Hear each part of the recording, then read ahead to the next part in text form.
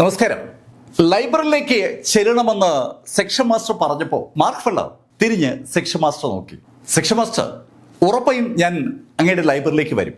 അങ്ങനെ മാർക്ക് പറഞ്ഞതും section master Sriram മാർക്കിനോട് പറഞ്ഞു, മാർക്ക്, നീ സമയം കിട്ടുമ്പോൾ ആ ഈസ്റ്റേൺ സൈഡിലേക്കൊന്ന് പോകണം. ഈസ്റ്റേൺ സൈഡിലേക്കോ? മാർക്ക്, അവിടെ ഒരു ഡെസേർട്ട് ഉണ്ട്, അതിന് ഈസ്റ്റേൺ വൈൽഡർനെസ് എന്നാ പറയുക. നീ അവിടെ ഒന്ന് എക്സ്പ്ലോർ ചെയ്യുന്നത് നന്നായിരിക്കും. ഈസ്റ്റേൺ വൈൽഡർനെസ്സിനെ കുറിച്ച് മാർക്ക് അതിനു മുമ്പ് കേട്ടിട്ടേ ഇല്ല. കിഴക്ക് വടക്കായിട്ടുള്ള ഒരു സ്ഥലത്താണ് മാർക്കിന്റെ ലൈഫ് ഓഫ് വാട്ടർ തേടിപ്പോയത്. അന്നവിടെ ഒരു മലയുടെ മുകളിൽ നിന്ന് മാർക്കിന് അതിൽ കുറച്ച് ലഭിക്കുകയും ചെയ്തിരുന്നു. അതല്ലാതെ ഈ കിഴക്കൻ വശവുമായിട്ട് മാർക്ക് അധികം ബന്ധപ്പെട്ടിട്ടില്ല. വളരെ വിശാലമായ ഒരു മരുഭൂമി കിഴക്ക് ഭാഗത്ത് ഉണ്ടെന്നുള്ള കാര്യം മാർക്കിന് അറിയാം. ആ മരുഭൂമി കഴിയുമ്പോൾ ഡെത്ത് റിവറാണ്. ഡെത്ത് റിവറിന് അപ്പുറത്ത് ഈസ്റ്റേൺ കോണ്ടിനെന്റുമാണ്. ആ മരുഭൂമി അവിടെ ഉള്ളത് കൊണ്ട് തന്നെ ആ നദിയുടെ ഭാഗത്തേക്ക് പോലും ആരും പോകാറില്ല. ആ കാരണത്താൽ സദേൺ മേഖലയിൽ ഈ ഈസ്റ്റേൺ വൈൽഡർനെസ്സിനെ കുറിച്ച് ആരും സംസാരിക്കുക പോലുമില്ല. അതുകൊണ്ടാണ് മാർക്ക് ആ വിഷയങ്ങളൊന്നും കേൾക്കാത്തത്. എന്തായാലും സെക്ഷൻ മാസ്റ്റർ അവിടേക്ക് പോകണമെന്ന് പറഞ്ഞപ്പോൾ മാർക്കിന് ഒരു താല്പര്യം. മാർക്ക് പിറ്റേ ദിവസം ഹെവൻലി ക്ലൗഡ് സെക്ഷനിലെത്തി. സെക്ഷൻ മാസ്റ്റർ ആവശ്യപ്പെട്ട അനുസരിച്ച് പിറ്റേ ദിവസം മാർക്ക് ഫെല്ലർ ഹെവൻലി ക്ലൗഡ് സെക്ഷനിലെത്തി. അവിടെ എത്തിയ മാർക്ക് നേരെ ഡെപ്യൂട്ടി സെക്ഷൻ മാസ്റ്റർ അടുത്താ വരുന്നത്. മാർക്കിനെ കണ്ടപ്പോൾ ഡെപ്യൂട്ടി സെക്ഷൻ മാസ്റ്റർക്ക് വലിയ കൗതുകം. മാർക്ക്, നീ എന്താ രാവിലെ ഇവിടേക്ക് വന്ന്? ഡെപ്യൂട്ടി സെക്ഷൻ മാസ്റ്റർ, എന്നോട് സെക്ഷൻ മാസ്റ്റർ ഇവിടുത്തെ ലൈബ്രറിയിലേക്ക് വരണമെന്ന് പറഞ്ഞിരുന്നു, അതുകൊണ്ടാണ് ഞാൻ ഇങ്ങോട്ട് വന്നത്. അങ്ങനെ മാർക്ക് പറഞ്ഞതും ഡെപ്യൂട്ടി സെക്ഷൻ മാസ്റ്റർ മാർക്കിനോട് പറഞ്ഞു, വാ മാർക്ക്, നമുക്ക് ലൈബ്രറിയിലേക്ക് പോവാം. ആ ലൈബ്രറിയിലേക്ക് മാർക്ക് നടക്കുമ്പോൾ മാർക്ക് ഈ ഹെവൻലി ക്ലൗഡ് സെക്ഷന്റെ മറ്റു ഭാഗങ്ങളൊക്കെ ആദ്യമായി കാണുകയാണ്. മാർക്ക് ഇതിനു മുമ്പ് അവിടെ വന്നിട്ടുണ്ട്, അന്നൊന്നും ഇത്ര ഉള്ളിലേക്ക് പോയിട്ടില്ല. രണ്ടുപേരും കൂടി നടക്കുമ്പോൾ ഡെപ്യൂട്ടി സെക്ഷൻ മാസ്റ്റർ മാർക്കിനോട് നോർത്തേൺ ലാൻഡുമായിട്ടുള്ള സദേൺ ലാൻഡിന്റെ ആ ഫൈറ്റിനെ കുറിച്ചും ഇപ്പോഴത്തെ അവസ്ഥയെക്കുറിച്ചൊക്കെ സംസാരിക്കുന്ന കൂട്ടത്തിൽ മാർക്കിനോട് പറഞ്ഞു, മാർക്ക്, നീ ഒരു വാർത്ത അറിഞ്ഞോ? എന്താ ഡെപ്യൂട്ടി സെക്ഷൻ മാസ്റ്റർ? മാർക്ക്, പരമാവധി 90 ദിവസം, അതിനിടയിൽ ഈ ഡെത്ത് റിവർ പൂർണ്ണമായും അപ്രത്യക്ഷമാകും. അത് മാർക്കിന് ശരിക്കും അമ്പരപ്പിക്കുന്ന ഒരു വാർത്തയാണ്. ഡെപ്യൂട്ടി സെക്ഷൻ മാസ്റ്റർ, അങ്ങ് പറയുന്നത് സത്യമാണോ? മാർക്ക്, നിന്നോട് ഞാനെന്തിന് കളവ് പറയണം? ഒരു വിലയിരുത്തൽ അനുസരിച്ച് 3 മുതൽ 6 മാസം വേണമെന്നാണ്. പക്ഷെ എൻ്റെ കണക്കൂട്ടൽ അനുസരിച്ച് പരമാവധി 3 മാസം മതി ആ റിവർ ഇല്ലാതാക്കാൻ. എനിക്ക് ഓർമ്മയുള്ള സമയത്ത് ഏകദേശം 1 കിലോമീറ്ററോളം വീതി ഈ നദിക്ക് ഉണ്ടായിരുന്നു. ഇപ്പൊ അത് ചുരുങ്ങി ഒരു 100 മീറ്ററിനകത്തായി മാറിയിരിക്കുകയാണ്. ഈ വേഗതയിൽ ആ നദി ചുരുങ്ങിയാണെങ്കിൽ എൻ്റെ റീഡിംഗ് അനുസരിച്ച് 3 മാസം ആകുമ്പോൾ നമുക്ക് മറുകരയിലേക്ക് ചാടാൻ കഴിയുന്ന അകലത്തിലേക്ക് ആ നദിയുടെ വീതി കുറയും. ഡെപ്യൂട്ടി സെക്ഷൻ മാസ്റ്റർ, അപ്പൊ നമുക്ക് ഈ നദിയിൽ നിന്ന് മറുകരയിലേക്ക് അപ്പൊ ചാടാൻ പറ്റൂ? മാർക്ക്, അത് മാത്രം പറ്റത്തില്ല. ആ നദിയുടെ കുറുകെ ആര് കടന്നാലും അവര് കത്തിപ്പോവും. അയ്യോ, എന്നിട്ടാണോ സീരിയസ് ശ്രീഹരി ആ നദി കടന്നത്? മാർക്ക്, അതാണ് അത്ഭുതം. നദിയിലേക്ക് ഇറങ്ങാനേ പറ്റില്ല, നദിയുടെ മുകളിൽ കൂടി കടക്കാനും പറ്റില്ല. നദിയുടെ മുകളിൽ കൂടി കടക്കാൻ കഴിയുമായിരുന്നെങ്കിൽ നമ്മളൊക്കെ നമ്മുടെ കയ്യിലുള്ള ഡിവൈൻ ബീസ്റ്റുകളുടെ പുറത്തു കയറി എപ്പോഴേ മറുകര എത്തിയനെ. ഡിവൈൻ ബീസ്റ്റുകൾ വരെ ആ നദിയുടെ മുകളിൽ കൂടെ പോകുമ്പോൾ കരിഞ്ഞു പോകും. അതുകൊണ്ടല്ലേ ആരും പോകാത്തത്. ആ സംഭവത്തെ ഈ നോർത്തേൺകാര് അവിടെ ടെലിപ്പോർട്ടേഷൻ മെക്കാനിസം ഉപയോഗിച്ച് മറികടക്കുന്നുണ്ട്. അത് കേട്ടതും മാർക്ക് ഡെപ്യൂട്ടി സെക്ഷൻ മാസ്റ്ററോട് ചോദിച്ചു, അല്ല, നമ്മുടെ ടെലിപ്പോർട്ടേഷൻ സംവിധാനം ഉപയോഗിച്ചാൽ നമുക്കും അതുപോലെ അവിടേക്ക് ചെല്ലാൻ പറ്റില്ലേ? മാർക്ക്, നമ്മുടെ ടെലിപ്പോർട്ടേഷൻ സംവിധാനത്തിന് ഒരു കുഴപ്പമുണ്ട്. അതിന് എവിടേക്ക് പോകണമെങ്കിലും ഒരു കോർഡിനേഷൻ സെറ്റ് ചെയ്യണം. എന്ന് പറഞ്ഞാൽ ചെല്ലുന്ന സ്ഥലത്ത് ഒരു ടെലിപ്പോർട്ടേഷൻ പ്ലാറ്റ്ഫോം അനിവാര്യമാണ്. ആ പ്ലാറ്റ്ഫോമിലെ കോർഡിനേഷൻ നമുക്ക് അറിയാമെങ്കിലേ നമുക്ക് അങ്ങോട്ട് ചെല്ലാൻ പറ്റും. നോർത്തേൺ ലാൻഡിലെ കോർഡിനേഷൻ അറിയാമെങ്കിലേ സദേൺ മേഖലയിൽ നിന്ന് ആ ടെലിപ്പോർട്ടേഷൻ വഴി അവിടേക്ക് പോകാൻ പറ്റും. അതാണ് സദേൺ മേഖലയുടെ പ്രശ്നം. അത് കേട്ടതും മാർക്ക് ഡെപ്യൂട്ടി സെക്ഷൻ മാസ്റ്റർ ചോദിച്ചു, അല്ല, ഞാൻ ഭൂമിയിൽ നിന്നാണ് ഇവിടേക്ക് വന്നത്, അപ്പോൾ ഭൂമിയിലെ കോർഡിനേഷൻ ഇവിടെ അറിയാമെന്നാണോ? മാർക്ക്, ഞങ്ങളുടെ ടെലിപ്പോർട്ടേഷൻ സംവിധാനത്തിന്റെ പ്രത്യേകത കൊണ്ടല്ല നീ ഇവിടെ എത്തിയത്. ശരിക്കും നീ വന്ന ഭൂമിയിലെ ആ ടെലിപ്പോർട്ടേഷൻ സംവിധാനം അതിശക്തമായിരുന്നു. അതിന് യഥാർത്ഥത്തിൽ ഞങ്ങളുടെ കോർഡിനേറ്റേഴ്സിന്റെ ആവശ്യമേ ഇല്ല. ആ ടെലിപ്പോർട്ടേഷൻ പ്ലാറ്റ്ഫോമിന് ഇഷ്ടമുള്ള സ്ഥലം കോർഡിനേറ്റേഴ്സ് ആക്കാം. ആ ടെലിപ്പോർട്ടേഷൻ പ്ലാറ്റ്ഫോമിൽ ഏത് കോർഡിനേറ്റേഴ്സ് സെറ്റ് ചെയ്താലും അവിടേക്ക് ആ ടെലിപ്പോർട്ടേഷൻ പ്ലാറ്റ്ഫോം നമ്മളെ കൊണ്ടുപോകും. ഈ സദേൺ മേഖലയിൽ മാത്രമല്ല, ഈ ഹോളി റീജിയനിൽ എവിടേക്കും, ഹോളി റീജിയന് അപ്പുറത്തുള്ള സ്ഥലങ്ങളിലേക്കും ആ ടെലിപ്പോർട്ടേഷൻ പ്ലാറ്റ്ഫോം വഴി പോകാനും വരാനും പറ്റും. മാർക്കിനെ സംബന്ധിച്ചിടത്തോളം തികച്ചും പുതിയൊരു അറിവാണ് ഇപ്പോൾ ഡെപ്യൂട്ടി സെക്ഷൻ മാസ്റ്റർ വഴി കിട്ടിയത്. അവിടെ ആ ഫസ്റ്റ് മിസ്റ്റിക് വേൾഡിനകത്ത് ഒരു കൂറ്റൻ പ്ലാറ്റ്ഫോം ഉണ്ടായിരുന്നു. ആ പ്ലാറ്റ്ഫോം കണ്ടാൽ അത്ര പ്രത്യേകതയൊന്നും തോന്നുമില്ല. പക്ഷെ ആ പ്ലാറ്റ്ഫോം ആ ശൈലിയിൽ നിർമ്മിക്കപ്പെട്ടതാണ്. ഈ പ്രപഞ്ചത്തിന്റെ ഏത് ഭാഗത്തേക്ക് വേണമെങ്കിലും ആ ടെലിപ്പോർട്ടേഷൻ പ്ലാറ്റ്ഫോം വഴി ആർക്ക് വേണമെങ്കിലും യാത്ര ചെയ്യാം. അതിന് കുറച്ച് ടെലിപ്പോർട്ടേഷൻ ഫ്ലാഗുകൾ മാത്രമാണ് ആ പ്ലാറ്റ്ഫോം ആവശ്യപ്പെടുന്നത്. മാർക്ക് ആ കാര്യത്തെക്കുറിച്ച് ആലോചിക്കുമ്പോഴേക്കും അവർ രണ്ടുപേരും നടന്ന് ആ ലൈബ്രറി അടുത്തെത്തി. ആ ലൈബ്രറി മാർക്കിനെ ഒന്നുകൂടി അത്ഭുതപ്പെടുത്തുകയാണ്. അവിടെ ശരിക്കും ഫൈറ്റ് നടക്കുമ്പോൾ പോലും ഒരു കുലുക്കവും പറ്റാത്ത ബിൽഡിംഗ് പോലെ ആ ലൈബ്രറി അങ്ങനെ നീണ്ടു നിവർന്നു നിൽക്കുകയാണ്. ഒരു വലിയ ലൈബ്രറിയാണ്, ഒരു കൂറ്റൻ ബിൽഡിംഗ് ആണ്. മാർക്കിനെയും കൊണ്ട് എത്തിയ ഡെപ്യൂട്ടി സെക്ഷൻ മാസ്റ്റർ അകത്തേക്ക് കടക്കുമ്പോൾ ഒരു മെല്ലിച്ച മനുഷ്യൻ അകത്ത് നിൽക്കുകയാണ്. അയാള് അവർക്ക് നേരെ നടന്നു വന്നു. അയാളെ കണ്ടതും ഡെപ്യൂട്ടി സെക്ഷൻ മാസ്റ്റർ മാർക്കിനോട് പറഞ്ഞു, മാർക്ക്, ഇതാണ് മിസ്റ്റർ ഫ്രീമാൻ. ഇദ്ദേഹമാണ് ഈ ലൈബ്രറിയുടെ എല്ലാം. ആ വാക്കിനകത്ത് എല്ലാം ഉണ്ട്. ഡെപ്യൂട്ടി സെക്ഷൻ മാസ്റ്റർ പറഞ്ഞത് കേട്ടതും ഫ്രീമാൻ ഒന്ന് ചിരിച്ചു. മാർക്ക്, നീ വരുമെന്ന് എന്നോട് സെക്ഷൻ മാസ്റ്റർ പറഞ്ഞിരുന്നു. ബാ, നിനക്ക് വേണ്ട സംവിധാനങ്ങളൊക്കെ ഞാനിവിടെ ഒരുക്കിയിട്ടുണ്ട്. മാർക്ക് ഫെല്ലറേയും കൊണ്ട് ഫ്രീമാൻ നടന്നു തുടങ്ങിയതും ഡെപ്യൂട്ടി സെക്ഷൻ മാസ്റ്റർ ലൈബ്രറിയിൽ നിന്ന് പുറത്തേക്ക് പോയി. ആ ലൈബ്രറിയിലെ എല്ലാ സ്ഥലത്തും ഡെപ്യൂട്ടി സെക്ഷൻ മാസ്റ്റർ യാത്ര ചെയ്തിട്ടുണ്ട്. അവിടെ ഉള്ളതൊക്കെ സ്പെല്ലുകളാണ്. ആ സ്പെല്ലുകൾ കൊണ്ട് മാർക്കിന് എന്താണ് പ്രയോജനമെന്ന് നേരത്തെ മാർക്കുമായി സംസാരിക്കുമ്പോൾ ഡെപ്യൂട്ടി സെക്ഷൻ മാസ്റ്റർ മാർക്കിനോട് ചോദിച്ചതുമാണ്. മാർക്ക് ആ സമയത്ത് ഡെപ്യൂട്ടി സെക്ഷൻ മാസ്റ്റർ പറഞ്ഞത് ഈ സദേൺ മേഖലയുടെ ചരിത്രം അറിയാൻ ആ ലൈബ്രറി മാർക്കിനെ സഹായിക്കുമെന്ന് സെക്ഷൻ മാസ്റ്റർ പറഞ്ഞു എന്നാണ്. ചരിത്രത്തെക്കുറിച്ചുള്ള ബുക്കുകളൊന്നും താൻ കണ്ടിട്ടില്ല എന്നാണ് അതിന് മറുപടിയായി ഡെപ്യൂട്ടി സെക്ഷൻ മാസ്റ്റർ പറഞ്ഞത്.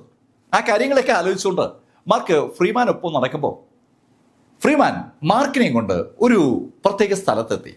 അവിടെ എത്തിയതും അദ്ദേഹത്തിന്റെ കൈ വായുവിലേക്ക് ഒന്ന് ഉയർത്തിപ്പിടിച്ചു. വായുവിലെ കൈ എങ്ങനെ പിടിച്ചതും അവിടെ ഒരു മുദ്ര പ്രത്യക്ഷപ്പെട്ടു. ആ മുദ്രയിൽ ഫ്രീമാന്റെ കൈ പതിഞ്ഞതും അത് ഒന്ന് കറങ്ങി. അടുത്ത പക്ഷത്തിൽ മാർക്ക് കാണുന്നത് സുന്ദരമായ ഒരു വാതിൽ ആ മാർക്കിന് പുറകിൽ പ്രത്യക്ഷപ്പെടുന്നതും അത് തുറക്കുന്നതുമാണ്. ആ ഫ്രീമാന്റെ കൈ അവിടെ ഉപയോഗിക്കുന്നില്ലെങ്കിൽ ആ വാതിൽ തുറക്കാൻ പറ്റില്ല. അങ്ങനെ ഒരു വാതിൽ ഉള്ള കാര്യം പോലും ആർക്കും അറിയാനും പറ്റില്ല. ഡെപ്യൂട്ടി സെക്ഷൻ മാസ്റ്റർ എന്തുകൊണ്ട് അത്തരത്തിലൊരു സംവിധാനം അറിഞ്ഞില്ല എന്നുള്ള കാര്യം ഇപ്പോൾ മാർക്കിന് മനസ്സിലായി. മാർക്കിനെയും കൊണ്ട് ഫ്രീമാൻ അകത്തേക്ക് കടന്നു. അകത്തേക്ക് കടന്നുടൻ ഫ്രീമാൻ മാർക്കിനോട് പറഞ്ഞു, മാർക്ക്, നിനക്ക് ഇഷ്ടമുള്ള സമയമെടുത്ത് ഇവിടെയുള്ള എല്ലാം വായിക്കാം. പക്ഷേ നിനക്ക് വേണ്ടത് എന്താണെന്ന് സെക്ഷൻ മാസ്റ്റർ എന്നോട് പറഞ്ഞിട്ടുള്ളത് കൊണ്ട് ഞാൻ നിനക്ക് വേണ്ട കാര്യങ്ങൾ സെറ്റ് ചെയ്തിട്ടുണ്ട്. അങ്ങനെ പറഞ്ഞിട്ട് മാർക്കിനെയും കൊണ്ട് ഫ്രീമാൻ എത്തിയത് ഒരു മേശയുടെ അടുത്താണ്. അവിടെ മേശപ്പുറത്ത് ഒരു കൂറ്റൻ ബുക്ക് ഇരിപ്പുണ്ട്. നന്നായി ബൈൻഡ് ചെയ്ത ഒരു ബുക്കാണ്. അതിന് മുകളിൽ ഹിസ്റ്ററി ഓഫ് സദേൺ പ്രോവിൻസ് എന്ന് അടിച്ചിട്ടുമുണ്ട്. ആ പുസ്തകത്തിലേക്ക് നോക്കിയ മാർക്ക് ആ ലൈബ്രറിയന്റെ ചുമതല വഹിക്കുന്ന ഫ്രീമാനോട് ചോദിച്ചു, മാസ്റ്റർ, എനിക്ക് ഒരു കാര്യം അറിയണം. മാർക്ക്, നിന്റെ എല്ലാ സംശയങ്ങൾക്കുള്ള ഉത്തരം ആ പുസ്തകത്തിലുണ്ട്. നീ അതൊന്ന് വായിച്ചു നോക്ക്. അത് കേട്ടതും മാർക്ക് ഫ്രീമാനോട് പറഞ്ഞു, മാസ്റ്റർ, ഞാൻ അതിനു മുമ്പ് ചില കാര്യങ്ങൾ അങ്ങോട്ടൊന്ന് ചോദിച്ചിട്ട് വായിക്കാന്ന് വിചാരിക്കുകയാണ്. ഓക്കെ, എന്താ മാർക്കിന് അറിയേണ്ടത് ചോദിച്ചു. എന്നോട് സെക്ഷൻ മാസ്റ്റർ ഈസ്റ്റേൺ വൈൽഡർനെസ്സിലേക്ക് പോകണമെന്ന് പറഞ്ഞു. അവിടെ ഡെസേർട്ട് അല്ലേ? അതേ മാർക്ക്, അതൊരു മരുഭൂമിയാണ്. പക്ഷേ പണ്ട് അവിടെ മരുഭൂമി ആയിരുന്നില്ല എന്നുള്ളതും നീ ഓർക്കുക. മരുഭൂമി ആയിരുന്നില്ലെന്നോ? പിന്നെ മാർക്ക്, അതൊരു വലിയ പട്ടണമായിരുന്നു. ഈ ലീ കോണ്ടിനെന്റിലെ ഏറ്റവും ശക്തമായ ഒരു പ്രദേശമായിരുന്നു ആ ഈസ്റ്റേൺ വൈൽഡർനെസ്. അത് കാലക്രമേണ ഡെസേർട്ടായി. ആ സ്ഥലം ഡെസേർട്ടായി മാറിയെന്ന് കേട്ടപ്പോൾ മാർക്ക് ഫ്രീമാനോട് ചോദിച്ചു, മാസ്റ്റർ, അതെങ്ങനെയാ മരുഭൂമിയായത്? മാർക്ക്, ആ ചോദ്യത്തിന് ഉത്തരം നൽകാൻ എനിക്കറിയില്ല. എനിക്കറിയാവുന്ന കാര്യങ്ങൾ ഞാൻ നിന്നോട് പറഞ്ഞു എന്നേ ഉള്ളൂ. അങ്ങനെ ഫ്രീമാൻ പറഞ്ഞതും മാർക്കിന്റെ ശ്രദ്ധ ആ പുസ്തകത്തിന്റെ പുറത്തെഴുതിയിരിക്കുന്ന പേരിലേക്ക് പതിഞ്ഞു. Written by Lee Freeman. അത് കണ്ടതും മാർക്ക് ഫ്രീമാനോട് ചോദിച്ചു, മാസ്റ്റർ, അങ്ങാണോ ഈ പുസ്തകം എഴുതിയത്? അതെ മാർക്ക്, ഞാൻ തന്നെയാണ് ആ പുസ്തകം എഴുതിയത്. മാസ്റ്റർ, അപ്പോ അങ്ങേക്ക് പുസ്തകത്തിലെ എല്ലാ കാര്യങ്ങളും അറിയാമല്ലോ? മാർക്ക്, ഞാൻ ഒരുപാട് സഞ്ചരിച്ച് ശേഖരിച്ച വിവരങ്ങളാണ് ആ പുസ്തകത്തിനകത്ത് രേഖപ്പെടുത്തിയിരിക്കുന്നത്. എന്തായാലും ആ പുസ്തകത്തിലെ കാര്യങ്ങളൊക്കെ ക്രമമായി നിന്നോട് പറയാന്ന് പറഞ്ഞാൽ അത് ലേശം ബുദ്ധിമുട്ടുള്ള കാര്യമാണ്. നീ അത് വായിക്കുക. എന്തെങ്കിലും സംശയങ്ങൾ നിനക്ക് തോന്നുകയാണെങ്കിൽ നിനക്ക് എന്നോട് ചോദിക്കാം, ഞാൻ ഇവിടെ തന്നെ ഉണ്ടാവും. അങ്ങനെ ഫ്രീമാൻ പറഞ്ഞിട്ട് ഫ്രീമാൻ ആ മുറിയിൽ നിന്ന് പുറത്തേക്ക് ഇറങ്ങി. മാർക്ക് ഫെല്ലർ ആ പുസ്തകം എടുത്ത് വായിച്ചു തുടങ്ങി. സദേൺ പ്രൊവിൻസിന്റെ ചരിത്രം ലീ ഫ്രീമാന്റെ വാക്കുകളിലൂടെ ആ പുസ്തകത്തിൽ വളരെ വ്യക്തമായി രേഖപ്പെടുത്തപ്പെട്ടിരിക്കുകയാണ്. ഹെവൻലി റീജിയനിലെ ഒട്ടുമുക്കാൽ ആളുകളും സദേൺ പ്രൊവിൻസിൽ വരികയും അവിടെ യുദ്ധം നടത്തുകയും ചെയ്തിട്ടുള്ള കഥകൾ ഇഷ്ടംപോലെ ആ പുസ്തകത്തിനകത്തുണ്ട്. അങ്ങനെ വായിച്ചു പോകുമ്പോഴാണ് മാർക്ക് ഫെല്ലറുടെ ശ്രദ്ധയിൽ റിവേഷൻ ഓയിൽ സ്റ്റേജിലുള്ള 10 ആളുകളുടെ പേര് വിവരങ്ങളും അവരുമായി ബന്ധിപ്പിച്ച കാര്യങ്ങളൊക്കെ പെടുന്നത്. മാർക്ക് വളരെ വളരെ കൗതുകത്തോടെ ആ ആളുകളെ കുറിച്ച് വായിച്ചു വരുമ്പോൾ മാർക്കിന്റെ ദൃഷ്ടിയിൽ പതിഞ്ഞ ഏറ്റവും ശ്രദ്ധേയമായ ഒരു കാര്യം ആ 10 ആളുകളുടെയും ജന്മസ്ഥലം ആ ഈസ്റ്റേൺ മേഖല ആണെന്നുള്ളതാണ്. ഇപ്പോ റിവേർഷൻ ഓയിൽ സ്റ്റേജിലെ യോദ്ധാക്കളെ കണ്ടുകിട്ടാൻ പോലുമില്ല. പക്ഷെ നേരത്തെ ഈ സദേൺ പ്രൊവിൻസിനകത്ത് 10 റിവേർഷൻ ഓയിൽ സ്റ്റേജിലെ യോദ്ധാക്കൾ ഉണ്ടായിരുന്നു. ആ 10 പേരും വന്നിരിക്കുന്നത് ഒരേ ലൊക്കാലിറ്റിയിൽ നിന്നാണ്. അവിടെ യോദ്ധാക്കൾക്ക് അതിശക്തമായി വളരാനുള്ള സാഹചര്യം നിലവിലുണ്ടായിരുന്നു. അത്തരത്തിലുള്ള സ്ഥലമാണ് ഇപ്പോൾ ഒരു മരുഭൂമിയായി മാറിയിരിക്കുന്നത്. അത് ശരിക്കും മാർക്കിനെ അത്ഭുതപ്പെടുത്തി തന്നെ പറയാം. നേരത്തെ ഫ്രീമാൻ മാർക്കിനോട് പറഞ്ഞതാണ്, ഈ സദേൺ മേഖലയിൽ ഏറ്റവും പ്രോസ്പെറസ് ആയിട്ടുള്ള ഒരു ടൗൺ ആ ഈസ്റ്റേൺ മേഖലയായിരുന്നു. പക്ഷെ കാലക്രമേണ അത് മരുഭൂമിയായെന്നും ഫ്രീമാൻ പറഞ്ഞു. പക്ഷെ ഇപ്പോൾ മാർക്ക് അറിയുന്നു, ആ പ്രോസ്പെറസ് ആയിട്ടുള്ള സ്ഥലത്ത് ഇഷ്ടംപോലെ യോദ്ധാക്കൾ ഉണ്ടായിരുന്നു. അതിൽ 10 ആളുകൾ റിവേർഷൻ സ്റ്റേജിലേക്ക് കടന്നവരുമാണ്. കാലങ്ങൾക്ക് മുമ്പേ റിവേർഷൻ സ്റ്റേജിലേക്ക് കടന്ന ആ ആളുകളുള്ള സ്ഥലം പിന്നെ എങ്ങനെ എപ്പോ മരുഭൂമിയായി മാറി, അതറിയാൻ വേണ്ടി മാർക്ക് ആ പുസ്തകം മുഴുവൻ ഒന്ന് പരതി. ആ പുസ്തകത്തിലൂടെ കടന്നു പോകുന്ന മാർക്കിന് ആ ഭാഗത്തെക്കുറിച്ചുള്ള ഒരു ഇൻഫർമേഷനും ലഭിച്ചില്ല. ഏകദേശം 4-5 ദിവസം മാർക്ക് ആ പുസ്തകത്തിനകത്ത് തന്നെ കഴിഞ്ഞു എന്ന് പറയാം. 5 ദിവസം കഴിഞ്ഞതും മാർക്ക് ഫെല്ലർ പുറത്തിറങ്ങി. ഈ സമയത്ത് മാർക്കിനെ കാത്ത് ഫ്രീമാൻ പുറത്തുണ്ട്. മാർക്ക്, അകത്തേക്ക് പോയ നീയല്ല പുറത്തേക്ക് വരുന്നതെന്ന് എനിക്കറിയാം. ഒരുപാട് സംശയങ്ങൾ ഇപ്പൊ നിനക്കുണ്ട്. നിന്റെ സംശയങ്ങൾ മിക്കവാറും എങ്ങനെ ആ മരുഭൂമി ഉണ്ടായി എന്നതിനെ കുറിച്ചാവും. മാർക്ക്, ഞാനാണ് ഈ പുസ്തകം എഴുതിയെന്നുള്ള കാര്യം ഞാൻ നിന്നോട് പറഞ്ഞതാണ്. പക്ഷെ എനിക്കറിയാത്തതും ആ കാര്യമാണ്. എങ്ങനെ മരുഭൂമിയായി മാറിയെന്ന് ചോദിച്ചാൽ എനിക്കും അറിയില്ല. ആ സ്ഥലം ക്രമേണ മരുഭൂമി ആകുകയായിരുന്നു. നഗ്ന നേത്രങ്ങൾ കൊണ്ട് കാണാൻ കഴിയുന്ന ശൈലിയിൽ വേഗത്തിലാണ് മരുഭൂമി അവിടെ ഉണ്ടായത്. ആ ഈസ്റ്റേൺ ടൗൺ ഏതാണ്ട് പൂർണ്ണമായും മരുഭൂമിയായി മാറുകയായിരുന്നു. അവിടെ ഉണ്ടായിരുന്ന ജീവജാലങ്ങളൊക്കെ ഒന്നിൽ നശിച്ചു പോവുകയോ അല്ലെങ്കിൽ അവിടെ നിന്ന് മറ്റെങ്ങോട്ടെങ്കിലും പറിച്ചു മാറ്റപ്പെടുകയോ ചെയ്തിരിക്കുകയാണ്. അവിടെ പിടിച്ചു നിൽക്കാൻ ശ്രമിച്ച മുഴുവൻ ആളുകളും മരണത്തെ വരിക്കാനും നിർബന്ധിതരായി. ഫ്രീമാൻ പറഞ്ഞ കാര്യങ്ങൾ കേട്ടതും മാർക്കിന് വല്ലാത്തൊരു അതിശയം ഫീൽ ചെയ്യുകയാണ്. അത്തരത്തിൽ ഒരു സ്ഥലത്തേക്ക് എന്തിനാകാം സെക്ഷൻ മാസ്റ്റർ തന്നോട് പോകാൻ പറയുന്നത്? ആ സംശയം തോന്നിയതും മാർക്ക് ഫെല്ലർ ഫ്രീമാനോട് യാത്ര പറഞ്ഞ് നേരെ ഡെപ്യൂട്ടി സെക്ഷൻ മാസ്റ്റർ അടുത്തെത്തി. ഡെപ്യൂട്ടി സെക്ഷൻ മാസ്റ്റർ അടുത്ത് മാർക്ക് എത്തിയതും മാർക്കിനോടായി ഡെപ്യൂട്ടി സെക്ഷൻ മാസ്റ്റർ പറഞ്ഞു, മാർക്ക്, നിന്നെ സെക്ഷൻ മാസ്റ്റർ തിരക്കുന്നുണ്ട്, നിനക്ക് വേണ്ടി അദ്ദേഹം വെയിറ്റ് ചെയ്യാണ്. അത് കേട്ടതും മാർക്ക് നേരെ ആ കൾട്ടിവേഷൻ മൗണ്ടിലേക്ക് നടന്നു. മാർക്ക് അവിടെ ചെല്ലുമ്പോൾ ആ വാതിൽ മലക്കെ തുറക്കപ്പെട്ടു. മാർക്കിനെ അദ്ദേഹം എക്സ്പെക്ട് ചെയ്യുന്നു എന്ന് വ്യക്തം. മാർക്ക് ആ കൾട്ടിവേഷൻ മൗണ്ടിലേക്ക് നടന്നു ചെല്ലുമ്പോൾ ഒരു മേശയുടെ അപ്പുറവും ഇപ്പുറമായി 2 കസേരകളുണ്ട്. അതിലൊന്നിൽ സാക്ഷാൽ ശ്രീറാമുണ്ട്. അദ്ദേഹം ഒരു മഗ് നിറയെ ചായയുമായി മാർക്കിനെ കാത്തിരിക്കുകയാണ്. മാർക്കിനെ കണ്ടത് അദ്ദേഹം ഒരു കപ്പിലേക്ക് ചായ ഒഴിച്ച് നീക്കി വെച്ചു. മാർക്ക്, കുടിക്ക്. മാർക്ക് ആ കപ്പ് കയ്യിലെടുത്തതും സെക്ഷൻ മാസ്റ്റർ മാർക്കിനോട് പറഞ്ഞു, മാർക്ക്, നിനക്കിപ്പോൾ ഒരുപാട് സംശയങ്ങളുണ്ടെന്ന് എനിക്കറിയാം. ആ ഈസ്റ്റേൺ സിറ്റി എങ്ങനെ ഒരു മരുഭൂമിയായി മാറി എന്ന ചോദ്യം നിന്നെ അലട്ടുന്നു എന്നും എനിക്കറിയാം. അതുപോലെ റിവേർഷൻ ഓയിൽ സ്റ്റേജിലെ 10 അതിശക്തരായ യോദ്ധാക്കൾ അവിടെ ഉണ്ടായിരുന്നു എന്നുള്ള കാര്യവും നീ അറിഞ്ഞു കാണും. ഇനിയും നിനക്ക് ഒരുപാട് കാര്യങ്ങൾ അറിയണമായിരിക്കും. മാർക്ക്, ആ കാര്യങ്ങളൊക്കെ അറിയണമെങ്കിൽ നീ അവിടേക്ക് പോവുക തന്നെ വേണം. തന്റെ മനസ്സിലുള്ള ചോദ്യങ്ങൾക്കെല്ലാം ഉത്തരമായിട്ട് സെക്ഷൻ മാസ്റ്റർ ആമുഖമായി ആ കാര്യങ്ങൾ പറഞ്ഞതും മാർക്കിന് അവിടേക്ക് പോകാനുള്ള ഒരു ആഗ്രഹം ഉണ്ടായി. പക്ഷെ മാർക്ക് പെട്ടെന്ന് അദ്ദേഹത്തോട് ചോദിച്ചു, സെക്ഷൻ മാസ്റ്റർ, ഇപ്പോ ആ സ്ഥലം വെറും ഒരു മരുഭൂമിയല്ലേ? ആ മരുഭൂമിയിൽ ഞാൻ പോയതുകൊണ്ട് എന്താണ് ഗുണം? മാർക്ക്, അത് നീ പോയാലല്ലേ അറിയാൻ പറ്റൂ. മാർക്ക് ഫെല്ലറോട് ആ കമന്റ് സെക്ഷൻ മാസ്റ്റർ നടത്തുമ്പോൾ മാർക്ക് ഫെല്ലറുടെ ചോദ്യത്തിന് വളരെ വ്യക്തമായ ഉത്തരമായിട്ടാണ് ആ കമന്റ് സെക്ഷൻ മാസ്റ്റർ പറഞ്ഞത്. അത് കേട്ടതും മാർക്ക് സെക്ഷൻ മാസ്റ്ററോട് യാത്ര പറഞ്ഞ് അവിടെ നിന്ന് പുറത്തേക്ക് നടക്കുമ്പോൾ സെക്ഷൻ മാസ്റ്റർ മാർക്കിനോട് പറഞ്ഞു, മാർക്ക്, എപ്പോഴും ഒരു ശ്രദ്ധ ഉണ്ടാകണേ. ഒരു വാണിംഗ് പോലെയാണ് സെക്ഷൻ മാസ്റ്റർ അക്കാര്യം പറഞ്ഞത്. തികച്ചും വിജനമായ ഒരു സ്ഥലത്തേക്കാണ് മാർക്ക് ഫെല്ലർ പോകാൻ പോകുന്നത്. ആ സ്ഥലത്തേക്ക് മാർക്ക് പോകുമ്പോൾ ഒരു ശ്രദ്ധ വേണമെന്ന് സെക്ഷൻ മാസ്റ്റർ ഓർമ്മിപ്പിച്ചപ്പോൾ മാർക്ക് തിരിഞ്ഞ് സെക്ഷൻ മാസ്റ്ററോട് പറഞ്ഞു, താങ്ക് യു സെക്ഷൻ മാസ്റ്റർ, ഞാൻ ശ്രദ്ധിച്ചോളാം. അവിടെ നിന്ന് മടങ്ങിയ മാർക്ക് ഫെല്ലർ നേരെ എത്തിയത് മില്ലറുടെ വീട്ടിലാണ്. ഹാൻസ് മില്ലറുടെ വീട്ടിൽ മാർക്ക് എത്തുമ്പോൾ ഹാൻസ് മില്ലറെ കാണാനായി എത്തിയ ലീന ഡെവിസിനെ മാർക്ക് കണ്ടു. ലീന ഹാൻസുമായി ഏതോ സംസാരിക്കാനുള്ള ശ്രമത്തിലാണ്. ഹാൻസ് ആണെങ്കിൽ ലീനയോട് സംസാരിക്കാൻ തയ്യാറാവാതെ അവളെ അവിടെ നിന്ന് ഇറക്കി വിടാൻ ശ്രമിക്കുമ്പോഴാണ് മാർക്ക് ഫെല്ലർ കയറി ചെല്ലുന്നത്. മാർക്കിനെ കണ്ടതും ലീന ഒന്ന് പരിങ്ങി. അവൾ പെട്ടെന്ന് പോകാൻ പോയതും മാർക്ക് അവളെ അവിടെ പിടിച്ചു നിർത്തി. ഏയ്, നിക്കവിടെ. ലീന, നിന്റെ പുറത്ത് ഒരു സ്മെല്ലുണ്ടല്ലോ. മാർക്ക്, എന്ത് സ്മെല്ല്? ഏയ് ലീന, നിന്റെ ബോഡിയിൽ നോർത്തേൺ ലാൻഡുകാരുടെ ഒരു സ്മെല്ലുണ്ട്. അത് കേട്ടതും അവള് ഒന്ന് ഞെട്ടി. ശരിക്കും അവൾ പരിങ്ങുകയാണ്. ഏയ് മാർക്ക്, എന്തൊക്കെയാ ഈ പറയുന്നത്? എന്നെ പുറത്ത് എങ്ങനെയാ നോർത്തേൺ ലാൻഡുകാരുടെ സ്മെല്ല് വരുന്നത്? മാർക്ക്, അതൊന്നും പറയാതെ.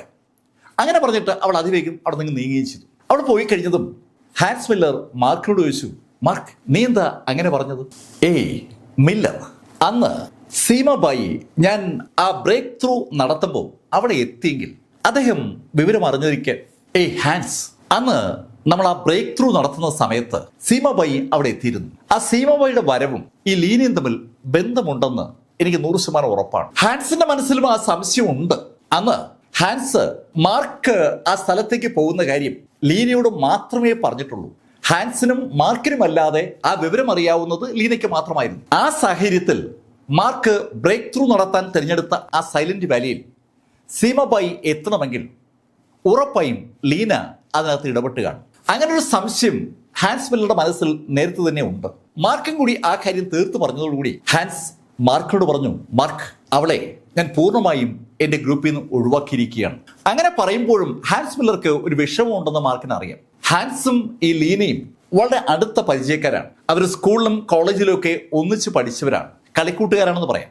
ആ തരത്തിൽ അടുപ്പമുള്ള ലീന തന്നെ ചതിച്ചു എന്നുള്ള കാര്യം വിശ്വസിക്കാൻ ഹാൻസ് മില്ലർക്ക് ഒരു മടി.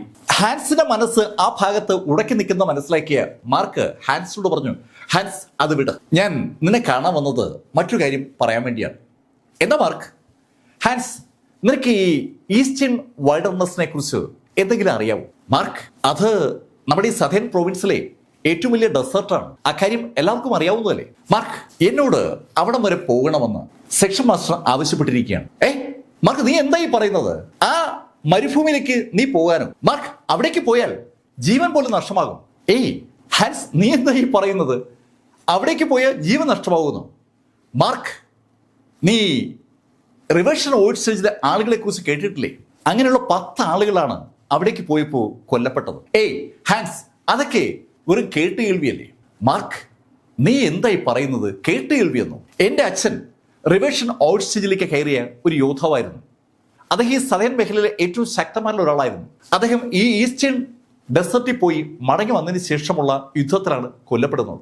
അദ്ദേഹത്തിന് ശക്തി പൂർണ്ണമായും ആ യുദ്ധത്തിൽ ഉപയോഗിക്കാൻ പറ്റിയില്ല. അതിന്റെ കാരണം ആ ഡെസർട്ടുമായി ബന്ധപ്പെട്ട എന്തോ കാര്യമാണ്. അതിനെ ആളുകൾ വിളിക്കുക അവിടുത്തെ ശാപമെന്നാണ്. ഈസ്റ്റേൺ ഡെസർട്ടിലേക്ക് പോകുന്ന ആളുകളുടെ മുകളിൽ ഒരു ശാപം വീഴുമെന്ന് ഒരു ചൊല്ല് ഉണ്ടെന്ന് ഹാൻസ് മാർക്കിനോട് പറഞ്ഞു. ആ ശാപം ഹാൻസ് മില്ലറുടെ പിതാവിന്റെ മുകളിൽ പതിച്ചതുകൊണ്ടാണ് അത്ര ശക്തരല്ലാത്ത ആളുകളോട് ഏറ്റുമുട്ടി മില്ലർക്ക് ജീവൻ നഷ്ടമായത്. ഹാൻസ് മില്ലർ അങ്ങനെ പറഞ്ഞപ്പോൾ മാർക്കിനും ഒരു അതിശയം. മാർക്ക് ഹാൻസിനോട് ചോദിച്ചു, അപ്പൊ പിന്നെ സെക്ഷൻ മാസ്റ്റർ എന്തിനാ എന്നെ അവിടേക്ക് പോകാൻ പറഞ്ഞത്? മാർക്ക്, ചിലപ്പോ ഇതൊരു ചതിയാണെങ്കിലും നിന്നെ ആർക്കും സംശയമില്ലാത്ത ശൈലിയിൽ ഒഴിവാക്കാൻ സെക്ഷൻ മാസ്റ്റർ ഒരു പ്ലാൻ ഇട്ടതാണെങ്കിലും. ഹാൻസ്, അതെന്തിനാ അങ്ങനെ പ്ലാൻ ഉണ്ടാക്കുന്നത്? അദ്ദേഹത്തിന് എന്നെ കൊല്ലണമെന്ന് തോന്നിയാൽ എപ്പോൾ വേണമെങ്കിലും കൊല്ലാമല്ലോ. അദ്ദേഹം അതിശക്തനല്ലേ? എനിക്ക് അദ്ദേഹത്തിന് മുന്നിൽ പിടിച്ചിരിക്കാൻ പറ്റില്ലല്ലോ. മാർക്ക്, നിന്നെ നേരിട്ട് കൊന്നാൽ അത് ഒരു വിഷയമാകുമെന്ന് സെക്ഷൻ മാസ്റ്റർക്ക് അറിയാം. അദ്ദേഹം നീയുമായി കണക്ട് ചെയ്ത അല്ലെങ്കിൽ നിന്റെ ബാക്ക്ഗ്രൗണ്ടിനെ ഭയക്കുന്നുണ്ട്. നിന്റെ ബാക്ക്ഗ്രൗണ്ടിലുള്ള ആളുകൾക്ക് സെക്ഷൻ മാസ്റ്ററിൽ സംശയം വരാത്ത ശൈലിയിൽ നിന്നെ അവസാനിപ്പിക്കാൻ ശ്രമിക്കുന്നതാണെങ്കിലും. ഹാൻസ് വളരെ യുക്തിഭദ്രമായിട്ടാണ് ആ ചോദ്യം ചോദിക്കുന്നത്. മാർക്ക് ഫെല്ലറുടെ പിന്നിൽ ആ ബ്ലാക്ക് കുടുംബം ഉണ്ടെന്നുള്ളൊരു തോന്നൽ മാർക്കിന്റെ വാക്കുകളിലൂടെ തന്നെ സെക്ഷൻ മാസ്റ്റർ മനസ്സിൽ പതിഞ്ഞ കാര്യമാണ്. ബ്ലാക്ക് കുടുംബം ആ ഹോളി റീജിയനിലെ ഏറ്റവും ശക്തമായ ഫാമിലിയാണ്. അവരുടെ കൂടെയുള്ള യോദ്ധാക്കൾക്ക് അൺബിലീവബിൾ ആയിട്ടുള്ള സ്ട്രെങ്ത് ഉണ്ട്. അവരുടെ സപ്പോർട്ടുള്ള മാർക്കിനെ അവസാനിപ്പിക്കുമ്പോൾ സ്വാഭാവികമായിട്ടും അവര് സെക്ഷൻ മാസ്റ്റർക്കെതിരെ തിരിയും. അങ്ങനെ തിരിഞ്ഞാൽ സെക്ഷൻ മാസ്റ്ററും ഈ ഹെവൻലി ക്ലൗഡ് സെക്ഷനൊന്നും പിന്നെ ഉണ്ടാവില്ല. അവർക്കാർക്കും സംശയം തോന്നാത്ത ശൈലിയിൽ മാർക്കിനെ അവസാനിപ്പിക്കണം. അതിനുവേണ്ടി സെക്ഷൻ മാസ്റ്റർ വളരെ മനോഹരമായി ഒരു കഥയുണ്ടാക്കി മാർക്കിനെ ആ കിഴക്കുള്ള മരുഭൂമിയിലേക്ക് അയക്കുന്നതാണ്. സെക്ഷൻ മാസ്റ്റർ മകനെ കൊന്ന ആളായതുകൊണ്ട് മാർക്കിനോടുള്ള ദേഷ്യം സെക്ഷൻ മാസ്റ്റർ ഉള്ളിൽ പതിഞ്ഞു കിടപ്പുണ്ട്. മകനെ കൊന്ന ആളോട് ഒരു കാരണവശാലും ആരും ക്ഷമിക്കില്ലല്ലോ. ഹാൻസ് മില്ലർ അവന്റെ വിശകലനം വ്യക്തമാക്കിയപ്പോൾ മാർക്കിനും ഒരു സംശയം. ആരൊക്കെ എന്തൊക്കെ പറഞ്ഞാലും സെക്ഷൻ മാസ്റ്ററെ മകനെ കൊന്നത് മാർക്ക് ഫെല്ലർ തന്നെയാണ്. മകനെ കൊന്ന ആളോട് ഒരച്ഛനും ക്ഷമിക്കില്ല. ഹെവൻലി ക്ലൗഡ് സെക്ഷനെ രക്ഷിക്കാൻ വേണ്ടി മാർക്കിനെതിരെയുള്ള ദേഷ്യം അടക്കി വെക്കുന്ന ആ സെക്ഷൻ മാസ്റ്റർ ഒരു സാഹചര്യം ഉണ്ടാക്കി മാർക്കിനെ അവസാനിപ്പിക്കാൻ ശ്രമിക്കുന്നതാണ്. അങ്ങനെ ഒരു കൺക്ലൂഷനിലേക്കാണ് ഹാൻസ് മില്ലർ അയാളുടെ ആ സംശയത്തെ എത്തിച്ചത്. അതൊക്കെ കേട്ട് കഴിഞ്ഞപ്പോൾ മാർക്ക് ഹാൻസിനോട് പറഞ്ഞു, ഹാൻസ്, നീ പറയുന്ന കാര്യങ്ങളൊക്കെ ശരിയാണെന്ന് തന്നെ ഇരിക്കട്ടെ, എന്നാൽ എനിക്ക് ആ ഈസ്റ്റേൺ വൈൽഡർനെസ് വരെ ഒന്ന് പോകണം. അവിടെ എന്താണ് ഉള്ളതെന്ന് എനിക്ക് അറിയുകയും വേണം. എന്റെ വിശ്വാസം ഞാൻ നിന്നോട് പറയാം. സെക്ഷൻ മാസ്റ്റർ എന്നെ അവസാനിപ്പിക്കാൻ വേണ്ടി അങ്ങനെ ഒരു സ്ഥലത്തേക്ക് എന്നെ വിടില്ലെന്ന് തന്നെയാണ് ഞാൻ കരുതുന്നത്. എന്നെ രക്ഷിക്കാൻ അദ്ദേഹത്തോട് റെക്കമെൻഡ് ചെയ്തത് സാക്ഷാൽ ശ്രീഹരിയാണ്. ശ്രീഹരി സെക്ഷൻ മാസ്റ്ററെ ബ്രദറാണല്ലോ. മരിച്ചുപോയ ശ്രീഹരിയോട് ഉള്ളിൻ്റെ ഉള്ളിൽ സ്നേഹമുള്ള ആളാണ് ശ്രീറാം. ആ സ്ഥിതിക്ക് അദ്ദേഹം അത് ചെയ്യില്ലെന്നാണ് എൻ്റെ വിശ്വാസം. മാർക്കിൻ്റെതായ ഒരു ന്യായമുണ്ട്. ശ്രീഹരി മാർക്കിനെ പ്രൊട്ടക്ട് ചെയ്യണമെന്ന് ശ്രീറാമിനോട് ആവശ്യപ്പെട്ടതാണ്. മരിച്ചുപോയ സഹോദരന്റെ ഒരു അന്തിമ അഭിലാഷമായി അത് ചിലപ്പോൾ ശ്രീറാം പരിഗണിക്കാൻ ഇടയുണ്ട്. ആ സാഹചര്യത്തിൽ മാർക്കിനെ ചതിച്ചു കൊല്ലാൻ ശ്രീറാം ശ്രമിക്കില്ല എന്നുള്ളൊരു വിശ്വാസം മാർക്ക് ഹാൻസിനോട് പങ്കുവച്ചതും ഹാൻസ് മാർക്കിനോട് പറഞ്ഞു, മാർക്ക്, നിനക്ക് യുക്തമായിട്ട് തീരുമാനിക്കുക. നീ ആ മരുഭൂമിയിലേക്ക് പോകാൻ തീരുമാനിച്ചാൽ ഉറപ്പായും നിന്നോടൊപ്പം ഞാനുണ്ടാവും. ഹാൻസ്, അത് വേണ്ട. അവിടെ തരണം ചെയ്യാൻ പറ്റാത്ത അനവധി കാര്യങ്ങളുണ്ടാവും. മാർക്ക്, ഞാൻ നിന്നോട് പറഞ്ഞു, ജയിച്ചാലും തോറ്റാലും ഞാൻ നിനക്കൊപ്പം ഉണ്ടാവും. ഹാൻസ് വെല്ലർ തീരുമാനിച്ച കാര്യമാണ്. അതിനകത്തുനിന്ന് ഹാൻസിനെ മാറ്റാൻ കഴിയില്ല എന്ന് മാർക്കിനറിയാം. അങ്ങനെ ആ സുഹൃത്തുക്കൾ അവിടെ നിന്ന് ആ കിഴക്കുള്ള മരുഭൂമിയിലേക്ക് തിരിച്ചു. അവര് ആ കറുത്ത പരുന്തിന്റെ പുറത്തു കയറി കിഴക്ക് ദിശ ലക്ഷ്യമാക്കി യാത്ര തുടങ്ങി. നേരത്തേക്ക് അങ്ങനെ യാത്ര ചെയ്യുമ്പോൾ താഴെ നോർത്തേൺ ലാൻഡിലെ ആളുകളും സതേൺ ലാൻഡിലെ ആളുകളും തമ്മിൽ ഫൈറ്റ് ചെയ്യുന്നത് കാണാമായിരുന്നു. ഇപ്പോൾ ആ ഫൈറ്റുകളൊന്നും കാണാനില്ല. അത് കണ്ടപ്പോൾ മാർക്ക് ഹാൻസിനോട് പറഞ്ഞു, ഹാൻസ്, ആ എലമെന്റലിസ്റ്റിനെ നേരിടാൻ പറ്റിയതുകൊണ്ട് ഇപ്പോൾ ഒരു മെച്ചമുണ്ടായി. നോർത്തേൺ ലാൻഡുകാര് അധികം അകത്തേക്ക് കയറുന്നില്ലെന്ന് തോന്നുന്നു. മാർക്ക്, ഞാനും അത് ശ്രദ്ധിച്ചായിരുന്നു. എന്തായാലും നിന്റെ ആ ചങ്കൂറ്റം പ്രയോജനപ്പെട്ടു എന്ന് തന്നെ പറയാം. മാർക്കും ഹാൻസും അങ്ങനെ പറഞ്ഞുകൊണ്ട് കിഴക്കൻ മേഖലയിലേക്ക് അവരുടെ ആ കറുത്ത പരുന്തിന്റെ പുറത്ത് യാത്ര തുടരുമ്പോൾ അതിർത്തിയിൽ ചെറിയ ചെറിയ ഗ്രാമങ്ങളൊക്കെ നേരം വെളുക്കുമ്പോൾ അപ്രത്യക്ഷമാവുകയാണ്. എന്താണ് അവിടെ സംഭവിച്ചതെന്ന് സമീപത്തുള്ള ഗ്രാമങ്ങൾക്ക് അറിയാനും പോലും പറ്റാത്ത ഒരു സാഹചര്യം. ചെറു പട്ടണങ്ങളിലെ ആളുകൾ പോലും പൂർണ്ണമായും അപ്രത്യക്ഷമാവുകയാണ്. ഈ സംഭവവികാസമല്ലാതെ സതേൺ മേഖലയിൽ വേറെ ഒന്നും സംഭവിക്കുന്നില്ല. 6-7 ദിവസത്തെ യാത്രയ്ക്കൊടുവിലാണ് മാർക്ക് ഫെല്ലറും ഹാൻസും ഒരു മരുഭൂമിയിൽ എത്തുന്നത്. മരുഭൂമി കണ്ടത് ഹാൻസ് മാർക്കിനോട് പറഞ്ഞു, മാർക്ക്, ഇത് ശരിക്കും വിശാലമായ ഡെസേർട്ട് ആണല്ലോ. ഇവിടെ എവിടെയാ നമ്മൾ പോകേണ്ടത്? ഹാൻസ്, നമുക്ക് കുറച്ച് ഉള്ളിലേക്ക് പോയി നോക്കാം. എന്തെങ്കിലും കാണുമെന്ന് അറിയാമല്ലോ. വെറുതെ സെക്ഷൻ മാസ്റ്റർ എന്നെ ഇവിടേക്ക് പറഞ്ഞു വിടില്ലല്ലോ. മാർക്കിനെ കൊല്ലാനാണെങ്കിലും വളർത്താനാണെങ്കിലും അവിടേക്ക് സെക്ഷൻ മാസ്റ്റർ പറഞ്ഞു വിടണമെങ്കിൽ അതിന്റെ പിന്നിൽ ഒരു റീസൺ ഉണ്ടാകും. ആ ഒരു തോന്നലാണ് മാർക്കിനെ മുന്നോട്ട് നയിക്കുന്നത്. മാർക്കും ഹാൻസും ആ ബ്ലാക്ക് ഹോക്കിന്റെ മുകളിൽ അങ്ങനെ ഇരിക്കുകയാണ്. ഇപ്പൊ അവർക്ക് അനുഭവപ്പെടുന്ന സ്പിരിച്വൽ എനർജിയുടെ അളവ് കുറഞ്ഞു തുടങ്ങി. അവർ വരുന്ന വഴിയിലേക്ക് ഇഷ്ടംപോലെ സ്പിരിച്വൽ എനർജി ഉണ്ട്. പക്ഷെ ആ മരുഭൂമിയുടെ മുകളിലേക്ക് കയറിയതോടുകൂടി ആ സ്പിരിച്വൽ എനർജി പതുക്കെ പതുക്കെ നേർത്ത് വരികയാണ്. അവർ ഏകദേശം ഒരു 2 മണിക്കൂർ കൂടി യാത്ര ചെയ്ത് കാണും. അപ്പോ ഹാൻസ് മാർക്കിനോട് പറഞ്ഞു, മാർക്ക്, നമ്മുടെ ബ്ലാക്ക് ഹോക്ക് ആകെ ക്ഷീണിച്ചു എന്നാ തോന്നുന്നത്.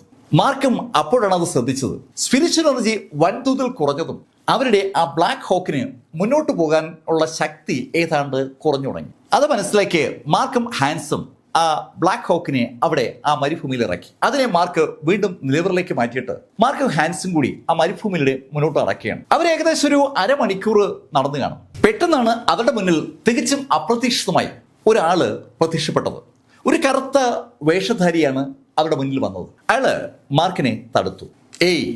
മാർക്ക് ഫെല്ലർ, നീ ഇനി മുന്നോട്ട് ചലിക്കാൻ പാടില്ല. മാർക്കിന്റെ മുന്നിൽ പ്രത്യക്ഷപ്പെട്ട വ്യക്തി പെട്ടെന്ന് അങ്ങനെ പറഞ്ഞപ്പോൾ മാർക്കും ഹാൻസും ഒരുപോലെ ഞെട്ടിയെന്ന് പറയാം. വിജനമായ മരുഭൂമിയാണ്.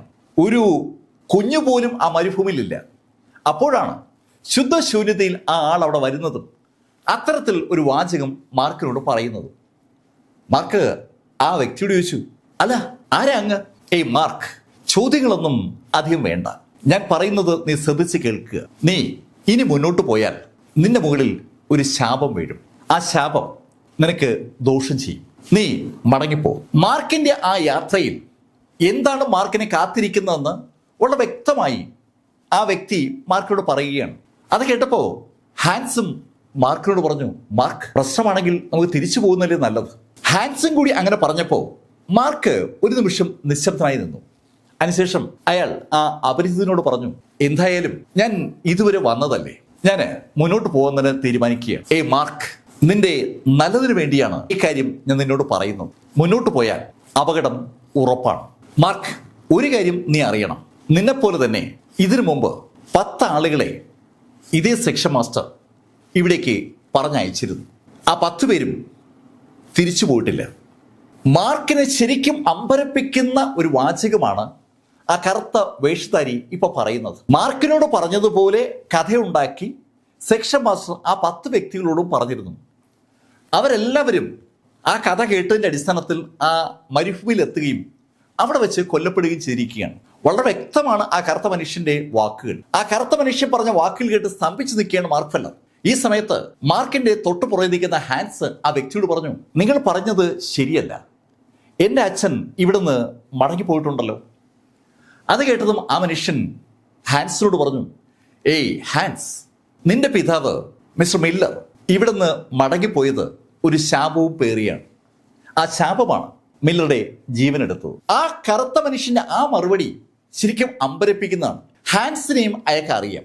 അതാണ് ഒന്നാമത്തെ അമ്പരപ്പ്. രണ്ടാമത്തെ കാര്യം, ഹാൻസിന്റെ അച്ഛനെക്കുറിച്ചും അച്ഛന്റെ മരണത്തെക്കുറിച്ചും അയാൾക്ക് വ്യക്തമായി ധാരണ ഉണ്ടെന്നുള്ളതാണ്. ഈ മറുപടി കേട്ട ഹാൻസും മാർക്കും അമ്പരന്ന് ആ മനുഷ്യൻ നോക്കുമ്പോൾ ആ മനുഷ്യൻ മാർക്കിനോട് പറഞ്ഞു, മാർക്ക്, നീ മടങ്ങിപ്പോ. വളരെ ഉറപ്പിച്ചാണ് അയാൾ ആ കാര്യം പറയുന്നത്. അയാൾ പറയുന്നത് കേട്ടതും മാർക്ക് മുന്നിൽ കാണുന്ന മരുഭൂമിയിലേക്ക് നോക്കി. ഒന്നും കാണാനില്ല. മണലല്ലാതെ വേറെ ഒന്നും അവിടെ ഇല്ല. അവർ വരുന്നതിനിടയ്ക്ക് മണൽ കാറ്റുപോലും അടിച്ചില്ല എന്നാണ് സത്യം. മണൽ കൂനകൾ അവിടെ ഇവിടെയൊക്കെ ഉണ്ട് എന്നത് മാത്രമാണ് ആ മരുഭൂമിയിൽ ആകെയുള്ള കാഴ്ച എന്ന് പറയുന്നത്. മാർക്ക് ഒരു നിമിഷം നിശബ്ദനായി നിന്നിട്ട് ആ മനുഷ്യരോട് പറഞ്ഞു, നിങ്ങൾ എന്റെ നന്മയ്ക്ക് വേണ്ടിയായിട്ടാണ് കാര്യങ്ങൾ പറയുന്നതെന്ന് എനിക്ക് മനസ്സിലാവുന്നുണ്ട്. പക്ഷേ ഞാൻ തീരുമാനിച്ചു മുന്നോട്ട് പോകാൻ.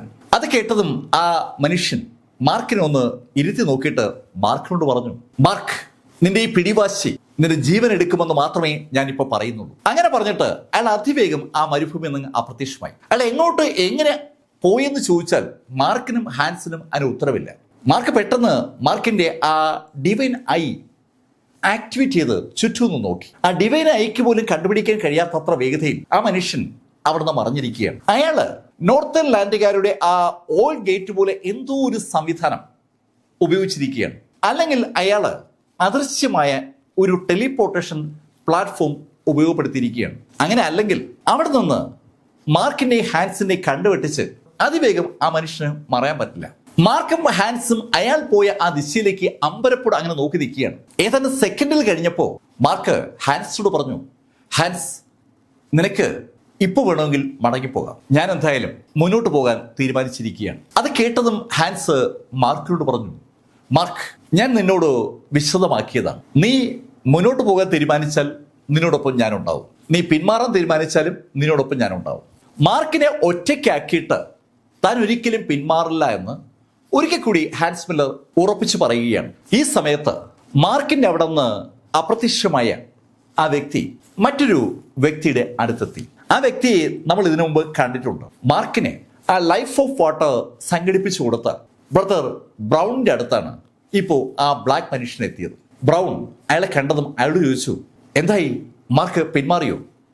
ഏയ് ബ്രൗൺ, അവൻ പിന്മാറിയില്ല. ഏയ്, അപ്പോൾ നമ്മൾ അദ്ദേഹത്തോട് എന്തു പറയും? അതാ ഞാനും ആലോചിക്കുന്നത്. അവർ രണ്ടുപേരും മറ്റാർക്കോ വേണ്ടി മാർക്കിനെ സഹായിക്കുന്നതാണ്. ലൈഫ് ഓഫ് വാട്ടർ മാർക്കിന് ഏറ്റവും അത്യാവശ്യ വസ്തുവാണെന്ന് അറിയാവുന്ന അവർ വളരെ രഹസ്യമായിട്ട് ആ ലൈഫ് ഓഫ് വാട്ടർ മാർക്കിന്റെ അടുത്തേക്ക് എത്തിച്ചതാണ്. അതുപോലെ തന്നെയാണ് മാർക്ക് ഒരു അപകടത്തിലേക്കാണ് പോകുന്നതെന്ന് അറിഞ്ഞതും മാർക്കിനെ രക്ഷിക്കാനായി അവർ പ്രത്യക്ഷപ്പെട്ടത്. അവർ രണ്ടുപേരും വളരെ വ്യാകുലതയോടുകൂടി മാർക്കിന്റെ കാര്യം അങ്ങനെ സംസാരിക്കുമ്പോൾ മാർക്കും ഹാൻസും ആ മരുഭൂമിയിലേക്കൂടെ അങ്ങനെ നടക്കുകയാണ്. ആ ദിവസം ഏതാണ്ട് പകൽ തീരുന്നവരെ മാർക്കും ഹാൻസും കൂടി നടന്നു കാണും. രാത്രി ആകാറായപ്പോൾ അവര് ഒരു സ്ഥലത്തേക്ക് ഇരുന്നു. ഇരിക്കുന്ന സമയത്ത് മാർക്ക് ഹാൻസിനോട് പറഞ്ഞു, ഹാൻസ്, എനിക്ക് നമ്മളെ ആരോ നോക്കുന്ന പോലെ ഫീൽ ചെയ്യുന്നുണ്ട്. മാർക്കിന്റെ ആ ഡിവൈൻ ഐ ഉപയോഗിച്ച് ആ നോട്ടം വരുന്ന ദിശയിലേക്കൊക്കെ നോക്കിയെങ്കിലും അവിടെയൊന്നും ആരെ കാണുന്നില്ല. പക്ഷെ മാർക്കിന്റെ ഉള്ളിനുള്ളിൽ ഒരു തോന്നൽ, ആരോ തന്നെ നിരീക്ഷിക്കുന്നുണ്ട്. അങ്ങനെ മാർക്ക് പറഞ്ഞതും ഹാൻസ് മാർക്കിനോട് പറഞ്ഞു, മാർക്ക്, ഒരു കാര്യം ചെയ്യും, നീ കിടന്നുറങ്ങും, ഞാൻ കാവലിരിക്കും. ഹാൻസ് കാവലിരിക്കുന്ന സമയത്ത് ഉറങ്ങാൻ തനിക്ക് ഒരു പാടുമില്ല എന്നുള്ള കാര്യം മാർക്കിന് അറിയാം. ഹാൻസ് പറഞ്ഞത് കേട്ടതും മാർക്ക് സാവധാനം അവിടെ കിടന്നു. മാർക്ക് ഉണരുമ്പോൾ കണ്ണിൽ പ്രകാശം അടിക്കുന്നുണ്ട്. ആ സമയത്ത് മാർക്ക് ആ കാഴ്ച കണ്ടു. ചുറ്റും നിരീക്ഷിച്ചുകൊണ്ടിരിക്കുന്ന ഹാൻസ് മില്ലറെ. ആ രാത്രിയിൽ ഒരു പോള കണ്ണടയ്ക്കാതെ ഹാൻസ് മില്ലർ തനിക്ക് കാവലിരിക്കുകയായിരുന്നുള്ള യാഥാർത്ഥ്യം മാർക്ക് അപ്പോഴാണ് തിരിച്ചറിയുന്നത്. മാർക്കിന് ശരിക്കും ക്ഷീണം തോന്നിയതുകൊണ്ട് മാർക്ക് അങ്ങ് ഉറങ്ങിപ്പോയതാണ്. ഹാൻസിനോടായി മാർക്ക് പറഞ്ഞു, ഹാൻസ്, നിനക്ക് എന്നെ ഒന്ന് വിളിച്ചൂടായിരുന്നോ? എങ്കിൽ നിനക്ക് ഉറങ്ങാമായിരുന്നല്ലോ, ഞാൻ കാവലിരിക്കുമായിരുന്നല്ലോ. മാർക്ക്, അതൊന്നും സാരമില്ല, നമുക്ക് യാത്ര തുടങ്ങാം. അവർ വീണ്ടും യാത്ര ആരംഭിച്ചു. അവരുടെ യാത്ര ഏകദേശം ഒരു 2 മണിക്കൂറൂടെ കഴിഞ്ഞപ്പോൾ മാർക്ക് പെട്ടെന്ന് നിന്നു. ഹാൻസ്, എനിക്ക് ആ ഫീൽ വീണ്ടും അനുഭവപ്പെടുകയാണ്. എന്ത് ഫീൽ മാർക്ക്? നമ്മളെ ആരും ശ്രദ്ധിക്കുന്നുണ്ട്. അവർക്ക് നിയന്ത്രണമില്ലാത്ത ഒരു സംവിധാനത്തിൽ നിന്നുകൊണ്ട് അവരെ ആരോ നിരീക്ഷിക്കുന്നുള്ള ആ ബോധ്യം മാർക്കിനെയും ഹാൻസിനെയും തെല്ലെന്നുമല്ല അലട്ടുന്നത്. ശരിക്കും നമ്മൾ ഒറ്റയ്ക്ക് നടക്കുമ്പോൾ ഇരുട്ടത്ത് നമ്മൾ ആരെങ്കിലും നിരീക്ഷിക്കുന്നു ഒരു തോന്നൽ നമുക്കുണ്ടായാൽ ഉള്ളിൻ്റെ ഉള്ളിൽ വല്ലാത്തൊരു ഭയം ഉണ്ടാവും. അതേ ഭയം ഹാൻസിനും മാർക്കിനും സ്വാഭാവികമായും ഉണ്ടായെന്നർത്ഥം. മരുഭൂമിയാണ്, ചുറ്റും ഒന്നും കാണാനില്ല. ആകെ ഇപ്പോൾ ഉള്ള പ്രത്യേകത കുറച്ച് കാറ്റടിക്കുന്നതാണ്. കാറ്റടിക്കുന്നതുകൊണ്ട് ഇടയ്ക്കിടയ്ക്ക് ചുറ്റുമുള്ളത് മുഴുവൻ അങ്ങ് മങ്ങുകയും ചെയ്യും. ഒന്നും കാണാൻ പറ്റാതെ കുനിഞ്ഞ് തറയിലേക്ക് നോക്കിയിരിക്കുന്ന മാർക്കും ഹാൻസും ആ കാറ്റ് മാറിക്കഴിയുമ്പോൾ പിന്നെ നടന്നു തുടങ്ങി. അങ്ങനെ നടക്കുന്ന മാർക്ക് ഫെല്ലർ കുറെ ദൂരം പോയതും പെട്ടെന്ന് നിന്നു. മാർക്കിന്റെ മനസ്സ് മാർക്ക് ഇതിനിടയിൽ ഒരു പ്രത്യേക ബിന്ദുവിലേക്ക് കേന്ദ്രീകരിച്ചിരിക്കുകയായിരുന്നു. ആ ബിന്ദുവിനെ ഫോളോ ചെയ്താണ് മാർക്ക് യഥാർത്ഥത്തിൽ നടന്നിരുന്നത്. ഹാൻസിന് ആ കാര്യത്തെക്കുറിച്ച് ഒരു ധാരണ ഉണ്ടായിരുന്നില്ല. മാർക്ക് പെട്ടെന്ന് നിന്നതും ഹാൻസ് മാർക്കിനോട് ചോദിച്ചു, എന്തുപറ്റി മാർക്ക്? ഹാൻസ്, നമ്മൾ എത്തേണ്ട സ്ഥലത്ത് എത്തിയെന്നൊരു തോന്നൽ. മാർക്ക്, നീ എന്തായി പറയുന്നത്? ഈ മരുഭൂമിയിൽ ഇവിടെയാണോ നമ്മൾ എത്തേണ്ടത്? അങ്ങനെ ഹാൻസ് ചോദിച്ചതും മാർക്ക് ഉത്തരവൊന്നും പറയാതെ മാർക്കിന്റെ വലത് കൈ ആകാശത്ത് പതുക്കെ ഒന്ന് ചലിപ്പിച്ചു തുടങ്ങി. മാർക്ക് ഇങ്ങനെ ചലിപ്പിക്കുകയാണ്. ചലിപ്പിച്ച് ഒരു പ്രത്യേക പോയിന്റിലെത്തിയതും മാർക്ക് ഹാൻസിനോട് പറഞ്ഞു, ഹാൻസ്, അതെ, ഇതാണ് സ്ഥലം. മാർക്ക്, നീ എന്തായി പറയുന്നത്? ഹാൻസ്, ഇവിടെ ഒരു മിസ്റ്റിക് വേൾഡ് ഉണ്ട്. മിസ്റ്റിക് വേൾഡോ? അതെ ഹാൻസ്, ഇവിടെ ഒരു മിസ്റ്റിക് വേൾഡ് ഉണ്ട്. മാർക്ക്, നിനക്ക് മിസ്റ്റിക് വേൾഡൊക്കെ തുറക്കാൻ അറിയുമോ? ഹാൻസ്, എനിക്ക് കുറച്ചൊക്കെ അറിയാം. പക്ഷേ ഈ മിസ്റ്റിക് വേൾഡിന് ഒരു പ്രത്യേകതയുണ്ട്. ഇതിന് കീ ഇല്ല. കീ ഇല്ലേ? ഹാൻസ്, ഇത് ആരുടെയും ഉടമസ്ഥയിലുള്ള സ്ഥലമല്ല. അതുകൊണ്ട് തന്നെ ആരും ഇതിനെ പൂട്ടി വെച്ചിട്ടുമില്ല. അങ്ങനെ മാർക്ക് പറഞ്ഞിട്ട് മാർക്കിന്റെ 2 കൈയും അവിടെ ഒന്ന് പ്രസ് ചെയ്തതും മാർക്കിന്റെ കയ്യിൽ നിന്ന് സുവർണ പ്രകാശം ചുറ്റുമുന്നിലേക്ക് അങ്ങനെ പരന്നു തുടങ്ങി. ആ സുവർണ പ്രകാശം ആ പകലിൽ ആ മരുഭൂമിയിൽ അങ്ങനെ അടിക്കുമ്പോൾ പതുക്കെ ഹാൻസിനും മാർക്കിനും മുന്നിൽ ശക്തമായ ഒരു മതില് പോലെ ഒരു സംഭവം പ്രത്യക്ഷപ്പെടുകയാണ്. അതിനകത്ത് ഒരു വാതിലുമുണ്ട്. ആ കാഴ്ച കണ്ട ഹാൻസ് മില്ലർ ശരിക്കും വാ പൊളിച്ച് ആ കാഴ്ചയിലേക്ക് അങ്ങനെ നോക്കി നിൽക്കുകയാണ്. ഒരു തരത്തിലും അത്തരം ഒരു കാഴ്ച ഹാൻസിന് അവിടെ സങ്കല്പിക്കാൻ പറ്റുമായിരുന്നില്ല. ശുദ്ധ ശൂന്യത എന്നൊക്കെ പറയും പോലെ ഒരു സ്ഥലം. അവിടെ ഇതാ മനോഹരമായ ഒരു വാതിൽ പ്രത്യക്ഷപ്പെട്ടിരിക്കുന്നു. ഹാൻസ് അമ്പരപ്പോടെ ആ വാതിലിലേക്ക് നോക്കുമ്പോൾ മാർക്ക് ഹാൻസിനോട് പറഞ്ഞു, ഹാൻസ്, നമുക്ക് അകത്തേക്ക് കയറാം. മാർക്കും ഹാൻസും സാവധാനം അകത്തേക്ക് കടന്നു. അകത്തേക്ക് കടക്കുമ്പോൾ അവർ കാണുന്നത് പടിക്കെട്ടുകളാണ്. മാർക്കും ഹാൻസും അകത്തേക്ക് നടന്നു തുടങ്ങുമ്പോൾ അകത്ത് ഒരു കാഴ്ച കൂടി അവർ കണ്ടു. ചുറ്റും ഇരുട്ടാണ്. കണ്ണഞ്ചി പോകുന്ന പ്രകാശമാണ് പുറത്തുള്ള മരുഭൂമിയിൽ. അവിടെ നിന്ന് ഏതാനും മീറ്ററുകൾ മാത്രം താഴേക്ക് ഇറങ്ങുമ്പോൾ ഇത് അവരെ അമ്പരപ്പിച്ചുകൊണ്ട് പൂർണ്ണ ഇരുട്ട് അവർ കാണുകയാണ്. ഇരുട്ടല്ലാതെ ഒന്നും അവിടെ ഇല്ല. മാർക്ക് പെട്ടെന്ന് മാർക്കിന്റെ ആ ഡിവൈൻ ഐ ഉപയോഗിച്ച് ഒന്ന് അകത്തേക്ക് നോക്കി. ആ ഡിവൈൻ ഐ കുറച്ചു ദൂരം മുന്നോട്ട് പോയി. പക്ഷെ പെട്ടെന്ന് ആ ഡിവൈൻ ഐ കട്ടായി. മാർക്കിന്റെ ആ ഡിവൈൻ ഐക്ക് പോലും കടന്നു പോകാൻ കഴിയാത്ത ശരീരം അതിശക്തമായ കട്ടിയുള്ള ഇരുട്ട് അവിടെ ഉണ്ടെന്നർത്ഥം. അതിന് ഗുഹയാണോ അതോ ഏതെങ്കിലും വലിയ ബിൽഡിങ്ങിന്റെ ഭാഗമാണോ ഒന്നും മാർക്കിന് അറിയില്ല. മാർക്ക് ഹാൻസുമായി തിരിച്ച് വീണ്ടും ആ വാതിലിന് പുറത്തിറങ്ങി. മാർക്ക് ഹാൻസിനോട് പറഞ്ഞു, ഹാൻസ്, അകത്ത് ശരിക്കും ഇരുട്ടാണ്. ആ ഇരുട്ടത്തേക്ക് നമ്മൾ ഇറങ്ങിയാൽ നമുക്ക് ചിലപ്പോൾ ജീവനോടെ മടങ്ങാൻ പറ്റില്ല. അങ്ങനെ മാർക്ക് പറഞ്ഞതും ഹാൻസ് മാർക്കിനോട് പറഞ്ഞു, മാർക്ക്, ഞാൻ നിന്നോട് തുടക്കത്തിലേ പറഞ്ഞില്ലേ ആ സെക്ഷൻ മാസ്റ്ററെ വിശ്വസിക്കരുതെന്ന്. ആ സെക്ഷൻ മാസ്റ്റർ നിന്നെ കൊല്ലാനായി കെണിയിലേക്ക് നിന്നെ അയച്ചതാണ്. വഴിക്ക് വെച്ച് നമ്മളെ തടഞ്ഞു നിർത്തി നമ്മളോട് പറഞ്ഞ ആ വ്യക്തിയും ആ കാര്യമല്ലേ പറഞ്ഞത്, സെക്ഷൻ മാസ്റ്റർ നമ്മളെ ചതിക്കുകയാണെന്ന്. ഹാൻസിന്റെ വാദങ്ങൾ ശരിക്കും യുക്തിസഹമാണ്. ആ ഇരുട്ടത്തേക്ക് ഇറങ്ങിയാൽ ഒരു കാരണവശാലും തിരിച്ചു കയറാൻ കഴിയില്ല എന്നൊരു ഫീല് ഏതാനും സ്റ്റെപ്പ് വെച്ചപ്പോഴേ മാർക്കിന് തോന്നിയത് കൊണ്ടാണ് മാർക്ക് ഹാൻസിനെ വിളിച്ച് പുറത്തേക്ക് ഇറങ്ങിയത്. ഹാൻസ് പറയുന്ന കാര്യങ്ങളൂടെ കേട്ടതും മാർക്ക് ഫെല്ലർ അവിടെ തറയിലേക്ക് ഇരുന്നു.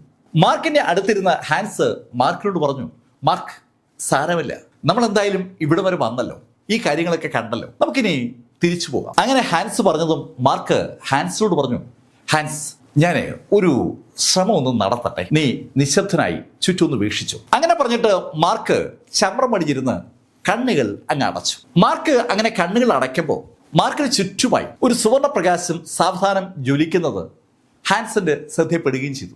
ഹാൻസ് അങ്ങനെ നോക്കുമ്പോൾ മാർക്കിന്റെ ബോഡിയിൽ നിന്ന് ഒരു ചെറിയ പ്രകാശം പുറത്തേക്ക് വന്ന് അതൊരു കുഞ്ഞു രൂപം പോലെയായി. മാർക്കിന്റെ ഫോട്ടോ കോപ്പി പോലുള്ള രൂപം. ആ രൂപം ഹാൻസ് നോക്കി നിൽക്കുമ്പോൾ മുന്നോട്ട് ചലിച്ച് ആ വാതിൽ വഴി നേരെ അകത്തേക്ക് കടന്നു. മാർക്കിന്റെ ഡിവൈൻ സെൻസിന്റെ ഒരു ചെറിയ അംശത്തെ ബലമായി പുറത്തെടുത്ത് ആ വാതിലിലൂടെ അകത്തേക്ക് വിടുന്നതാണ്. ഹാൻസിന് പരിചയമുള്ള ഒരു വിധിയാണ് മാർക്ക് അവിടെ അവലംബിക്കുന്നത്. ആ ഡിവൈൻ സെൻസ് അകത്തേക്ക് പൊയ്ക്കൊണ്ടിരിക്കുകയാണ്. മാർക്ക് ഫെല്ലർ കണ്ണുകൾ അടച്ചിരിക്കുകയാണ്. മാർക്കിന്റെ അടുത്തിരിക്കുന്ന ഹാൻസ് മില്ലർ നിശബ്ദനായി മാർക്കിനെയും ആ വാതിലിനെയും അങ്ങനെ നോക്കിയിരിക്കുമ്പോൾ ഏകദേശം ഒരു 15-20 മിനിറ്റ് ആയതും പെട്ടെന്ന് മാർക്ക് ഞെട്ടി ഉണർന്നു. ഞെട്ടി കണ്ണു തുറക്കുന്ന മാർക്ക് ശരിക്കും വിയർക്കുന്നുണ്ട്. മാർക്ക് പെട്ടെന്ന് അങ്ങനെ വിയർക്കുന്ന കണ്ടതും ഹാൻസ് മാർക്കിനോട് ചോദിച്ചു, ഏയ് മാർക്ക്, എന്താ? ഹാൻസ് അങ്ങനെ കുലുക്കി വിളിച്ചിട്ടും മാർക്കിന് അല്പസമയം വേണ്ടി വന്നു തിരിച്ച് ബോധത്തിലേക്ക് വരാൻ. ഹാൻസ്, അകത്ത് ആരോ ഉണ്ട്. എന്റെ ഡിവൈൻ സെൻസിനെ ബലമായി ആ വ്യക്തി തടയുകയായിരുന്നു. ശരിക്കും അമ്പരപ്പിക്കുന്ന ഒരു കാര്യമാണ് മാർക്ക് ഫെല്ലർ ഇപ്പോ ഹാൻസിനോട് പറഞ്ഞത്. ഏയ് മാർക്ക്, നീ പറയുന്നത് താഴെ ആ ഇരുട്ടിനുള്ളിൽ ആളുണ്ടെന്നാണോ? അതെ ഹാൻസ്, ആരോ ഉണ്ട്. മാർക്ക്, ഇനി വേറൊന്നും ആലോചിക്കണ്ട, നമുക്ക് ഇവിടെ റെസ്റ്റ് എടുത്തിട്ട് നേരെ വിളിക്കുമ്പോൾ ഇവിടുന്ന് പോവാം. അതെ ഹാൻസ്, അതാ നല്ലത്. അങ്ങനെ മാർക്ക് പറഞ്ഞതും ഹാൻസ് മാർക്കിനോട് പറഞ്ഞു, ഏയ് മാർക്ക് ഫെല്ലർ, ആ സെക്ഷൻ മാസ്റ്റർ ആളൊരു സംഭവം തന്നെ. അയാൾ നിന്നെ ആരും അറിയാതെ രഹസ്യമായി ഒഴിവാക്കാൻ എന്തോരം ആലോചിച്ചിട്ടുണ്ടാവും. അതുകൊണ്ടല്ലേ ഈ മരുഭൂമിക്കുള്ളിലേക്ക് നിന്നെ അയച്ചത്. ഹാൻസ് അത് പറയുമ്പോഴും മാർക്ക് എന്തോ ആലോചിക്കുകയാണ്. മാർക്കിന്റെ മനസ്സിലേക്ക് താൻ പറയുന്നത് കയറുന്നില്ല എന്ന് മനസ്സിലായതും ഹാൻസ് പിന്നെ സംഭാഷണം അവസാനിപ്പിച്ചു. മാർക്ക് എന്തോ ആലോചനയിലാണ്. മാർക്ക് ആ ആലോചന കഴിയുമ്പോൾ ഉറപ്പായും തന്നോട് സംസാരിക്കുന്നുള്ള കാര്യം ഹാൻസിന് അറിയാം. അതുകൊണ്ട് ഹാൻസും നിശബ്ദനായിരുന്നു. ഏകദേശം ഒരു 1-2 മണിക്കൂർ കഴിഞ്ഞതും മാർക്ക് ഹാൻസിനോട് പറഞ്ഞു, ഹാൻസ്, എനിക്ക് ഇപ്പോ കാര്യം മനസ്സിലായി. മാർക്ക്, എന്താണ്? ഹാൻസ്, എൻ്റെ ഡിവൈൻ സെൻസിനെ ഞാൻ ഉള്ളിലേക്ക് അയച്ചിരുന്നു. ഹാൻസ്, ഞാൻ ഉള്ളിലേക്ക് അയച്ച ആ ഡിവൈൻ സെൻസ് ഒരുപാട് ദൂരം ഉള്ളിലേക്ക് പോയതാണ്. പക്ഷേ കുറേ ദൂരം പോയി കഴിഞ്ഞപ്പോൾ എൻ്റെ ഡിവൈൻ സെൻസ് പെട്ടെന്ന് കട്ട് ചെയ്യപ്പെടുകയായിരുന്നു. എനിക്കിപ്പോൾ ഒരു സംശയം. എന്ത് സംശയം മാർക്ക് നിന്റെ മനസ്സിൽ വന്നത്? ഞാൻ അവിടെ ആരെയോ കണ്ടു എന്നുള്ള ഒരു സംശയമാണ് എനിക്കുള്ളത്. മാർക്ക്, നീ അത് നേരത്തെ പറഞ്ഞതാണല്ലോ. ഹാൻസ്, അതല്ല, ഞാൻ ആളെ കണ്ടില്ലായിരുന്നെങ്കിലോ? ഹേയ് മാർക്ക്, നീ എന്താ ഈ പറഞ്ഞുകൊണ്ട് വരുന്നത്? ആ ആളെ കണ്ടില്ലായിരുന്നെങ്കിൽ ആ ആൾ നിന്നെ കൊല്ലുമായിരുന്നു. ഹാൻസ്, അങ്ങനെയല്ല. ഞാൻ അയാളെ കണ്ടത് കൊണ്ടാണ് എൻ്റെ ഡിവൈൻ സെൻസ് കട്ടായത്. ഞാൻ അയാളെ കണ്ടില്ലായിരുന്നുവെങ്കിൽ ഉറപ്പായും എനിക്ക് മുന്നോട്ട് പോകാൻ പറ്റിയേനെ. തികച്ചും അമ്പരപ്പിക്കുന്ന ഭ്രാന്തമായ ഒരു ആശയമാണ് മാർക്ക് ഫെല്ലർ ചിന്തിച്ച് കൂട്ടിക്കൊണ്ടുവരുന്നത്. അത് കേട്ടപ്പോൾ ഹാൻസിന് അങ്ങനെയാണ് തോന്നിയത്. ഹാൻസ് മാർക്കിനോട് പറഞ്ഞു, മാർക്ക്, നീ എന്തൊക്കെ ഈ പറയുന്നത്? നീ അയാളെ കാണാതിരുന്നാലും അയാൾ നിന്നെ കാണില്ലേ? ഹാൻസ്, ചിലപ്പോൾ അയാൾക്ക് എന്നെ കാണാൻ പറ്റില്ലെങ്കിലും. മാർക്ക്, നീ എന്തൊക്കെയാ പറയുന്നത്? നീ ഒരാളെ കാണാത്തപ്പോൾ അയാളും നിന്നെ കാണില്ലെന്നോ? എന്താ ഈ പറയുന്നത്? ഹാൻസ്, നീ പറഞ്ഞതാണ് ശരി. ഞാൻ അയാളെ കാണുന്നില്ലെങ്കിൽ അയാൾ എന്നെയും കാണില്ല. എനിക്ക് അങ്ങനെയാണ് തോന്നുന്നത്. ഞാൻ വെറുതെ പറയുന്നതല്ല. എൻ്റെ ഡിവൈൻ സെൻസിനെ ഞാൻ ഉള്ളിലേക്ക് കൊണ്ടുപോകുമ്പോൾ എനിക്ക് മറ്റൊരാളുടെ പ്രസൻസ് അനുഭവപ്പെട്ടിരുന്നു. ആ പ്രസൻസ് അനുഭവപ്പെട്ടിട്ടും ഞാൻ മുന്നോട്ട് നീങ്ങിയായിരുന്നു. ആ പ്രസൻസ് എന്താണെന്നറിയാൻ ഞാനൊന്ന് തിരിഞ്ഞ് നോക്കിയപ്പോഴാണ് ശരിക്കും എൻ്റെ ഡിവൈൻ സെൻസ് കട്ടായത്. ഞാൻ അയാളെ നോക്കിയില്ലായിരുന്നുവെങ്കിൽ ഉറപ്പായും അയാൾ എന്നെ കാണുമായിരുന്നില്ല. അയാൾ എന്നെ കണ്ടില്ലായിരുന്നെങ്കിൽ എൻ്റെ ഡിവൈൻ സെൻസ് കട്ടാകില്ലായിരുന്നു. മാർക്കിന്റെ ന്യായങ്ങളൊക്കെ വിചിത്രമാണ്. അങ്ങനെ തോന്നിയ ഹാൻസ് മാർക്കിനോട് ചോദിച്ചു, അല്ല മാർക്ക്, നീ എന്താ ചെയ്യാൻ പോകുന്നത്? അത് പറ. ഹാൻസ്, ഞാനേ ഒരു ഗെയിം കളിക്കാൻ പോവുകയാണ്, നീ ഇവിടെ ഇരിക്കുക. മാർക്ക്, നീ എന്താ ചെയ്യാൻ പോകുന്നത്? ഹാൻസ്, ഞാൻ ഉള്ളിലോട്ട് കടക്കാൻ പോവുകയാണ്. എനിക്കറിയാം ഞാൻ ആ വ്യക്തിയെ നോക്കുന്നില്ല എങ്കിൽ അയാൾ എന്നെ കാണില്ല. ഹാൻസ്, എൻ്റെ ഒരു ഊഹമാണ് ഞാൻ നിന്നോട് പറഞ്ഞത്. ഞാൻ അയാളെ നോക്കിയില്ലെങ്കിൽ അയാൾ എന്നെ കാണില്ല. അതാണ് എൻ്റെ ഊഹം. ആ ഊഹം ശരിയാണെങ്കിൽ നമുക്ക് അയാളെ മറികടക്കാൻ പറ്റും. ആ ഊഹം തെറ്റാണെങ്കിൽ നമുക്ക് മറ്റെന്തെങ്കിലും ആലോചിക്കണം. അത് ശരിയാണോ തെറ്റാണോ എന്നറിയാൻ ഞാനൊന്ന് ഇറങ്ങി നോക്കിയാലേ പറ്റൂ. മാർക്ക്, അതെന്തിനാ അങ്ങനെ ഇറങ്ങി നോക്കുന്നത്? ഞാൻ എൻ്റെ ഡിവൈൻ സെൻസ് ഒന്ന് ഉപയോഗിച്ച് നോക്കാം. നീ പറയുന്നത് ശരിയാണോന്ന് എനിക്കും അറിയാൻ പറ്റുമല്ലോ. ഓക്കെ ഹാൻസ്, അങ്ങനെയെങ്കിൽ അങ്ങനെ. ഹാൻസ് ശരിക്കും ഒരു അടിപൊളി മൈറ്റി ലെവൽ യോദ്ധാവാണ്. അയാളുടെ ഡിവൈൻ സെൻസിന്റെ ഒരു പാർട്ടിനെ സ്വതന്ത്രമാക്കി ചലിപ്പിക്കാൻ കഴിയും. ഹാൻസ് ചമ്രമണിഞ്ഞിരുന്നു, മനസ്സ് കേന്ദ്രീകരിച്ചു. ഡിവൈൻ സെൻസിന്റെ ഒരു ചെറിയ അംശത്തെ അയാൾ പതുക്കെ പുറത്തെത്തിച്ച് ഒരു രൂപമാക്കി മാറ്റി. ആ രൂപം പതുക്കെ ആ വാതിലൂടെ മൂവ് ചെയ്ത് തുടങ്ങി. മാർക്ക് കൗതുകത്തോടെ ഹാൻസിൽ തന്നെ അങ്ങനെ നോക്കിയിരിക്കുകയാണ്. ഏകദേശം ഒരു 20-25 മിനിറ്റ് അത് പെട്ടെന്ന് ഹാൻസ് കണ്ണു തുറന്നു. ഹാൻസ് ശരിക്കും വിറയ്ക്കുന്നുണ്ട്. ഹാൻസ്, എന്തു പറ്റി? മാർക്ക്, നീ പറഞ്ഞ ശരിയാണ്. അവിടെ എൻ്റെ ഡിവൈൻ സെൻസിനെ ആരോ കട്ട് ചെയ്തത് ഞാൻ ആ ആളെ കണ്ടപ്പോഴാണ്. ഞാൻ കണ്ടത് ഒരു കറുത്ത രൂപത്തെയാണ്. അതൊരു മനുഷ്യനാണ്. മാർക്ക് കണ്ടതിനേക്കാൾ വ്യക്തമായി ആ ആളെ ഹാൻസിന്റെ ആ ഡിവൈൻ സെൻസ് കണ്ടിരിക്കുകയാണ്. ഹാൻസിന്റെ ആ ഡിവൈൻ സെൻസ് ആ ആളെ കണ്ട നിമിഷത്തിൽ ആ ഡിവൈൻ സെൻസ് കട്ടായി. ഹാൻസ് അക്കാര്യം ഉറപ്പിച്ചു പറഞ്ഞതും മാർക്ക് ഹാൻസിനോട് പറഞ്ഞു, ഹാൻസ്, ഞാൻ പറഞ്ഞത് ശരിയാണ്. ആ രൂപത്തെ നമ്മൾ കണ്ടാൽ മാത്രമേ ആ രൂപം നമ്മളെ കാണത്തുള്ളൂ. എനിക്ക് തോന്നുന്നത് ആ രൂപം എന്തോ പ്രൊട്ടക്റ്റ് ചെയ്യാനായി അവിടെ നിയമിക്കപ്പെട്ട വ്യക്തിയാണെന്നാണ്. ഹാൻസ്, എന്തായിരിക്കും അകത്ത് പ്രൊട്ടക്റ്റ് ചെയ്യപ്പെടുന്നത്? മാർക്ക്, അങ്ങനെ ചോദിച്ചാൽ എനിക്കും അറിയില്ല. പക്ഷെ ഒരു കാര്യം ഞാൻ നിന്നോട് പറയാം. 2 സ്ഥലങ്ങളെക്കുറിച്ച് ഞാൻ വായിച്ചിട്ടുണ്ട്. ഹാൻസ്, ഏതാ സ്ഥലങ്ങൾ? മാർക്ക്, ഒന്ന് ഇമ്മോർട്ടൽസിനെ അടക്കുന്ന ശ്മശാനമാണ്. രണ്ടാമത്തത് ഡ്രാഗണുകളെ അടക്കുന്ന ശ്മശാനമാണ്. റിവേർഷൻ ഓയിഡ് സ്റ്റേജിങ് കഴിഞ്ഞ് ട്രൂ സെയിന്റിങ് കഴിഞ്ഞ് ട്രിബുലേഷൻ സ്റ്റേജിന്റെ അവസാന ഘട്ടത്തിൽ ഈ പ്രപഞ്ചം മുഴുവൻ നിറഞ്ഞു നിൽക്കുന്ന വ്യക്തിയാണ് ഇമ്മോർട്ടൽ എന്ന് വിളിക്കുക. അത്തരത്തിലുള്ള ഇമ്മോർട്ടലുകൾ മരണത്തിലേക്ക് എത്തുമ്പോൾ അവരെ അടക്കം ചെയ്യുന്ന സ്ഥലങ്ങളുണ്ട്. ആ സ്ഥലം അതീവ രഹസ്യ സ്വഭാവമുള്ള സ്ഥലമാണ്. അത്തരത്തിലുള്ള സ്ഥലത്തെക്കുറിച്ച് ഹാൻസ് മില്ലർ കേട്ടിട്ടുണ്ട്. അതുപോലെ തന്നെ ഈ പ്രപഞ്ചം മുഴുവൻ നിറഞ്ഞു നിന്ന അതിശക്തമായ ദിനോസറുകളും ഡ്രാഗണുകളും പണ്ടുണ്ടായിരുന്നു. അത്തരത്തിലുള്ള ഡ്രാഗണുകളുടെ മരണം അടുക്കുമ്പോൾ ആ ഡ്രാഗണുകളെ അടക്കം ചെയ്യുന്ന ശ്മശാനമുണ്ട്.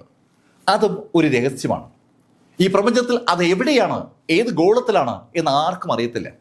ആ 2 സ്ഥലങ്ങളെക്കുറിച്ചും പക്ഷേ ഹാൻസ് മില്ലർ വായിച്ചിട്ടുണ്ട്. അയാൾ അറിഞ്ഞ ആ കാര്യമാണ് ഹാൻസ് മാർക്കിനോട് പങ്കുവച്ചത്. മാർക്ക് അത് കേട്ടതും ഹാൻസിനോട് ചോദിച്ചു, ഹാൻസ്, നീ പറയുന്നത് അതിൽ ഒന്ന് ഈ സ്ഥലമായിരിക്കുമെന്നാണോ? ഇമോർട്ടൽസിനെ അടക്കം ചെയ്ത സ്ഥലം അല്ലെങ്കിൽ ഡ്രാഗണുകളെ അടക്കിയ സ്ഥലം, അതിലേതെങ്കിലും ഒന്നാകും ഇതെന്നാണോ നീ പറഞ്ഞു വരുന്നത്? മാർക്ക്, അങ്ങനെ ചോദിച്ചാൽ എനിക്ക് ഉത്തരവില്ല. പക്ഷേ അതിലൊന്നാകാനുള്ള സാധ്യത ഞാൻ തള്ളിക്കളയുന്നില്ല. ഹാൻസ് മില്ലർ പറഞ്ഞ വാക്കുകൾ കേട്ടതും മാർക്ക് അമ്പരപ്പോടെ ആ വാതിൽക്കിലേക്ക് നോക്കുകയാണ്. ആ മരുഭൂമിയിൽ ആ വാതിലിന്റെ ഉള്ളിൽ തന്നെ കാത്തിരിക്കുന്നത് എന്താണ്?